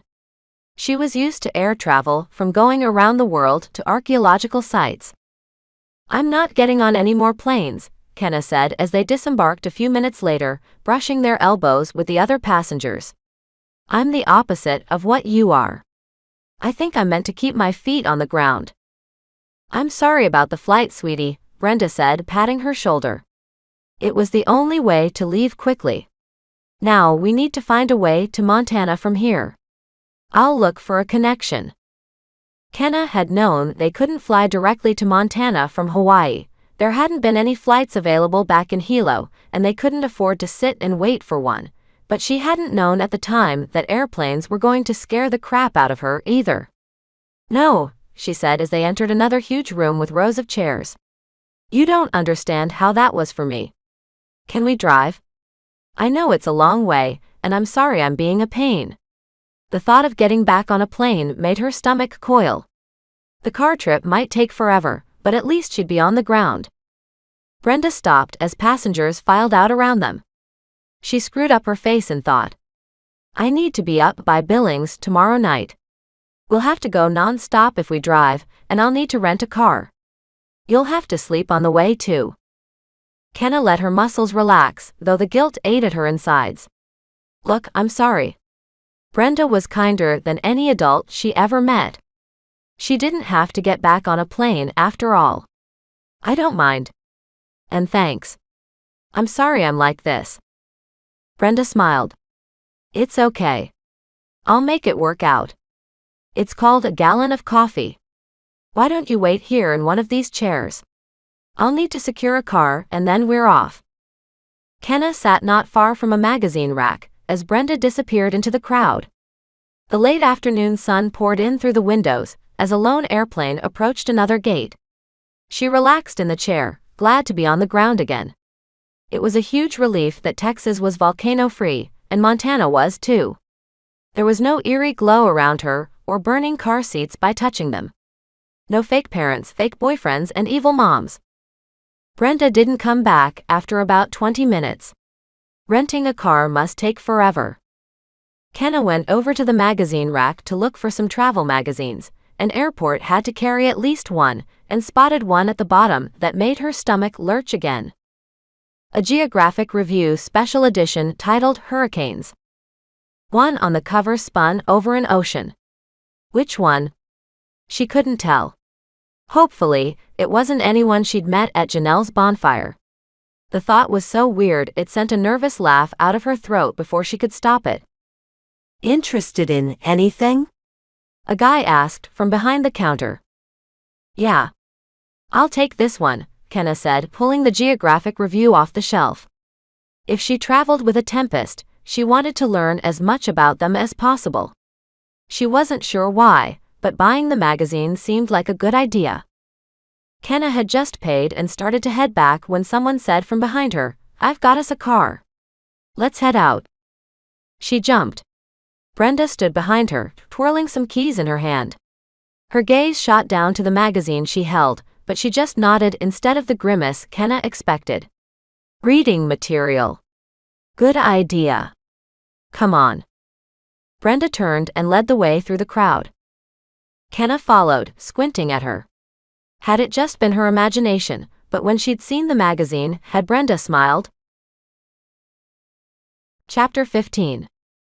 It was exciting to see something other than Hilo for once, so much so that she didn't even read the Hurricanes magazine. Kenna let it curl up in her lap.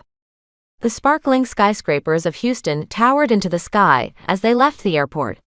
Brenda merged onto the highway like she'd already had that gallon of coffee, peeking into her rearview mirror as she did.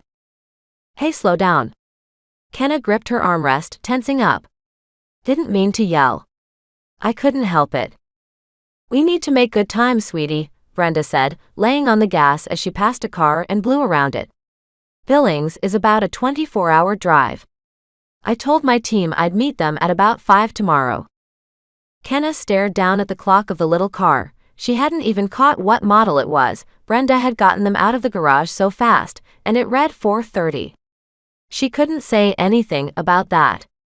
It was her fault they had to drive instead of flying and waste all these valuable hours. "I'm sorry about all of this." "Don't worry. It'll all work out okay." Brenda's voice didn't hold a trace of anger or even irritation. The woman had to be the most patient person she'd ever met, except when it came to driving. It was weird, but at least she was away from the nightmare back home. Brenda rolled down the window and let the wind roar in. "Ever been to Texas, sweetie?" "I've been here before." "Amazing experience." "I haven't been anywhere, to tell you the truth." The skyscrapers grew smaller behind them. Soon, they'd be driving through plains and farm fields with little to look at. "At least I get to see some of it."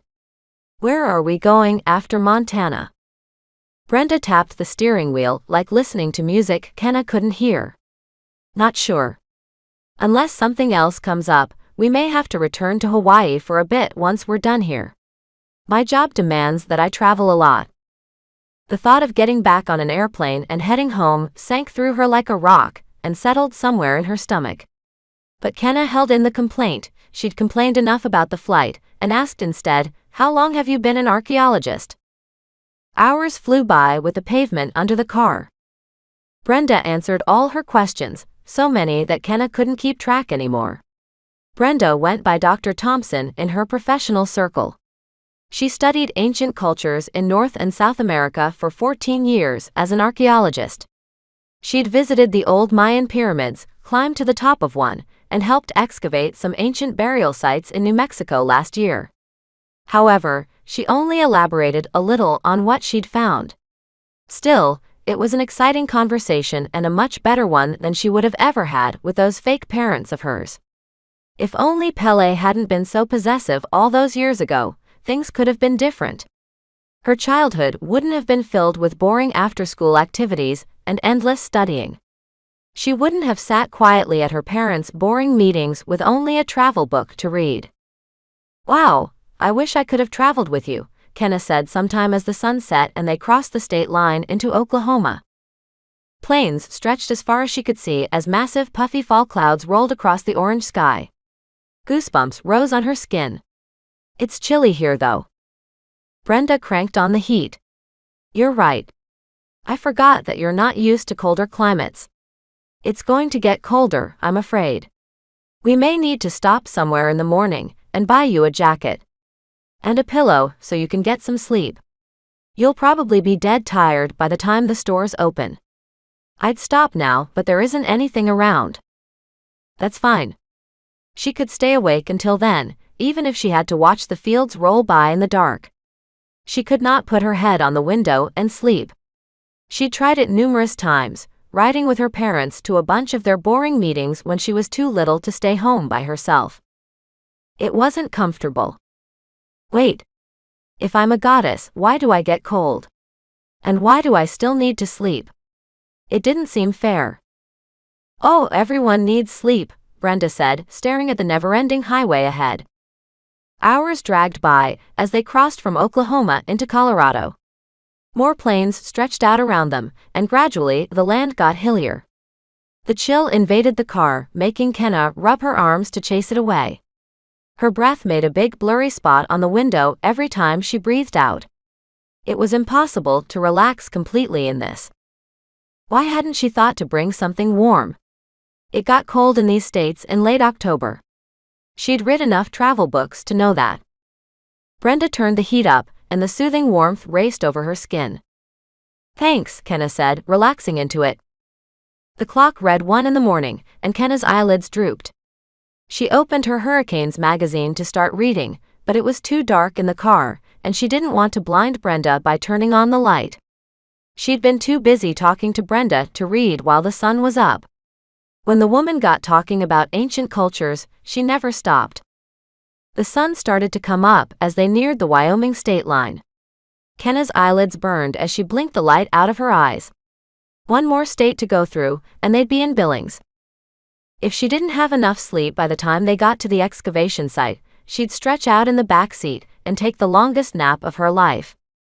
Brenda yawned as a sign labeled "Wyoming Welcomes You" appeared from behind a pine tree and passed the car. Frost covered the ground everywhere, turning it a strange glassy color that Kenna couldn't stop staring at. The clouds dropped overnight, forming a gray blanket overhead. "Is it going to snow?" she asked. "It could." Brenda didn't sound too enthused about the idea. "Let's hope it doesn't. Tempests and cold don't get along, and the stuff's no fun to drive in." A hint of nervousness tinged her voice. Brenda probably had no more experience driving in winter conditions than she did. The thought made tingles run through Kenna's hands, not the good ones she'd gotten from Carlos before he betrayed her. "Where did you grow up?" "South Carolina, until my mom found out what we were and left us. Then, I moved in with my grandfather in the Caribbean for a while. Never lived anywhere cold." Brenda's fingers strangled the steering wheel. Then she released it and took an exit. "We're stopping here. I need more coffee, and you need a pillow to sleep." Kenna didn't protest. It sure sounded like a good idea. She barely caught that they'd pulled off in Cheyenne, Wyoming, before Brenda pulled into the parking lot of a Walmart. By now, her legs had stiffened almost to the point where they felt like she was standing in the ocean again, and her whole body felt like a sack of bricks walking through the parking lot. Even the brisk cold all around her failed to wake her up. If she was supposed to be a goddess, why couldn't she at least have more energy? Weren't gods supposed to be all-powerful? Then again, she'd only met one recently and still needed to learn about them. All the legends through the ages couldn't be entirely accurate. Kenna's thoughts turned into a confusing jumble. Yes, when they returned to the car, she would stretch out in the backseat with her pillow and sleep. She'd think about this stuff once they got to Montana. "Why don't you walk around a bit and stretch?" Brenda asked as they walked through the squeaky automatic doors. "It'll make it easier for you to get some sleep if you're not stiff. Meet me at the front doors in about 10 minutes. A bit more energy crept through her limbs as she made her way around the store, around a few old couples, sleepy-eyed employees, and boxes of stuff waiting to be stocked. Televisions came to life in the electronics section to display the news. Kenna wandered over and let the blood, or whatever circulated through her body now, flow through her legs. A laugh nearly burst out of her. Here she was, a newly matured goddess, walking through a Walmart, one of the most mundane places in the world. Scientists fear imminent eruption. Quakes felt in area. The blocky words stopped Kenna in her tracks and sent the breath flying out of her. Every television displayed an image she'd seen many times, the rounded slope of Mauna Loa. Kenna backed into a headphone display, making the shelf rattle behind her. But as fast as the story came, it disappeared to leave another in its place, something about a body found in an airport parking ramp and a stolen car. Still, she didn't pay attention. Her heart raced as she bolted past a display case of tax software. Someone was angry that she'd run away. Kenna found Brenda in the cafe, ordering a large cappuccino and holding a pillow under one arm and a blanket in another. "I was just about to come looking for you. What's wrong?" Kenna lowered her voice to ensure the woman behind the counter couldn't hear. "Back home," she said. "One of the volcanoes is about to erupt. Hilo could be in danger." The officials went over that point all the time. If Mauna Loa erupted, lava could reach Hilo, depending on which way it flowed. "I think it's because I ran away." Brenda patted her on the shoulder. "I'm glad we got you out of there while we did. Your mother has a horrible temper." "I know that." Something gnawed at her gut. What if someone gets hurt because I ran away? That's what worries me. Remember the legends, Kenna. Brenda handed her the pillow as she took her cappuccino off the counter. She folded up her wallet and stuffed it in her pocket. She, you know who, only harms people who make her angry. I'm sure your hometown will be fine. Kenna didn't know whether to feel better or worse. Like me, you mean? A sick feeling filled her stomach. What would Pele do to her if she ever went back there? Nothing good, that was for certain. Can we go now? Yes. I'm done anyway. Kenna was still too worked up when they merged onto the freeway to sleep immediately. It took a long time for her heart to slow, and for the heat to return to the backseat, where she snuggled under a blanket and propped her pillow against the handrest. She opened the Geographic Review. Maybe reading would get her mind off Pele and volcanoes and help her sleep, only to be greeted by a 2-page spread of a hurricane spinning over an ocean somewhere. It was hard to believe the person in the driver's seat would someday have to jump into the ocean and turn into that. Wasn't she scared she'd hurt someone when she transformed? Kenna knew she would be, and now she could understand that feeling too well. She could still hear the ground splitting as that crack opened and headed for the crowd back to the viewing area. Kenna paged through the magazine, letting the words lull her eyelids down. Hurricane Cordelia, 6 years later, coastal Texas, still recovering. A huge photo of damage, flooded neighborhoods and smashed houses took up the top half of the page. Hopefully, that hurricane wasn't walking around as a tempest somewhere. She'd no doubt be one of those nasty ones that Brenda had mentioned, having killed over 800 people. Shuddering, she turned several pages and landed on one with a list of names. Is your name here? It was the list they used to name all the tropical storms. And there, 6 years from now on the Pacific list, was her classmate's name, Anita. Kenna sighed and dropped the magazine to the floor. Something about the list made her uneasy, and she wasn't sure what it was. Oh well. It was no use reading that if she wanted to get to sleep. It sent too many disturbing thoughts through her mind. She drifted in and out of consciousness as the car ran over little bumps, took an exit somewhere, and braked once. Kenna opened her eyes to distant mountains rolling past sometime in the mid-afternoon and fell back into oblivion. Sleep came easy now, as the exhaustion of the past few days finally caught up with her. It felt good to snuggle under the blanket with her head on an actual pillow, even if she had to lie across the back seat of the car. The car braked again and squeaked to a stop, yanking her out of unconsciousness again. Some kind of toll booth towered over the car as Brenda handed a bill to the attendant inside. The attendant handed Brenda some kind of brochure, studied Kenna briefly and waved her through. The late afternoon sun beat down on Kenna, reflecting off the booth's glass and making her pull the blanket back over her head to block it out. She would have gone back to sleep in a heartbeat if it wasn't for the glow. It hugged her skin, rippling like flames like she hadn't even left Hawaii. Kenna shook her hands to put it out, but it was useless. Ah, Brenda. Panic raced through her like a lightning bolt as she sat up, throwing the blanket to the floor. We're not in Montana, are we? Brenda swore and lay on the gas without looking back. The car's engine whined as the road zoomed faster and faster. Ahead, the road twisted around pine-covered hills that would have been beautiful in any other circumstance. Brenda. The woman didn't answer. Tension filled the car, and she continued forward, making no effort to turn around. Kenna knew what it meant in one horrifying moment. Brenda had been working against her all along.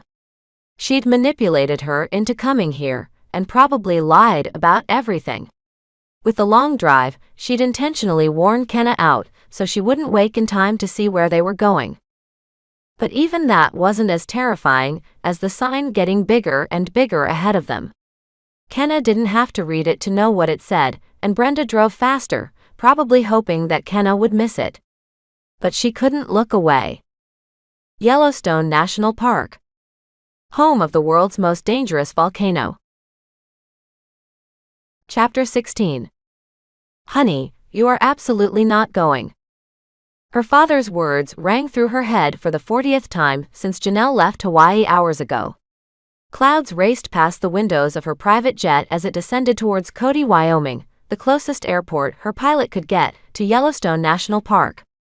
Her palms tingled with nerves as she settled into a leather chair beside Leslie and buckled her seatbelt. You shouldn't have come. It was bad enough that Janelle was in danger, worrying her dad to death again. The thought made her want to retch on the white carpet and the glass table before her. If she survived this, her dad and Elise would have her head, and the Elder Council would make even more laws to control her. But that beat letting a volcano destroy half the country. Leslie slugged her in the arm. I wasn't going to let you come alone. Why didn't you stay with your dad? It's not called a supervolcano for nothing. A tremor tinged her voice. She was scared, as she should be. If Yellowstone blew, and Janelle had no clue how long it would take Kenna to make it erupt, everything within 100 miles would be flattened, buried under racing clouds of searing hot ash, including Cody, Wyoming. Hundreds of thousands more would suffocate as deadly ash fell over half the country, burying the plains. Her dad and Elise had hammered those points to her about 1,000,000 times back in Hilo.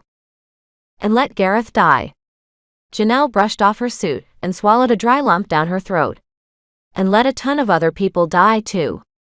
If we don't stop Cordelia, she'll have a great start at taking over the world. She couldn't deal a worse blow. Leslie gripped the armrests, as if the eruption would knock them out of the sky any second. She stared across the table. I know why you're doing this, Janelle. The clouds cleared from the round window. They were close to the ground. Why? Why am I doing this then? Janelle didn't mean to snap, but this was a desperate situation. Guilt, Leslie said. She swallowed and stared down at the carpet. It wasn't your fault, Janelle. It wasn't like you could help what you were doing. And this is a bad idea. You don't have any power out here. You're too far from the ocean. The plane landed with a bump before she could even get a defense out. But there was no point. None. Leslie was right, and she knew it. This wasn't all because of Gareth. Look, I would have come even if it wasn't for that. And I don't trust that Amari woman to stop this by herself. She might need help if she's up against Cordelia. Yeah, she's powerless here, but she's still dangerous. Her dad and Elise wanted her to sit there and twiddle her thumbs while Amari tried to stop this all from blowing up. And they hadn't even offered to send anyone or lift a thumb to stop this. They failed to realize that if this volcano blew, it would also be pretty miserable for Tempests. Maybe Cordelia wanted that, so she would have little resistance to coming back to power. Leslie, I want you to stay here at the airport. Janelle watched the runway go past as they slowed. No. I'm coming. Leslie unbuckled her seatbelt as the plane slowed on the runway and made a slow wide turn. And I saw something else online a few minutes ago too, when I went on your laptop. They found a body in an airport down in Houston. A guy with a broken neck was found in the parking ramp, and somebody stole his car. Sorry to tell you this.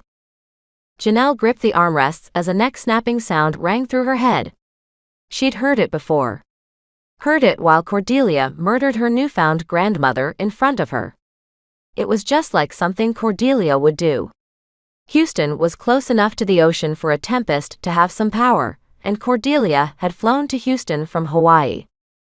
Janelle, are you okay? Your face is turning red. She opened her eyes, which had gone blurry with moisture. She wiped them on her lavender sleeve.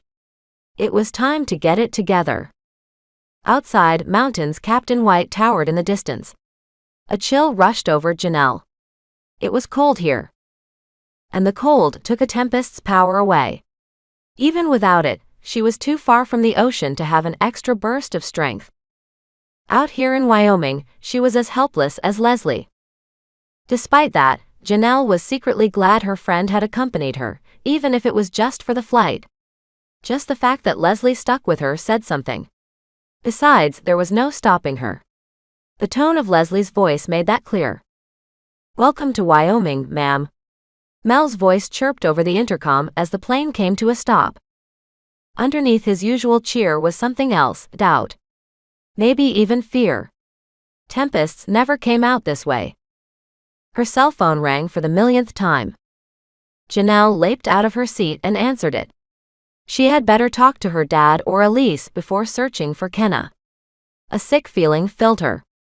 This might just be the last time. Hello. Ma'am, your father is coming after you. He just left on a flight to Billings a couple of hours ago. Elise sounded like she was 2 seconds from transforming as her voice raged out of the phone at her like roaring wind and crashing waves. You need to get back here at once. You have no heir. Do you understand? You're the last in your line, and if you die, she paused for dramatic effect, Cordelia could try to retake the throne.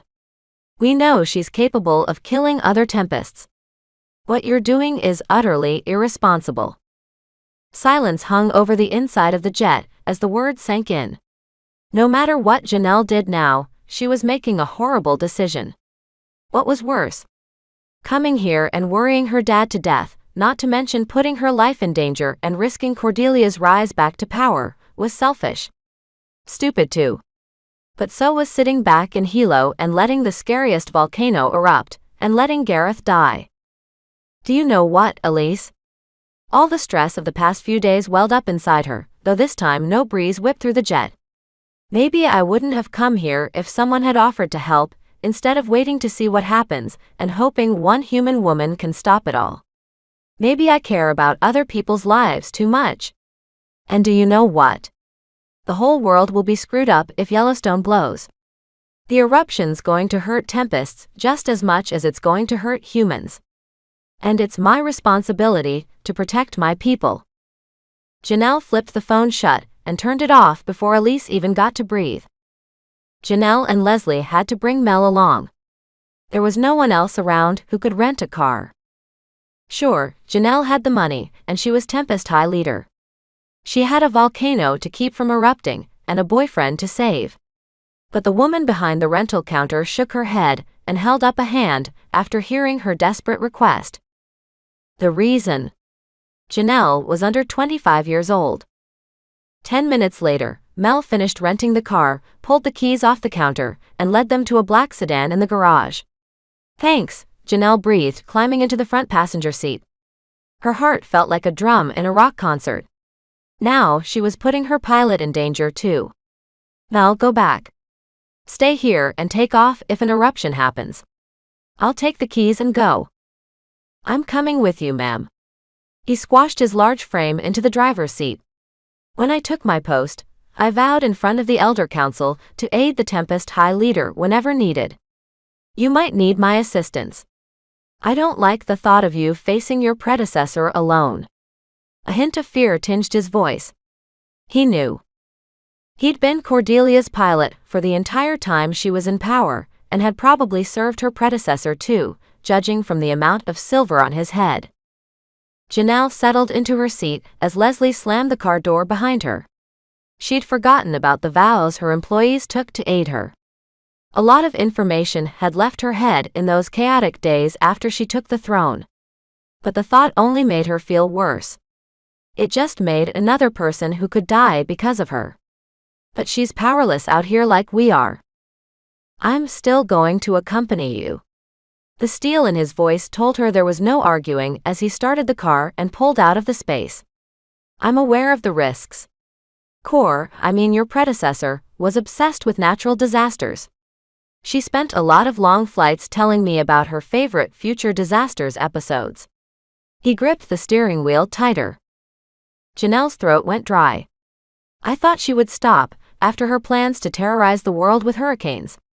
I thought she'd have to. There was no way she could use other disasters. Leslie fumbled with a map in the back seat as the car pulled out of the parking garage and into the open. Yellowstone is about an hour west of here, she rambled. If Kenna went through Houston and Cordelia stole a car there, they would have come up the freeway and exited about here. More rustles followed as Leslie played with the map.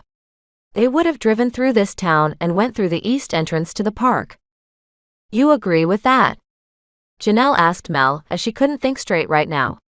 The fact that they were on a suicide mission didn't help matters. Yes, Mel said, hitting the gas and accelerating towards the mountains ahead. The problem will be finding her once we're inside the park. Chapter 17. Total panic took over as the car sped deeper into Yellowstone. Kenna beat on the back of Brenda's seat as the road curved ahead again, and already heat crept into her palms. No. Turn back. Get us out of here. Brenda ground her teeth at her in the rearview mirror. Kenna, people like us need to stick together. The world hates us, and we must protect ourselves and make the world safe. We'll make a great team. After the eruption, you'll have a powerful spot in my new government. Others will join us. We won't have to hide anymore. This is your chance to take revenge on your fake parents and all those who were ever cruel to you. Despite her panic, Kenna didn't miss something familiar in Brenda's voice. Pain. Rejection. Brenda's words bounced around the car, insane and desperate. The smell of burning leather filled the air as Kenna clutched the back of Brenda's seat. Tendrils of smoke rose from between her fingers. How long would it take for the supervolcano to erupt? Kenna took a breath. If her captor was right about tempests, she was powerless out here. Brenda, I don't want to do this. Don't you realize how bad Yellowstone is? It'll kill everyone here. It'll kill millions of people, and that includes you. The engine whined as Brenda sped around a curve, sending Kenna into the door. She hadn't worn her seatbelt. Pain rippled up her arm and vanished a second later. A tremor crept into Brenda's voice. This volcano's asleep. It'll take a while. By then I'll be gone, she said, ignoring the smoke curling off the back of her seat. Her head whipped back and forth. She was looking for a place to dump her, just like her fake parents had. The thought made Kenna's throat tighten up. Kenna sucked in a breath and let it out. Yes, the volcano was giant and dormant, unlike the ones back home. She had time to stop this. She could take the wheel, turn the car around, and leave. And she was a volcano goddess in her element. She had the upper hand. Brenda's only weapons were words. Brenda, I mean it. Turn back, she demanded. Kenna stared at her hands. Anger flooded her chest. But Brenda rounded the curve and kept going. They must be miles inside the park by now. Any minute, they'd be over the infamous Yellowstone hotspot. It'll be your turn to be in charge. Imagine. You can rule the land while tempests rule the seas. You can travel wherever you want. You don't want to be your mother's prisoner, right? Something clicked and turned over inside her. My mother wasn't flipping out at me. It was you. She wouldn't let you be my foster mom because she knew what you wanted to do with me. So Pele had been trying to protect her and the world. You're not an archaeologist. You lied about everything. Who are you really? Kenna reached out and seized Brenda's right arm. A horrible sizzling sound filled the car as smoke reared from Brenda's skin. The Tempest screamed and yanked her hands off the wheel. Kenna released her and caught her breath as the car lurched. She'd made a mistake. The road curved ahead, and the ground slanted downwards into a tree-choked ravine just past it. Brenda started, seething. The brake. Kenna's heart thumped against her ribcage as every muscle tightened. Brenda lifted her leg and slammed it down. Squealing filled the air as the car slowed, but not fast enough. It turned to the side, nose first, slamming Kenna into the door. Ground and grass and trees raced closer. The stench of burning rubber filled the air. Multiple thumps followed. The car lurched as grass hissed around the tires. Brenda cried out. The glove compartment burst open like a mouth, spewing papers and a wallet to the floor. And they slid downhill. A jolt raced through Kenna as the car sideswiped a tree. Pine needles scraped along the window. Green slithered past. Brenda grunted somewhere as the vehicle lurched yet again, this time downwards. The car's hood rose as Kenna fell into the backseat. Gravity kept her down as the car tilted. Blue sky stared down through the windshield as the car stopped, hood pointing straight into the air. Brown and gray earth boxed in the windows on both sides. They were stopped. Kenna almost released her breath. But now the ground pushed against the doors on both sides. Kenna reached out and tried to shove one open. No use. The dirt and stone wouldn't give way. Brenda, can you open your door? At first, the Tempest didn't speak. Then she snapped off her seatbelt and rammed her shoulder into her door as hard as possible. It came out an inch, enough to let some dirt spill into Kenna's face, and slammed shut again. Brenda stared back, paling. Break us out of here, Miss Volcano Goddess. She paused. You've got the strength. Come up here and break out the windshield. Kenna stared down at her little arms. Her. Have the strength to break out the glass with her bare hands. She supposed it was possible, being a newly matured goddess and all. Hold on. I'm climbing up. But then something wet formed around her back. Something cold. Something paralyzing. Already, her back felt like a cold, motionless stone. Water. Kenna's heart pounded against her chest again, as if she were falling down the hill once more. Brenda. Water's coming in. We're in a ditch. Brenda swore. This was very bad. Help me up. Kenna extended her hand as brownish water rose higher inside the car, filling the rearview window and soaking her shirt. Kenna's muscles seized there. The backs of her arms went numb. Water flowed around the back of her head, drenching her hair, as a muddy smell masked the stench of burning rubber and leather. Brenda twisted around in her seat, making it squeak with her weight. A greenish tint crept over her features. Grab on. Kenna raised one hand, it felt as weak as spaghetti, and watched as it flopped back down onto her chest. The ditch water was sapping the energy right out of her. If she didn't move within a few seconds, she wouldn't be moving unless Brenda could somehow summon her Tempest strength and pull her out of there. Hurry. Brenda leaned down, grabbed her shoulders, and pulled. Water splashed as it settled around the back of her neck, covering her legs and turning them to stone. Maybe they really turned to stone. I'm trying, sweetie. You're heavy. Can't you summon some Tempest stuff from the water? Like super strength? Brenda shook her head as she seized Kenna's shirt sleeves and pulled. Kenna rose up a few inches. No. Only ocean water does that. Help me. Kenna tried to lift her head, but it felt as if it had turned into a gigantic cinder block. She could barely even lift it. Her arms had gone dead. They'd lost all their feeling, and she couldn't feel any part of her body besides her face. Cold spread through her veins. Brenda let go, seething and rubbing the fresh red burn on her right arm. I can't lift you from this angle. You're dead weight. I'm going to have to go get help. She turned, lifted her leg, and kicked at the windshield. The glass stayed in place. Brenda screamed in frustration. Or maybe the Tempest suffered from something else, terror. Yellowstone was going to erupt very soon. And they were both trapped. Brenda sent another kick at the glass, but it refused to budge. She was working against gravity. Kenna could only watch, helpless, paralyzed, as the full horror of the situation crashed down on her. If they didn't escape, millions of people were going to die. As if in response, the ground gave a low, earthly rumble.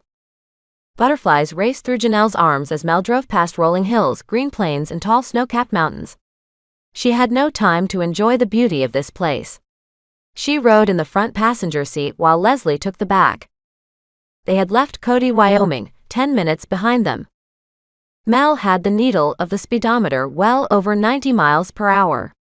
They didn't have much time. Leslie had calculated that it would have taken about 24 hours for Cordelia to have driven from Houston to Yellowstone without brakes. Janelle figured she'd gone with the without brakes route. Maybe she wanted Kenna exhausted for their foray into Yellowstone, or better yet, asleep. And time to build her trust, which she seemed to have done already. Do you think they're already there? She asked Leslie, who leaned against her door, pale. They could be. You said Kenna opened that vent pretty fast back at the viewing area. So, it would happen quickly once she's there. But Yellowstone's not as active as the volcanoes in Hawaii are. Janelle relaxed a bit. Maybe Leslie was right, and they had a little bit of time. But then another thought hit her. Once we're in, how on earth do we find her? It's a big park. Leslie didn't have an answer, nor did Mel. When Mel cut in, using his calm, smooth voice, Janelle checked her wallet to ensure she had enough money to enter the park. But underneath it was a tremor. They might close the roads into the park soon for the season. It's late October and I hear the winters here are harsh. I'm not accustomed to driving in snow. As if on cue, a pair of flakes raced past the window. Gray clouds hung low over the mountains ahead. Janelle's stomach turned. They might be in trouble if it was anything like the winters that they'd spent hiding out in Michigan all their lives. The closest she'd come to driving in that stuff was watching her dad do it. Watching him slide, fishtail, spin tires, and crawl along at 30 miles per hour on the freeway. Even that made sweat break out on her palms and gave her headaches. And Wyoming had to be even worse in the winter. They didn't need that. She wished her dad was here now. Kenna took a long time to start breathing again. The rumble died below them, but she knew it wouldn't be the last one. Even Brenda had frozen above her, arms hanging off the edge of the seat. Did you hear that? Her voice rose an octave as if she were inhaling some helium. Why, yes. Kenna sure wasn't going to lie. Brenda, you have to lift me. We have to go now. Brenda turned in her seat again and leaned down. I can't, sweetie. You're too heavy, and this angle doesn't work. There had to still be people in the park, even if it was very late in the season. You have to. Brenda ground her teeth, seized Kenna's arms and tried pulling, but still she didn't move. Unable to lift her heavy arms, Kenna fell back into the water with a splash. Some of it crept into her ear, itching and cold. Why can't I move? Her voice rose and filled the whole car. I'm supposed to be a goddess. Why am I so helpless like this? And you're a Tempest. You should be able to do something. Another rumble, a bit louder this time, crawled up from the earth below. Yellowstone was waking, taking a while, but it wouldn't take long enough. Stay calm, Brenda said. Kenna shut her eyes and tried to calm down. Her temper would only worsen things and hurry the process if she was anything like her mother. The volcano would probably respond if she got mad or frustrated. But what if she calmed down? Would Yellowstone slow its eruption, and would the lava slow its crawl to the surface? Brenda, I'm going to try something. I have to be able to control this somehow. What good is being a goddess if I can't? Brenda twisted around again and sent another kick up at the window. No use. Your mother couldn't stop volcanoes from erupting once they got going. Her presence was all it took to set them off. That's what she told me when we were still friends. Before you betrayed her and tried to steal me. Kenna wished Pele were here, even if she had those burning eyes and that horrible glare. She might know what to do in this situation or how to break her out of there. This is your fault, Brenda. You wanted this. Why? And is your name even Brenda? Something clicked inside her, about the Hurricanes magazine floating a couple of inches from her face. Kenna had seen it yesterday, but she'd been too tired for it to register. Brenda's name hadn't been on that list they used to name storms. She was supposed to transform 4 years from now, so it should have been there. Of course, my name is Brenda. Her captor took several deep breaths. The breath escaped her, and Kenna struggled in the paralyzing water to suck it in again. I didn't see your name on the hurricane naming list. What's your real name? Brenda stayed quiet for a long time. Then she spoke the most terrifying word she could have. Cordelia. Former Tempest High Leader. Kenna's stomach rolled. She'd been in the company of the Tempest that slaughtered 800 people 6 years ago this whole time, not a kindly archaeologist who wanted to save her from the wrath of Pele, the mother who had been trying to protect her. Cordelia wanted to kill more people and take over the world, because her mother had abandoned her a long time ago. You. Kenna couldn't even find the words. Why are you doing this? My parents dumped me too, but that doesn't mean I'll go on a murder spree. Brenda, no, Cordelia, slammed her fists into the back of her seat. Your mother didn't try to kill you for being what you are. She sucked in a breath and let it out. Why wouldn't the world want to destroy us? Not all people are like that. Kenna blinked the water out of her eyes and struggled to move her arms again. No use. Her entire body had gone cold and felt like the earth boxing them in on both sides. She needed to stay calm, but as if Yellowstone was influencing her, another piece clicked and the anger rose. Carlos. He didn't run from me when my glow appeared. You got the kissies to make me think he was going out with Natalie, so I'd leave Hawaii and come with you. Didn't you? They hung around your car before you came for me. It made sense. Natalie wouldn't have argued with that plan. She'd jump at any chance to get back at Kenna after that episode at the viewing area. Another rumble followed somewhere far below. The water trembled. Kenna might be paralyzed now, but the volcano didn't care. It was still responding to her. All right, yes I did, Cordelia said with trembling words. There wasn't a hint of an apology in her voice. Please calm down. I'll tell you everything. I convinced them to take Carlos's phone that night. It was necessary. You needed to sever all your ties, or you wouldn't have come with me. Try to calm the volcano down while I find a way out of here. We might have to dig. The dirt seemed to press in tighter all around them as the clouds covered the sun again overhead. It was no use.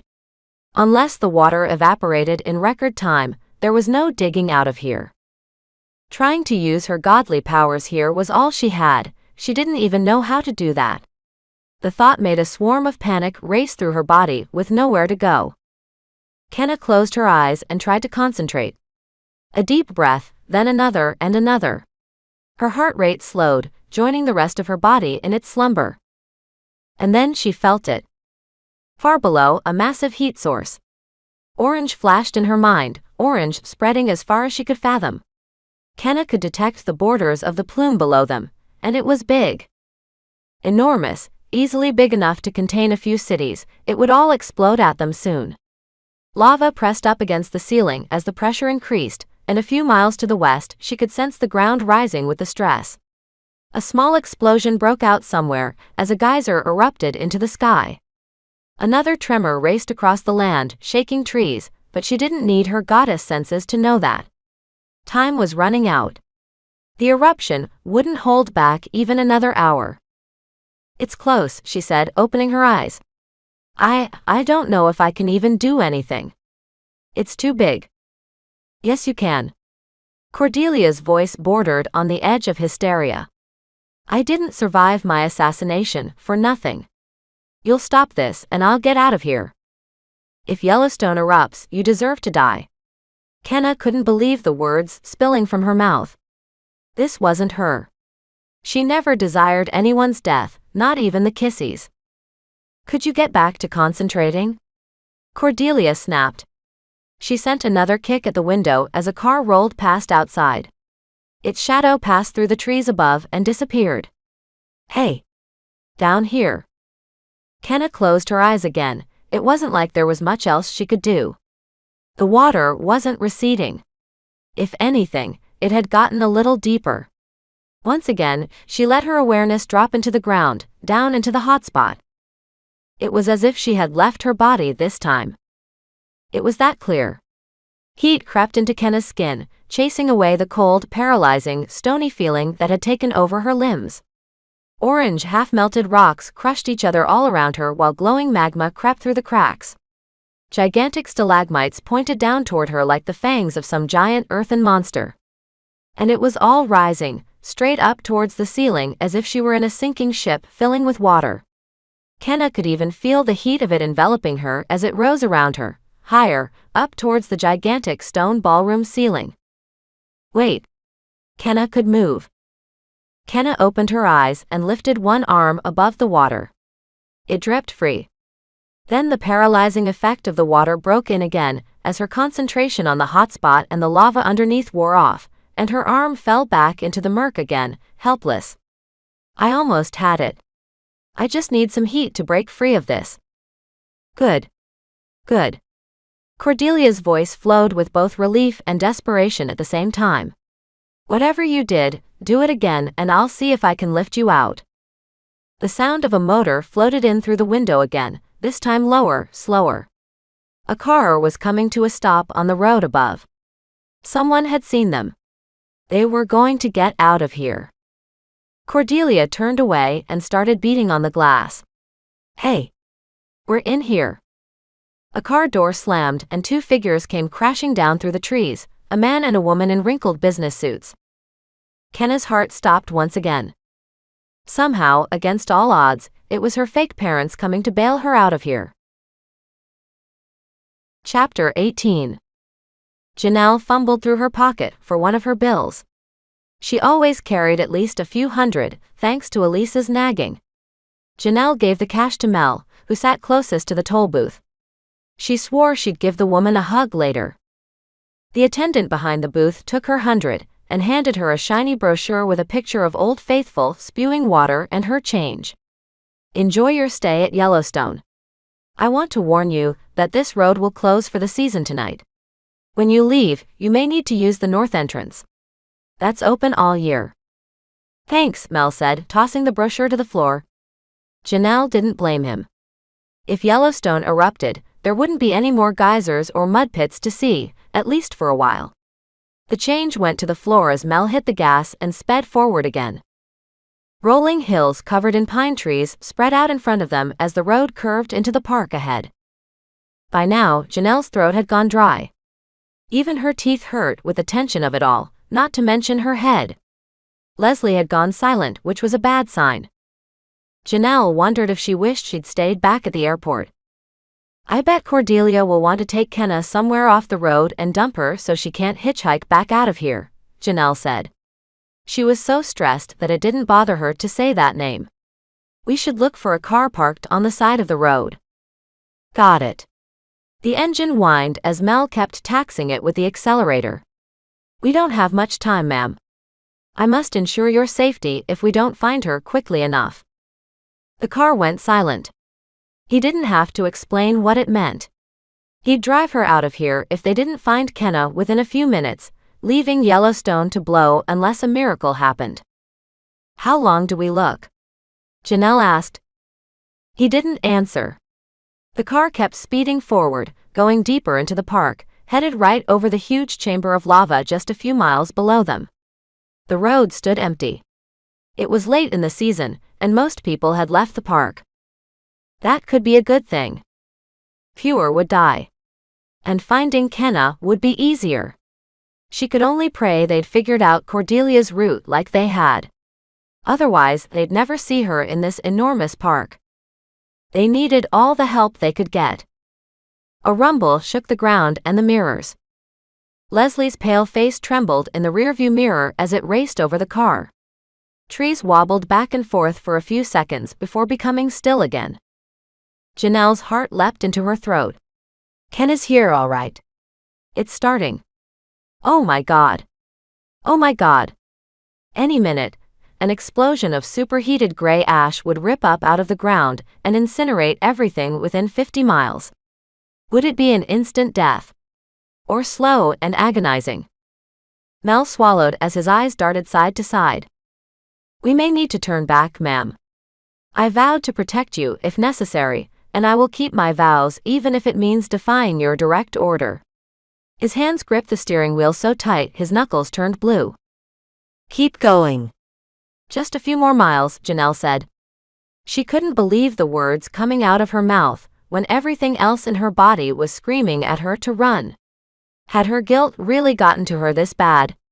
Was she really this crazy? The volcano could go off any second and then, there. Black tire marks ran straight off a tight curve ahead. A red SUV was parked near the side of the road, as if someone had gotten out to help whoever had gotten off the turn. It might or might not be Kenna, but it was worth a look.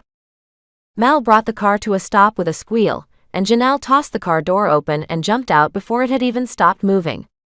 Grass slapped her feet as she bolted for the hill, dodged a tree, and started to slide down on her dress shoes. Footfalls fell behind her as Mel and Leslie followed her. There was a black car in a ditch at the bottom of the hill, nosed up. Brown water surrounded the car on both sides, and dirt boxed in both sets of doors.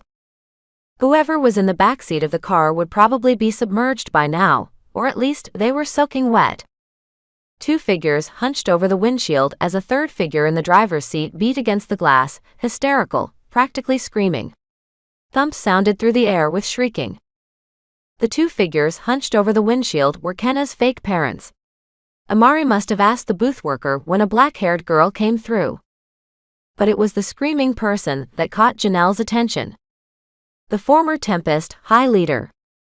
Murderer of 800 people. Janelle's biological mother. She dyed her short hair brown like Janelle had expected, but the face was the same. The grimace was the same.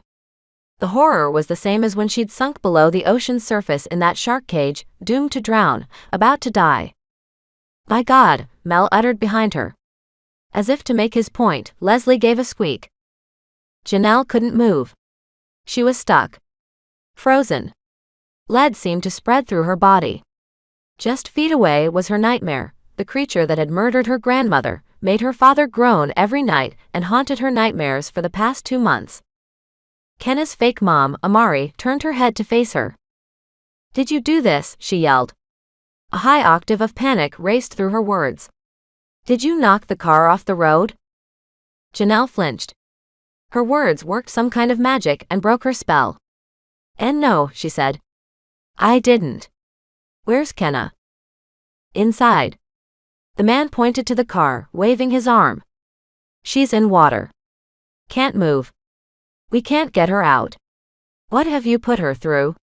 This is just what you wanted, isn't it? You've killed us all." He thrust his hand in his pocket. Janelle's stomach lurched as the pistol pointed at her, shaking in Stephen's hand. She raised her palms as every muscle in her body tensed. "Wait. No. We're not in on this. We're trying to help." "Back?" His finger curled over the trigger. Janelle backed uphill, nearly slipping on the grass underneath. Only Leslie kept her from falling. Janelle lost all her composure. "We're not with her." She pointed to Cordelia, whose foot was slapping against the inside of the windshield. "We're here to get Kenna out of here. Why don't you shoot out the windshield?" "Kai." Amari gripped his arm. A figure in black shuffled in front of her, arms wide. Mel, who had taken the vow to protect her. "Back," he ordered. "Ma'am, back to the car. Go." Janelle held her breath until her lungs burned. Another person was about to die because of her. She wouldn't have it, couldn't have it. "Wait. Just shoot out the glass." She peered around Mel to find Kai standing there, staring at the gun in his hand as if he'd realized it was there for the first time. Then he whirled around, aimed it down at the windshield, and fired. A deafening crack sounded through the air and echoed off the ground. As if in response, the ground gave another low, throaty grumble. Birds took off into flight. The volcano was still waking, even though Kenna was submerged in water, and it wouldn't take long to explode. Glass fell into the car, raining down on Cordelia, who raised her arms to shield herself. Another cry came from the back seat. Kenna. She was in there, all right. Kai and Amari stood there, frozen and staring into the car, as the sound echoed into the sky. Why did people always freeze when this kind of thing happened? Janelle pushed past Mel, sending him gripping for a tree. "Everyone. Move." The spell broke, and Kenna's fake parents moved for the car. "She's in the back," Amari said. "How are we going to get her out?" "How?" Janelle rushed past her. For a moment, she forgot Kai was armed. She forgot Cordelia was in the driver's seat. "We'll pull her. Someone needs to grab onto my legs." The rear window looked a long way down from here, and brownish water covered the back seat. Kenna. She was lying on her back, knees up, face almost submerged in the murky water. Her brown eyes were wide with horror. No orange glow was around her, but Janelle knew why. The water had put it out. It also put out her ability to move, and even her ability to talk, because she wasn't saying anything. Another rumble shook the ground underfoot. Leslie gave a squeak behind her. "Hold on, Kenna," her fake father called. "We're coming down to get you." Janelle crouched down on the ground as someone seized her ankles. This was going to take a lot of work. Kenna wouldn't be light if she couldn't move. She'd be dead weight. And worse, Janelle's Tempest strength was utterly gone. She was no better off than Kai and Amari here. Kenna gave a weak nod. And a figure climbed out of the car right in front of her. Cordelia. Janelle. No. Her biological mother's eyes grew huge with terror as her gaze landed on her. "No. I didn't want you to be here. You were supposed to stay in Hawaii." Her brain locked up as Cordelia climbed the hood and hoisted herself with a scraping sound. Kenna continued to lie inside the back seat, abandoned, left to blow up the volcano. Janelle couldn't help it. Her legs carried her backward, away from her predecessor. Cordelia stood, staring at her as if she couldn't believe she was there. "Come on. Come on." The former Tempest High leader rushed at her and seized her arm. "We have to leave." Numb, Janelle let Cordelia drag her up the hill. She couldn't help it. All the strength had drained from her limbs. Leslie stood to the side and pinned herself against a tree trunk as she passed. Kai took Leslie's arms simultaneously and tugged her towards the car. "Your kind got us into this mess." "But I'm not a T," Leslie started. Her friend's voice broke the spell. Just as Cordelia was about to tug her over the crest of the hill and run for one of the cars, Janelle wrenched her arm to the side and broke her grasp. She couldn't leave Leslie and Mel here to fend for themselves, not when Cordelia was about to steal one of their cars and leave them to their deaths. They needed all the help they could get. "Janelle. Don't go back." Cordelia stopped on the crest of the hill as another rumble rolled over the land. "They're human. They don't care about us. Come with me and I'll share my power with you. We'll make the world safe for us. It wasn't your fault your father tried to kill me. I know people who will shelter us during the eruption." Janelle. Her words bounced off the surrounding trees. Janelle paid no heed. She couldn't go with the woman who had tried to force her to kill thousands of people and had killed her grandmother. Janelle ran down the hill. "Stay out of my life." Grass whipped at her pants as she ran back down the hill to where Leslie stood by the car's hood, staring down at Kenna. The color drained from her face, making her freckles stand out more than usual. Even Stephen and Amari stood there, eyes wide, as they gazed down into the flooded car. Janelle slid to a stop and joined them. And saw why. Kenna's eyes were open again, and glowing with fire. Flames danced around her pupils with pent-up rage. Janelle's heart stopped. She looked almost exactly like the goddess who had taken Gareth prisoner 2 nights ago, like the goddess who would kill him very quickly if she didn't return to Hawaii with Kenna soon. "Get me out," Kenna said. I think I can move a little now if I concentrate." "Hurry." As if to make her point, she lifted her arms a couple of inches out of the water. They hung there, trembling with weakness as she grasped for the seat before her. The ground trembled again, and somewhere behind a bunch of trees, a gigantic spray of water shot up into the sky. Steam flowed away into the wind. A new geyser had just emerged. The lava was getting closer to the surface. Time was short at best. Even if they got Kenna out, there might not be enough time to escape the park before it blew. "Janelle." Cordelia practically yelled in her ear behind her. "Ma'am." Mel slapped his hand down on her shoulder. Janelle shook it off. She had an idea that might save them all. "I'll pull her out." "I need your help." Without a word, she crawled down the car's hood, arms extended. Glass cut painfully into her thigh as she ducked through the windshield, past glass and a dead man's wallet sitting on the back of the passenger seat, towards Kenna and those terrifying fiery eyes. She could barely even feel someone's arms holding her ankles as she descended. Kenna reached up, seized her arms with a weak grip, and lifted her head from the water. And her hands burned, hotter and hotter by the second. Janelle ground her teeth and struggled not to cry out. "Hold on." The pain grew into a sting through her sleeve. The stench of burning polyester filled her nostrils. Everybody pull. Pressure tightened around her ankles as the pain increased on both her forearms. Janelle squeezed her eyes shut as water splashed below her. Kenna was coming out of the water and getting stronger by the second, because a leg scraping a leather seat sounded through the car. Then the crunch of glass. The car hood rubbed against Janelle's stomach as the grunts of Kai, Leslie and Mel got louder around her. The pain in her arms screamed as a sizzling noise rose from her clothes. And at last, the ground appeared under her feet, holding her up. Janelle opened her eyes as she fell back onto her feet. Kenna's grip broke and the pain subsided, leaving a sting in its place.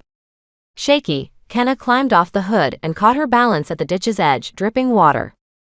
"Let's go," Janelle yelled, whirling around. "Wait," Kenna's voice made her stop. The girl squeezed those scary eyes of hers shut. Concentrating. She opened her eyes to reveal the flames inside again. She swallowed. "The lava's close to breaking out. We probably have 5 minutes. I can't slow it down." Silence fell as Kenna handed down the sentence. Mel paled and backed into Kenna's fake parents. Leslie's eyes slowly filled with tears. 5 minutes. It wasn't enough time. Cordelia's disgusting plan would go forward, even if she wouldn't live to see it. Another rumble shook the ground, nearly sending her off her feet. "Kenna," Amari said, staring down at the ground. "We're sorry we got you into this. To protect you, we had to be harsh and distant, but it didn't work." Kenna closed her eyes and let her hair hang in her face silently. Dread filled Janelle's insides. Maybe this was how the Tempest's victims felt as floodwaters rose around them.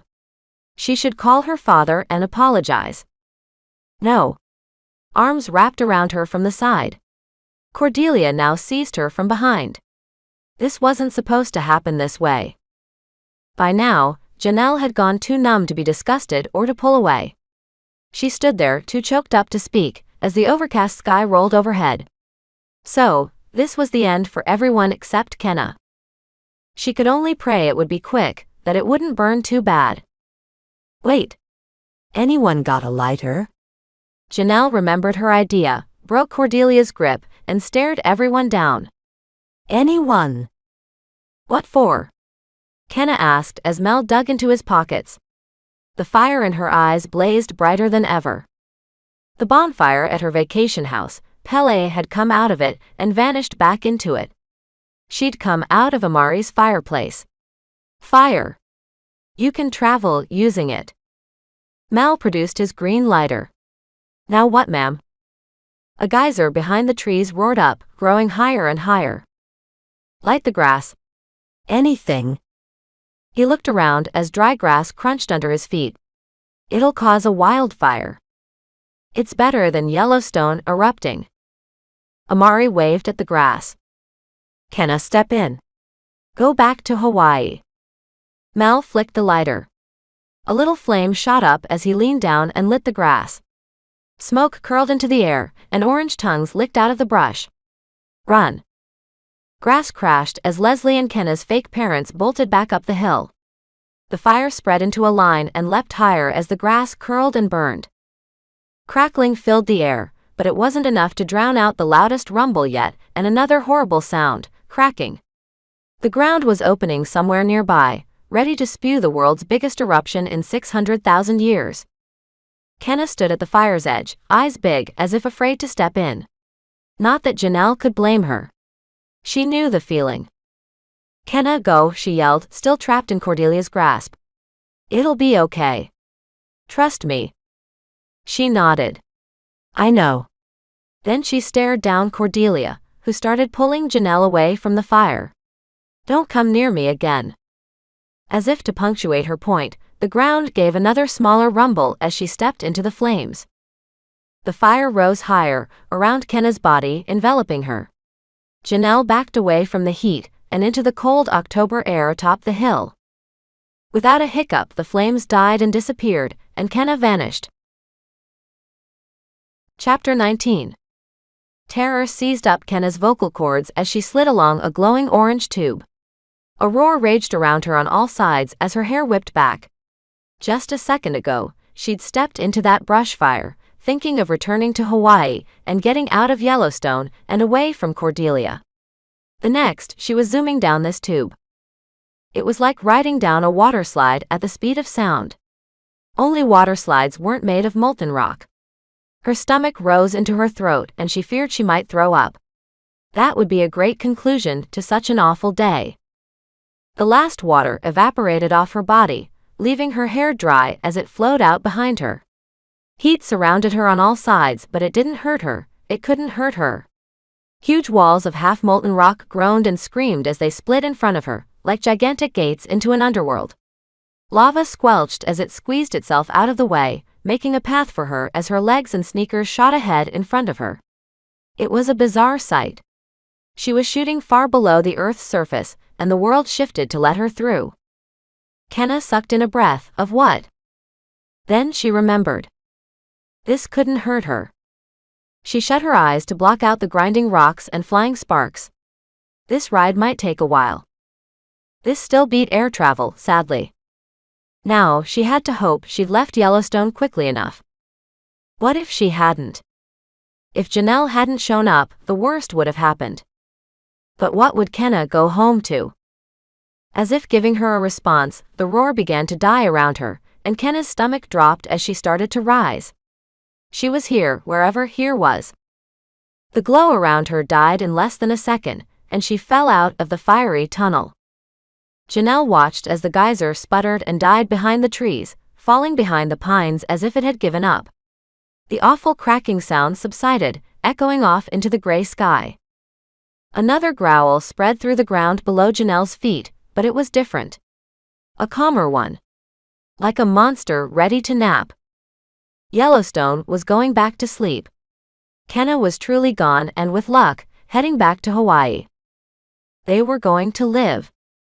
Leslie sighed and sunk to the grass as the brush fire died off, leaving a black ring on the ground where the flames had been seconds before. Mel leaned against a tree with a trembling arm. Kai and Amari hugged as Kenna's fake mom burst into tears, burying her head in her husband's shoulder. Even Cordelia released her death grip and backed away. Janelle wanted to fall to the ground and start pounding it with her fists. This could have been prevented. She wouldn't have had to endanger herself and her friend and worry her dad to death. She wouldn't have had to look stupid again. She whirled around to face Kenna's fake parents. You. The couple broke apart as Amari's glasses slid down her nose. Us. Yes, you. Janelle couldn't hold back the words as a tremor ran through her body. This is your fault. Why didn't you tell Kenna what she was a long time ago? Why did you let her find out the hard way? She was scared, you know. That's why she ran away. That's why this happened. She could have killed thousands of people because of you. How would she have lived with herself? Why weren't you better parents? Why didn't you tell her? Ma'am, Mel stared, turning away from the tree. Please. The two were only trying to help. Let's not yell at them. Janelle turned away and stalked up the hill, arms folded over her aching chest. A sob crept up her dry throat. She wasn't yelling at Kenna's fake parents. She was yelling at her dad. An engine revved nearby and tires squealed. Janelle wiped her eyes and followed the noise with her gaze. The red SUV sped off towards the east entrance to the park, a single brown-haired figure in the driver's seat. Cordelia. She was speeding off without looking back and leaving her behind. The SUV grew smaller and smaller in the distance and disappeared around a curve, though the sound of its engine still floated back through the air. Where had Cordelia planned to go after the eruption? She must have made plans, knowing her. Cordelia must have had somewhere to go to wait out the ash rain.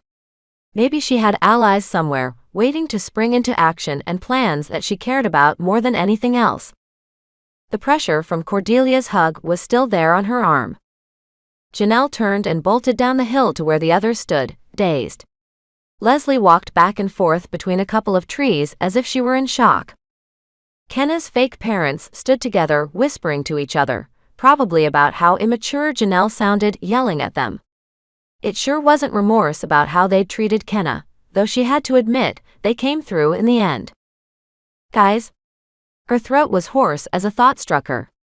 Janelle wanted nothing more than to get the pressure of Cordelia's embrace off her. We can get Cordelia arrested, if we hurry. We've got the car here to prove she killed that guy. There was a wallet in the passenger seat. Janelle had seen it. Now was the chance to stop this forever. Kenna had landed in a glowing lava pool. The substance closed around her wrists and knees like warm bathwater, as black flecks of rocky membrane oozed back and forth. Behind her, a lava fall poured out of the wall of a stone cavern and down into the pool.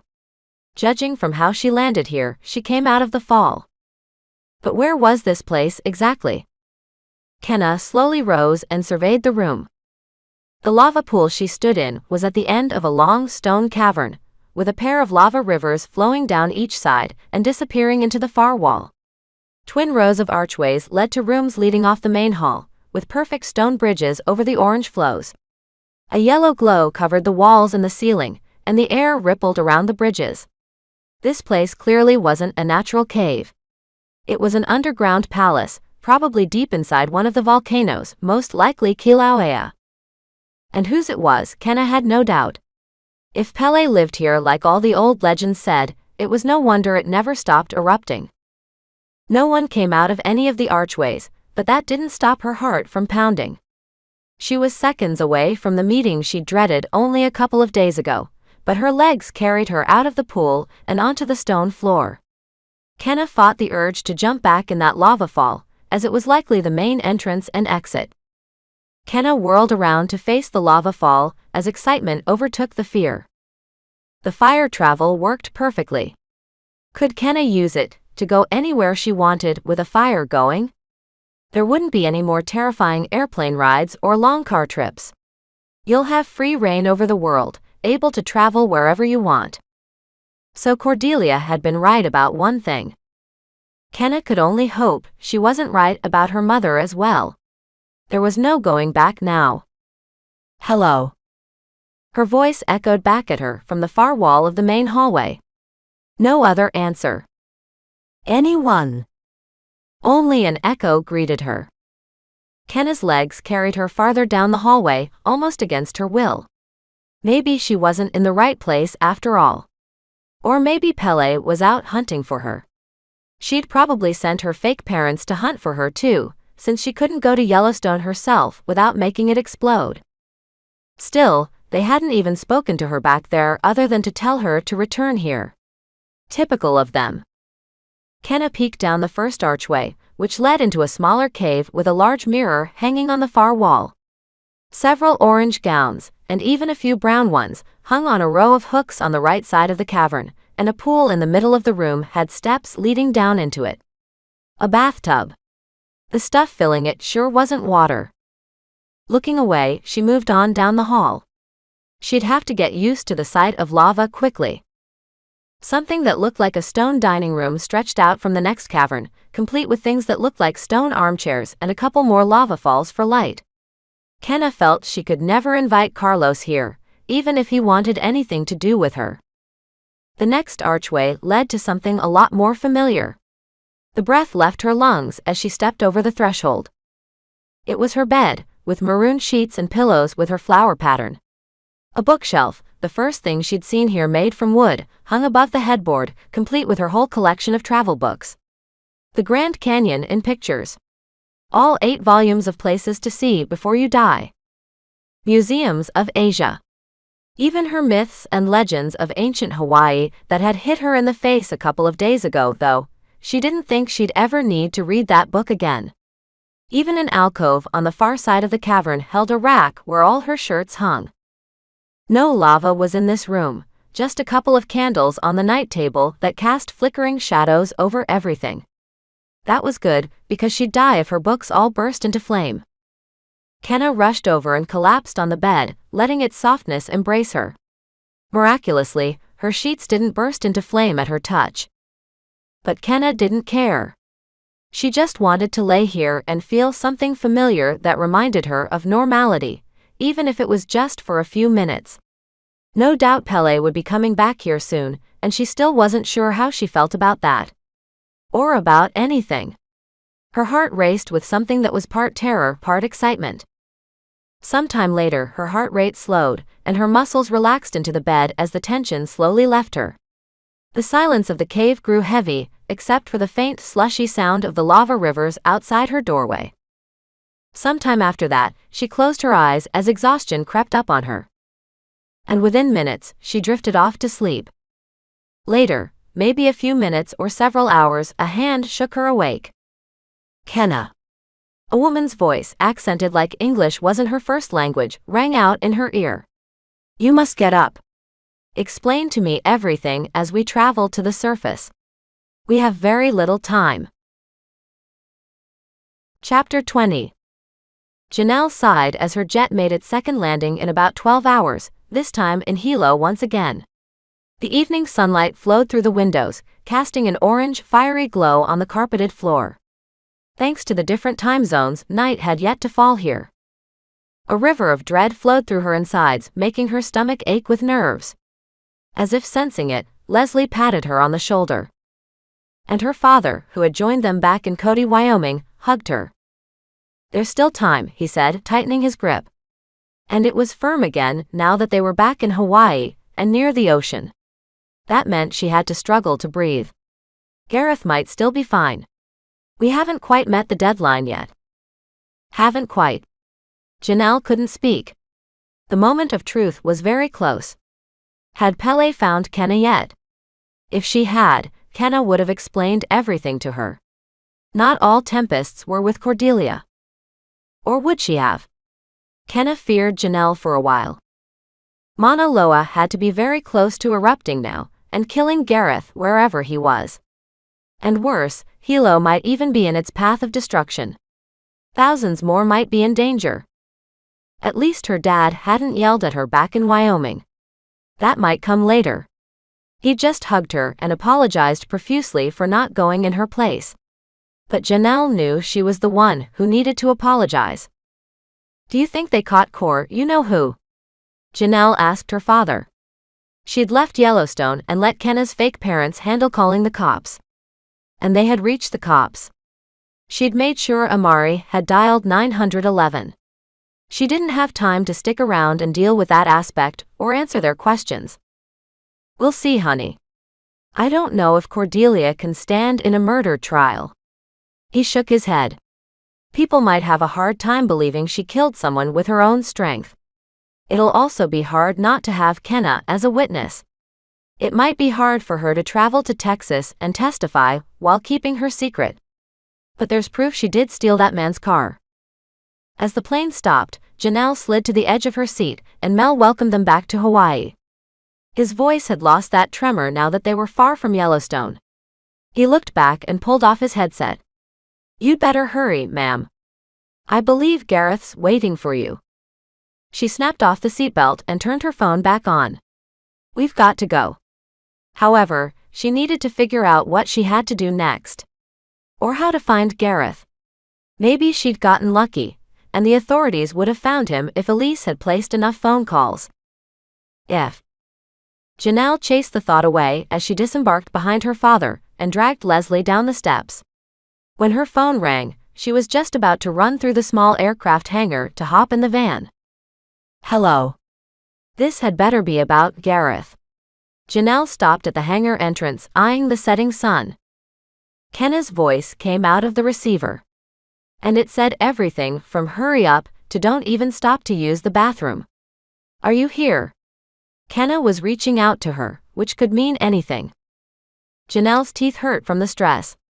If you mean Hawaii, yeah. Just landed in my jet. We've been waiting for you. Come into the terminal. Now. We're standing near the concessions. Kenna hung up on the other side before Janelle could get anything out. Her heart leapt into her throat as she crammed her phone into her pocket. This had to be big, whatever it was. Already, she tried interpreting the desperation in Kenna's voice. We've got to get to the main building. Kenna's here. She might know where Gareth is. She motioned Leslie and her father along. It looked like the fire travel had worked. They reached the SUV. Janelle sped through the parking lot and back into the main terminal parking without putting on her seatbelt. No one spoke. The impending news hung over everyone like a toxic cloud. Gareth could already be dead somewhere, and Kenna was just here to deliver the bad news. Maybe they were too late. After all, they'd used up a couple of days tracking her down. Her heart leapt for a second time as she stepped through the terminal doors and through a crowd. Her knees turned to rubber as she bolted across the floor, up a short flight of stairs, and towards the concessions area where Elise had drilled her not to interfere with Cordelia repeatedly. The elder council member wasn't here, which was a blessing. Only a few families on vacation sat at the round tables, eating junk food and poking keys on their phones. The smell of greasy food assaulted her as she scanned the room, making her stomach roll. Kenna said that they'd be right here. Janelle froze. She'd noticed the other person too late. Kenna stood by a hot dog stand, standing next to a woman in an orange, flowing dress who looked like her twin, only a few years older. It was her. The goddess who had taken her boyfriend, and probably even killed him already. No, Janelle muttered. Even her father stopped next to her. Is that her, honey? As if answering his question, he wrapped his arm around her and pulled her close. Yeah. Kenna's gaze landed on them. She waved them over like the ground under them was about to open. For all she knew, it could. Janelle. Over here. A few people turned and stared, then went back to their meals. It's okay. Kenna kept waving her over frantically. You know, maybe it's fine, Leslie said beside her. She didn't bring that stick with her. And she wouldn't attack us in public. Maybe. Janelle pulled away from her dad, glad her friend could provide moral support. Leslie could be right. But she couldn't get that image of that lava fountain out of her head, ready to come down on her, or those fiery glowing eyes, or the volcano on the news getting ready to erupt and kill Gareth. But this might have something to do with saving him. It was a risk she might need to take. Come with me, Janelle said as her legs carried her forward. Towards Kenna. And her mother. She held her breath and stopped before the two of them, fists clenched. What if she had to summon a windstorm? Not in public. Not with all these people around. And not indoors. Maybe if she had to, she could. Pele stepped forward and took her hand with an iron grasp. She gave Janelle a firm shake before letting go. Kenna has told me some things, she said in her accented voice. If she is correct, then I must apologize to you. I believed that all of your kind were following your leader. I did not realize that some of you did not want Cordelia's plan to happen. Janelle started, tensing her arm. The goddess wasn't loosening her grip, but at least it wasn't burning. Not like Kenna's grip had been, as she was pulling her out of the car. I accept your apology. Wow, so much for staying composed. But it was better than having Pele tear her arm off, or worse. Faint flames flickered in the goddess's brown eyes. That is if your story matches Kenna's. I must make sure you did not put her up to this. She released Janelle's hand and stared hard at her. Janelle backed away a step and glanced at Kenna. The girl was standing a couple steps away from her mother, with her hands crammed in her pockets, like she didn't entirely trust her yet. Not that Janelle blamed her any. She completely understood. The girl had guts going back to her. Guts Janelle didn't have because all she'd done was run away from what she was. Kenna gave her an encouraging nod. Hurry, she said. There was hope in those words. Gareth might not be dead yet. Okay, Janelle said as her chest loosened. Here goes. She told her story from the beginning, from the time she'd met Kenna at the viewing area, driven them away from the lava, and ended with her landing here at the airport. Janelle spoke quickly. By the time she'd finished, her throat was getting sore. She didn't have time to tell stories. She needed to find Gareth, and now. You burned down her house. Kenna's eyes got huge as she stared at her mother.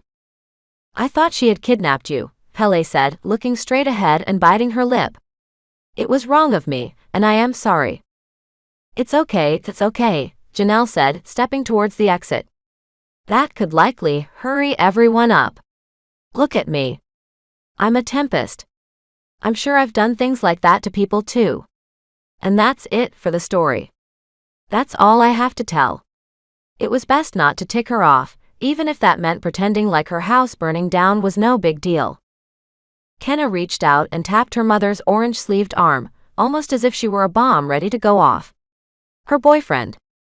Your story does match, Pele said, stepping away from the hot dog stand. I believe you. I will take you to your mate, but we must hurry. She closed her eyes momentarily as if concentrating, just like Kenna had back at Yellowstone. Mauna Loa has started to erupt, and it is too late for even myself to stop it. Chapter 21. As Janelle drove, Kenna didn't dare let go of the van seat, and her dad yelled at her to slow down. The girl drove like a madwoman and like Cordelia. Pele had told her she thought Janelle was that monster's daughter, as they were both doing fire travel back up to the surface. Kenna didn't want to believe it, but Cordelia had hugged Janelle back in Wyoming when she thought they would all die. The poor girl. She couldn't imagine having a mom who had killed over 800 people and enjoyed it. Or maybe she could. Kenna gripped the seat, covering up the twin burn marks she must have put there a few days ago. The volcano goddess sat inches from her, leaning toward the driver's seat, ready to tell Janelle where to go. Leslie sat smashed up against the door on the other side of her. She didn't look too pleased with the seating arrangements, but they'd piled into the van as quickly as possible. And Kenna still didn't know where she stood. She hadn't gotten to speak much to Pele outside of telling her everything that happened with Cordelia.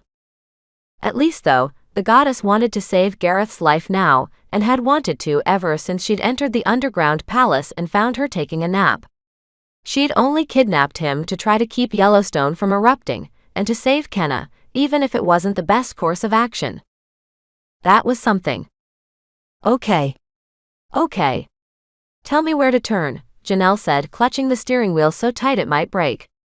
Her father reached out and put his hand on her shoulder. She didn't seem to notice as her gaze searched the tree-lined horizon, searching for the first hint of an orange glow. I placed your mate in a hole with enough water for 3 days, Pele explained, leaning forward to look out the windshield.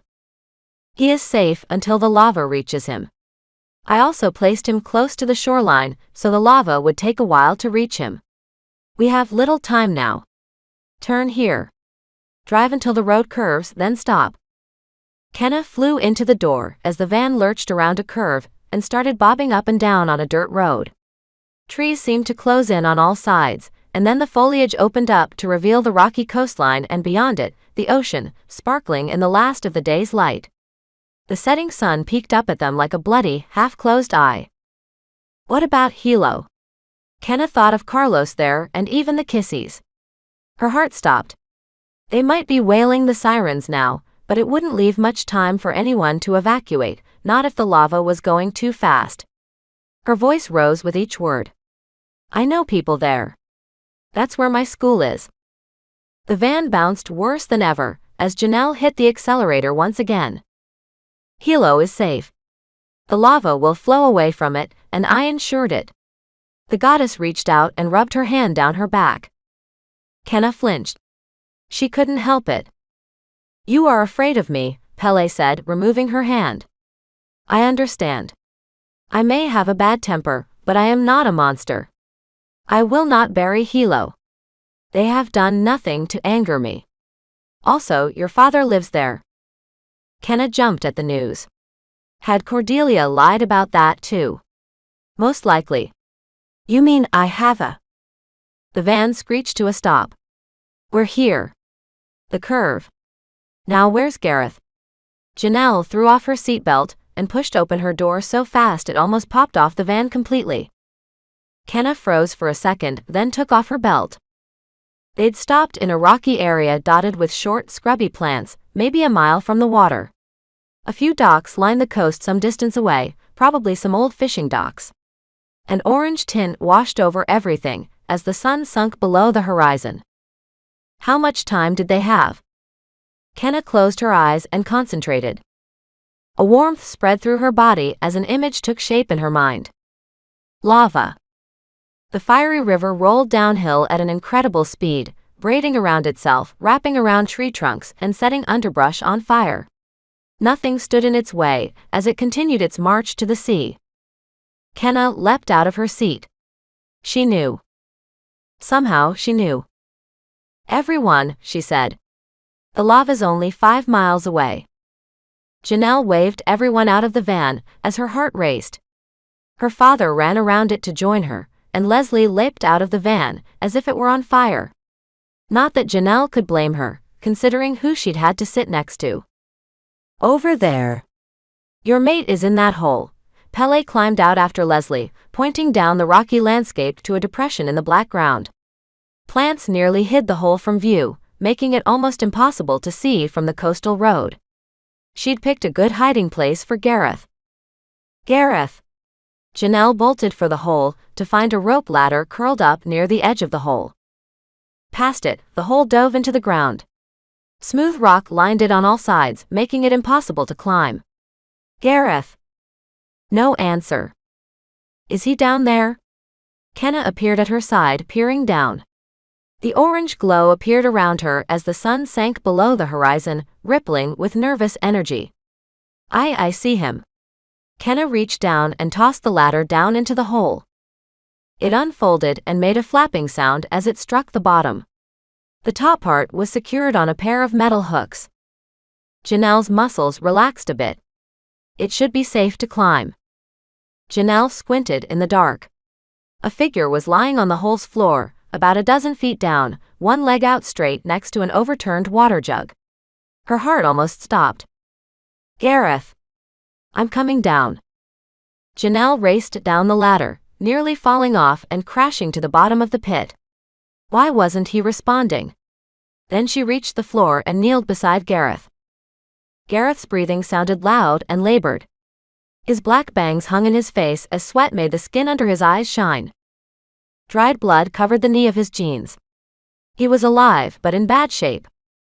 The wind snapped through the pit, blowing her hair into her face. Janelle clenched her fists. "His leg's broken." "What is wrong? Do you need help to carry him out?" Pele called from the top of the pit. She stood next to Kenna and Leslie, glowing like a human torch. Janelle glared up at her as a blast of wind sailed up, making her orange dress flap around her. "You didn't," she started. But the goddess's eyes were big with shock. "You didn't break his leg. He must have tried climbing out and fell." "No, I'm a Tempest. I can carry him." Well, Janelle hoped. The ladder didn't look sturdy, and carrying Gareth with a broken leg might be dangerous. For him, anyway. And Janelle didn't want that goddess handling him, just in case she had done this. "He needs medical help." She put her hand on his throat. His heartbeat was there but weak, unlike when she'd found him in Florida, unconscious after his transformation. This was bad. And blood was all around him, like his leg had bled all over. Gareth was probably in shock. He'd lost a lot of blood. If Janelle didn't get Gareth to a hospital, he could. "Hurry," Leslie shouted from above. "No." Janelle slipped her hands underneath his form and lifted him. Though he was dead weight, the nearby ocean gave her the strength to sling him over her shoulder. His feet dangled as she straightened up, and a groan escaped him. Hair fell from Gareth's sweaty forehead. "Gareth, I'm here. Stay with me. We're going to get help." Janelle crept over to the rope ladder, struggling against her panic, which rose like an invisible hand and tried to make her freeze. The lava couldn't be far off. "Dad. Kenna. I need help." But the glowing form of Kenna disappeared into the night above, arm pulled by her mother. "Hurry," Kenna called back as she ran away. "The lava, I can see it coming." First came the orange glow, shimmering over the horizon above, as Pele pulled Kenna past the black van and uphill towards the fiery river. Janelle's father ran past in the opposite direction, towards the hole, towards Janelle and Gareth, who were doomed if she couldn't get her boyfriend out of the hole in about 2 minutes. Kenna wasn't sure how she would pull it off, even with her Tempest strength. That ladder wouldn't take the weight of 2 people. What are we going to do? Kenna asked her mother as they ran past Leslie, who stood pinned against the van, eyeing the orange glow. Kenna nearly tripped over a rock as she ran. She studied the land uphill, interspersed with trees and old dark boulders. The lava must be only a couple of miles up the gentle slope. We must slow down the lava, Pele said, running so fast her hair bounced on her head. The orange glow grew brighter up on the hill. Kenna's heart raced. How was she supposed to slow down lava? She hadn't done any good at Yellowstone. The only thing that helped was her leaving. That wouldn't work here. The volcano had already erupted. Why can't you zap it and make it go away? Or make it change course? I had already unleashed it when I found you, Kenna. It is going downhill. I cannot fight gravity. She stopped, nearly yanking Kenna's arm out. We must open a trench here. The lava will flow in and give them more time. A trench. It was the best thing the two had to go on. The orange glow reached its peak some distance above, and then the lava came downhill, racing towards them like the tongue of some fire demon. Kenna's heart stopped. It was coming, and fast. How was she supposed to open up a trench? She'd done it the last time by accident, and lava had come out of that one. It was as if the goddess had read her mind. Focus, Kenna. I need your help. Do what you did back at the park. Pretend those cruel girls are here. She glanced back at the hole, which was Gareth's prison. Janelle's father leaned over the edge, no doubt trying to help her lift Gareth out. Even if they got out in time, they couldn't vacate the lava's path. The lava river must be hundreds of feet wide. Fires blazed in the underbrush as it rolled down the hill towards them. They had little time. Kenna, concentrate. Moving the earth is hard this close to the water. Pele stared up at the oncoming lava, as if her gaze would stop it. But it wouldn't. It kept coming, snaking around rocks and lighting everything in an orange glow. The air rippled above it with heat. Somewhere, Leslie screamed at the others to hurry. Okay. This would have to work. Kenna struggled to bring all of Natalie's nasty comments back. Her comments about what a chomp she was. Her remarks about locking lips with Carlos. All the ugly rumors she'd spread about Kenna since the 3rd grade. The ground trembled a bit under her feet and died. A tree caught fire as the fiery flow wrapped around it and continued its march downwards. Kenna suppressed the urge to run. No, the lava couldn't hurt her. She had to remember that. Focus. Her mother stared at the ground and seized her arm. The ground rumbled again, a bit stronger this time, and the lava kept coming, making something like a swooshing sound, so close now that the orange glow landed on her skin. Carlos is a good kisser. Trust me on that. The ground rumbled again, much louder this time, and a welcome sound filled the air, the earth cracking open just like it had towards the kissies 3 days ago. In the dark, it was easy to pretend they were there, laughing at her like they always had, throwing stuff at her, whispering about her, making Kenna 2 inches tall. Shadows grew around the scrub plants as the orange glow got brighter, and the ground groaned as it opened into a crack, then a chasm leading down into total blackness. And then, orange and red and yellow filled Kenna's vision as the orange river flowed into the chasm, lighting the rock inside. The air rippled with heat all around her. She'd done it. Well, with help, but she'd done it. Come on. We must help the others, Pele said, pulling away as the chasm filled. Kenna's heart nearly stopped again. This was just a temporary fix. Already, she could sense the lava rising higher inside the chasm, soon to spill over the hole and continue its march toward the sea, and its path into Gareth's prison. Janelle's feet slid on the crappy rope ladder. Why hadn't Pele decided to install one of those metal ones? Oh yeah, that would have been too convenient. She probably hadn't expected these circumstances. Still, it would have been nice. Gareth groaned and slid over her shoulder a bit. She held onto him as best she could with her left arm, and kept a death grip on the ladder with her right. A couple more rungs, honey. Her dad glanced uphill at the forest they'd just driven out of. Judging from his expression, things weren't good up there. Come on. You can do it. Then I can grab him. That was easy for him to say. Carrying someone bigger than her was awkward, even with Tempest's strength. But then something reflected off her father's glasses. Something orange. His expression widened as he lay down on the grass and extended his hands. Janelle, hurry. I'm trying. The icy panic set in again, telling her to stop and freeze. But she couldn't.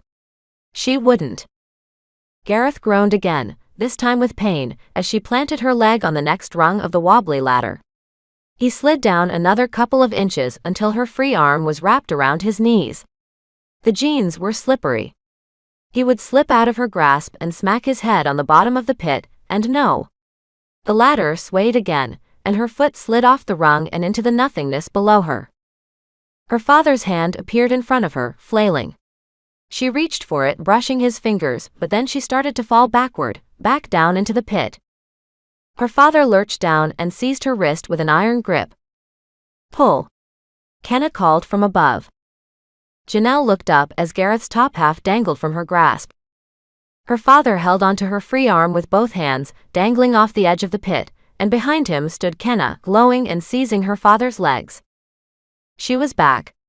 She could help. We've got the lava stopped, but not for long, Kenna said, tugging her dad. Janelle felt herself rise a few inches and flailed for the rungs.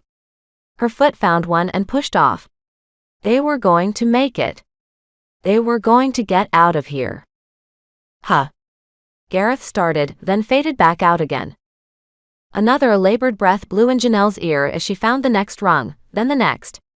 Grass ticked at her arms as he slid down a few inches, until Janelle wrapped her other arm around the top of his sneakers. Got you, her father said as she fell to her knees on the tall grass. Gareth fell beside her on his back, as his pale face twisted into pain. Now that Janelle was out of the pit, she could see better. Gareth's bloody knee had something sticking against the pant leg below it. Janelle wanted to vomit. Gareth's leg bone had come right out of his skin, smelling of iron. It had to be infected for sure. And the blood was dry. He'd been lying that way for a while, in agony, maybe even a few days. We've got to get him to the hospital. We must hurry. The lava will overflow the chasm soon. Another glowing figure ran towards her and pointed to the black van, where Leslie stood pinned and frozen. The concern in Pele's voice made Janelle move. In the van. We'll have to escape down this road. Janelle pointed to the road that led to the docks, and prayed it wasn't a dead end. It curved along the coast, but they were good as long as it got them out of the lava's path and back to civilization. The stench of smoke and sulfur filled the air. Leslie opened the sliding door and climbed into the van as Janelle and her father carried Gareth. The lava river kept flowing into the chasm some way up the hill as underbrush and trees burned, but the lava fall seemed to slow. The hole was filling up, ready to spill over and consume them. They had only a minute to escape. Kenna ran alongside her, as she kept her grip tight on Gareth's underarm. He wasn't responding now, and his chest barely moved. Moisture blurred her vision. She wasn't sure if Gareth was infected or in shock or what, but every one of those breaths could be his last. It didn't take a doctor to get that she was about to lose her boyfriend. But maybe this is what you deserve, murderer. Shut up, shut up, shut up. Janelle screamed out into the night as she stumbled over a rock sticking out of the ground. Murderers didn't save millions of lives by putting their lives in danger to stop Yellowstone from erupting. Nobody even stared at her. Kenna glanced at the ocean and back at Gareth as she ran. You can save him. Cordelia told me. The ocean, she didn't finish but opened the front passenger door and waved them over. Heal him. Janelle glanced at her father, who held Gareth's legs. They'd reached the road. Ocean waves crashed against the rocks. Gareth had to transform anyway. He was Randall's replacement. But she never asked much about the transformation. She didn't want to know much about it, until now. Her father nodded and then faced the ocean. Yes. Get him in the front passenger seat. He waved at the open door. Cramming Gareth inside was easier said than done. Janelle had to lean over her father to get Gareth's head in the headrest. Forget the seatbelt. Gareth wouldn't need it where he was going, and they didn't have time. Go. Go go go go. Kenna slapped her back and jumped up and down. Leave me. I'm fine. Just get out of here.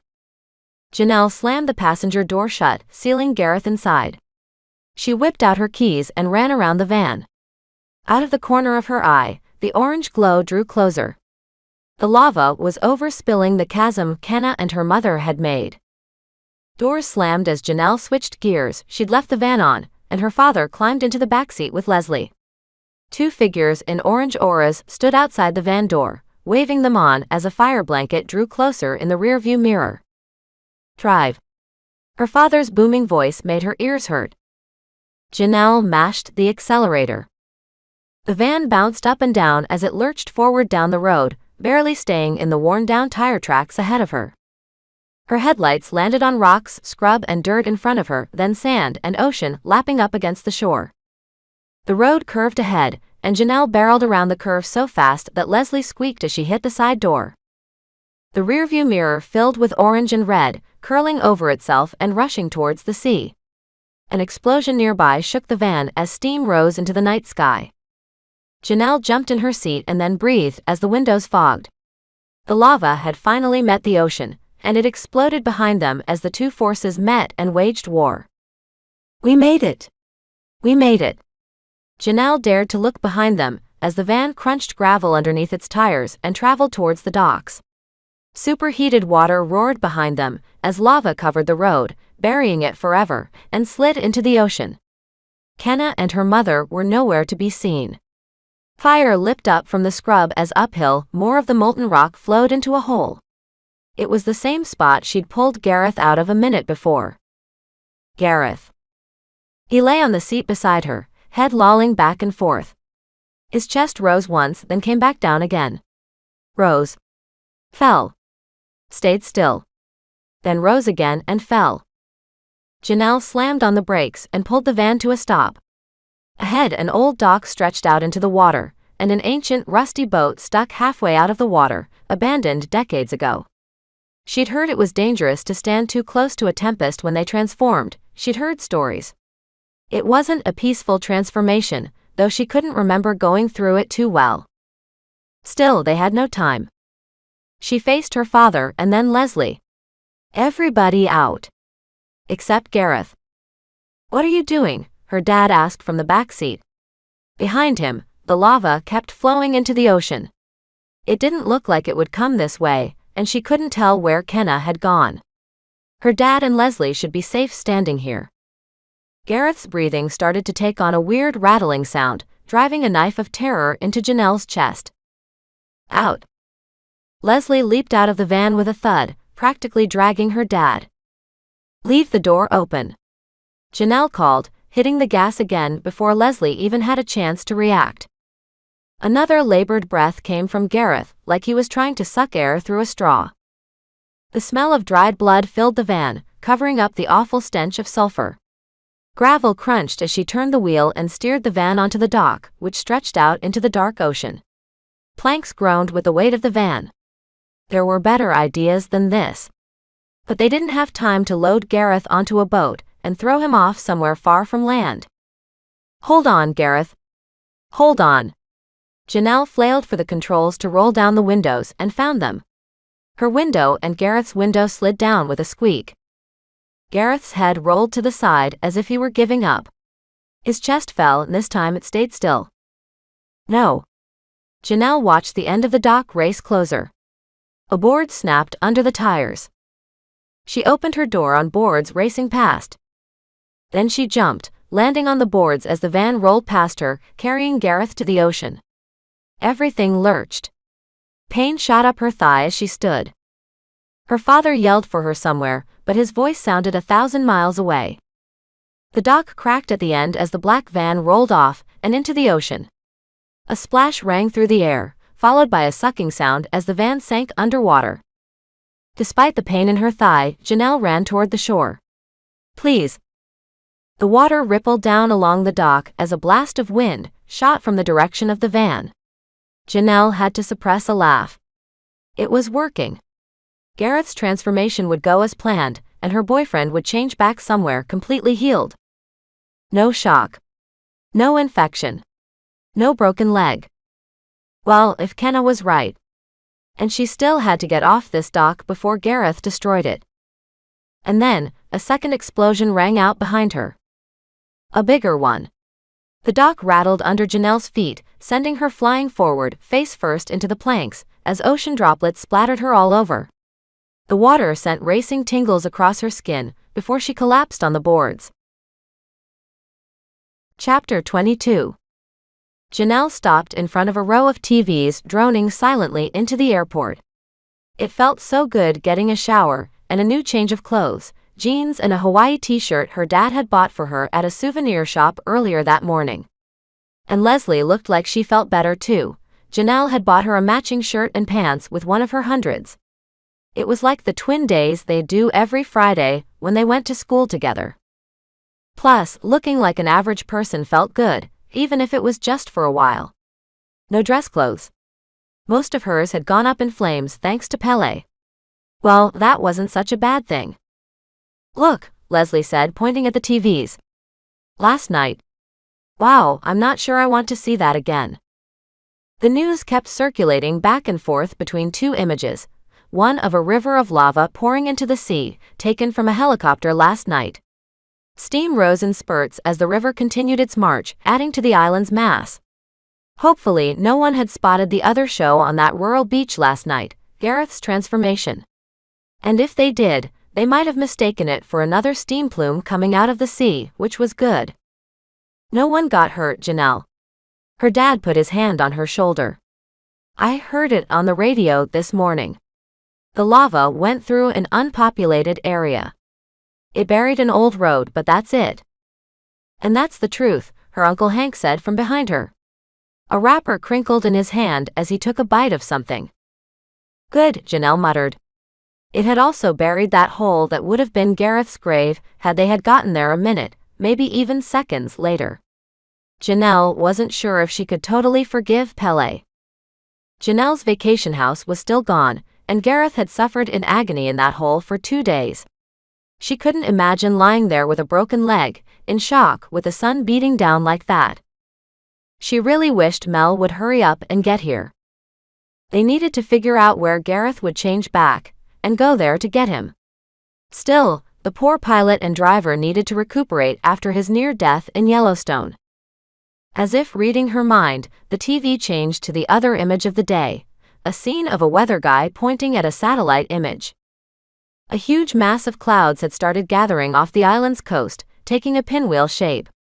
Blocky text at the bottom of the screen read, Tropical Storm Randall forms off Hawaiian coast, may reach hurricane status later today. Then, it changed to Midway Island may be in path. Well, that solves one problem, Janelle said, turning away from the TV. We can always head there and wait for him. It's not like there's many places he can change back. Tempests could only return to human form over land. It wouldn't work too well over the ocean. The television changed to the stock market, then to a story labeled Scientists Investigating Yellowstone Scare. Janelle turned away as her stomach rolled.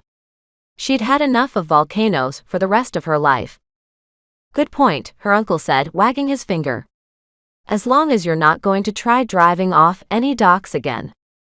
Mel delivered some bad news about an hour later when Janelle told him where Gareth was headed. You can only access Midway Island if you're a tour guide or the government, ma'am, he said, leaning on the table. It'll look very suspicious for us to fly there. It may even attract unwanted attention. Midway is tiny with a small population, and there would only be a few places for Gareth to change back without being seen. Let's hope he changes direction. Janelle looked up from her lunch. It was just a greasy burger anyway. On the television, Hurricane Randall had started looping around the Hawaiian Islands, trying to avoid them.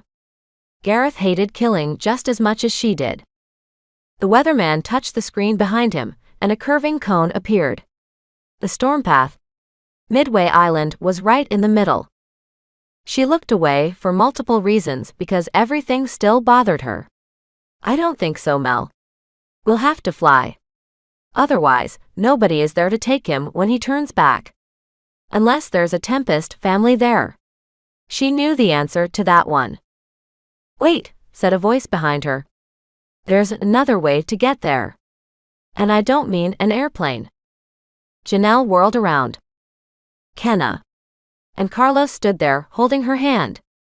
Both smiled at her as if sharing some private joke. Hi, Janelle said, lost for words. What did you say after all that? Thanks. Gareth's fine, as you can see. She pointed at the TV, face heating up.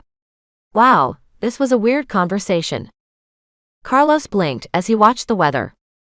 What's that got to do with your boyfriend? Kenna nudged him. I'll tell you later. You've had enough weirdness for today. Yes, you have, believe me, Leslie added. Kenna faced Janelle. Things are going to be fine. My mom, she's okay with me going out with Carlos as long as I'm back by sunset. I thought she'd object to that, but she was dating my dad right when Cordelia met her. Cordelia lied about not having a father, so I'd go with her. Oh, sorry, she finished, noticing Janelle's wince at her predecessor's name. He's over there. Two figures stood up against the wall of the concessions area, one a woman in a familiar orange dress. The other was a black-haired man that seemed vaguely familiar. There was something about his bushy mustache. Who? Janelle started. He's a park ranger. That's how he met my mom. I lived 2 streets over from him my whole life. A hint of bitterness crept into Kenna's voice. He wanted to take me when I was born, but couldn't because Cor, your predecessor, knew him already. I wouldn't have been safe living with him. So, he had to stay away from me until now. He said he saw me at the viewing area. Still, the lava was already coming out, so he couldn't introduce himself. The man raised a hand and waved, beaming. He seemed so happy. Yes, it was the same ranger that Gareth had run to when they'd first sighted Pele out there, way past the fence. Kenna leaned over the table as Mel backed out of the way. Did the cops ever catch our suspect, by the way? Janelle's heart about stopped. Had they? After last night, any thoughts of Cordelia had flown out the window. Dad, did you hear anything? Did Elise hear anything? She looked around at the table. Hank, Leslie, Mel, her dad, Kenna, and Carlos. The elder council member was nowhere to be found. Wait. Where's Elise anyway? I haven't seen her since we got back. She was supposed to be getting the authorities to search for Gareth. A slight breeze blew through the room, sending a napkin flying off the empty table next to them, but Janelle took a deep breath and let it out. It stopped. Good. At least Janelle was learning to control this better. But now that she thought about it, there hadn't been one thing on TV about park rangers hunting for a lost teenage boy in Hawaii. Not even on the local news. Janelle got up and marched to the park ranger, Kenna's dad. Her real dad. And her mom, even. Pele managed an awkward smile, but Janelle ignored her. If anyone would know if a missing persons report had been placed, it would be this guy. Hi. Nice to meet you. Janelle shook the guy's hand in a hurry. I'm Janelle. Joshua. He shrunk back a bit at her name. So, he made another person who knew about Tempests. Question. There was no time to waste. Did anyone place a report for a missing teenager yesterday? Or the day before? Anything at all? The look on his face gave her the answer she needed before anything came out of his mouth. Not that I'm aware. Why? Janelle turned away. Thanks. Sorry, but I've got to go. She marched back up to their table, where everyone stared at her as if she'd lost her mind. I see. See what? Leslie asked. Janelle whipped out her phone. Thank goodness her dad hadn't confiscated it after her trip across the country. I'm calling the Elder Council to have Elise arrested. Is that in my power? What? Hank practically leaped from his chair. I'm not joking. She searched through the touchscreens for her phone book, where she kept the numbers of every Tempest family on record, the journalists at Surge, and even the Tempest who organized the hurricane naming lists at the World Weather Assembly. I don't think she deserves to go free after aiding you-know-who. She what? Her father exploded. A few people at neighboring tables turned to glance at him, but then went back to regular airport business. It was her. Janelle let her phone hang by her side for a moment. She's the one who helped Cordelia after she broke out of the shark cage. Elise probably let her hide somewhere on the boat and took her to the mainland. It was a big fishing boat. There would have been plenty of places. Meanwhile, she pretended she was glad Cordelia was gone. Her father sighed. I know you don't like her, honey, but... Okay. Then why did Elise not want to do anything about Yellowstone? She wanted us to sit here. She wanted it to blow up. Elise has done nothing but get in my way since I came here. And how do you explain Elise's laziness about Gareth going missing? And why did she just disappear when Yellowstone didn't blow up? And the biggest point is, someone had to help Cordelia get to land after she escaped that cage. Someone who would have known her and worked with her closely. Silence fell over everyone, even her dad, and Janelle knew she had made her point. Janelle gulped as another horrifying thought struck. Elise also suggested we destroy all of Cordelia's paperwork. I told her to handle it. Whatever other plans Cordelia made are in her hands.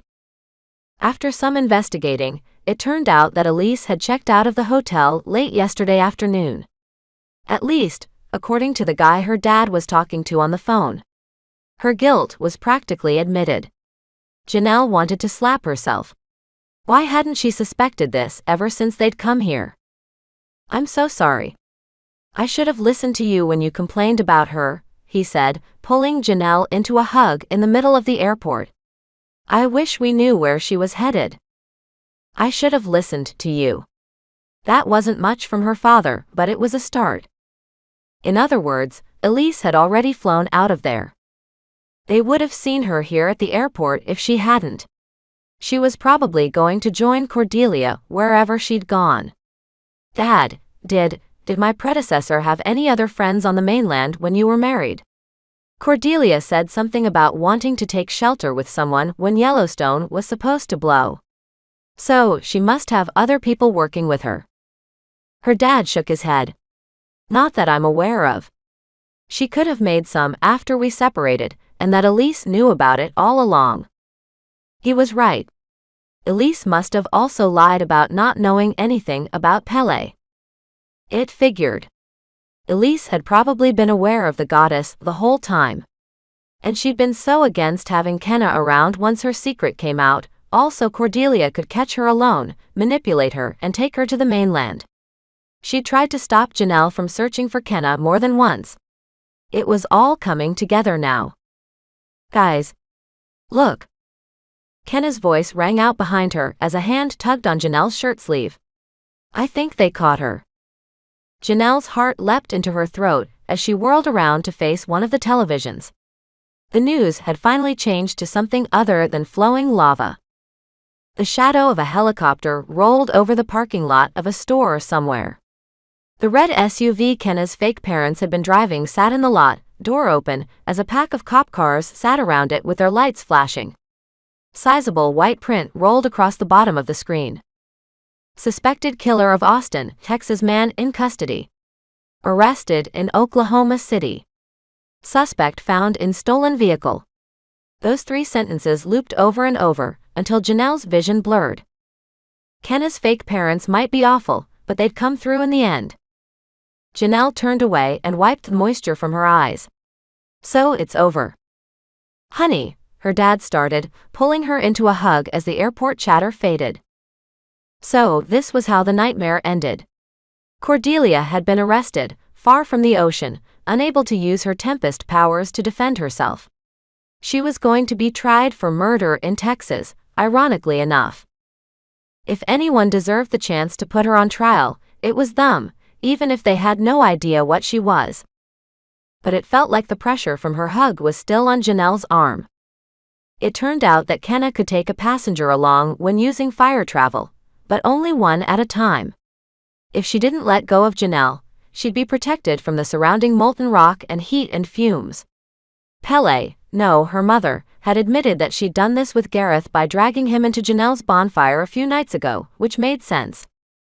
She hadn't said anything about her passenger going unconscious though. The fire roared around Kenna as she held onto Janelle's arm with a death grip. The girl closed her eyes as her blonde hair whipped out behind her. She had, since the two of them had stepped into the campfire they'd made off the public beach they'd found earlier that day. It could be a blessing. The Tempest might have a hard time with this if she were awake, similar to how Kenna couldn't stand flying. Anyone would have a hard time with this, but it was the only covert way to get over to Midway Island and back. Kenna's stomach dropped. The fiery tube ahead of them curved up, sucking them up toward the surface, and in an instant the fire around them disappeared, and they popped out into a gray, wet world. Hundreds of seagulls flew around them as water droplets assaulted Kenna from all sides. Her skin went numb where they hit, making her drop Janelle onto a narrow concrete road. Kenna had forgotten about the rain. Of course, there would be rain with the now weakening tropical storm Randall bearing down on the island. Nearby, a fallen power line sparked and spit flames, defying the rain as it burned. They'd come out of that somehow. Well, if it worked, it worked. Kenna pulled Janelle's limp form away from it. Come on, Janelle. The rain kept beating down on Kenna's back, taking all feeling away from it, as she hooked her arms under Janelle and dragged her away from the spitting wires. She didn't need her electrocuted. Tempests weren't immortal or anything. The girl groaned and stirred as Kenna dragged her under a tree. There were plenty of them along this old cracked road. The rain wasn't hitting as much here, letting the feeling return to her skin. Her mother hadn't lied to her about the fire travel, and hadn't lied to her, period. Not like Brenda had. Where? Janelle started, sitting up and rubbing her eyes. We're here, Kenna told her. She felt in her pocket for the lighter her father had given her. She needed to light something on fire to get back. And she'd have to take Janelle and Gareth back to Hawaii one at a time. You blacked out when I took you with me. It must be that everybody does. Stay down though. A few people still live on the island. Kenna hoped she remembered that right. I'm not exactly disappointed. Janelle studied the sky, looking up and down the road as the fire went out on the toppled power line.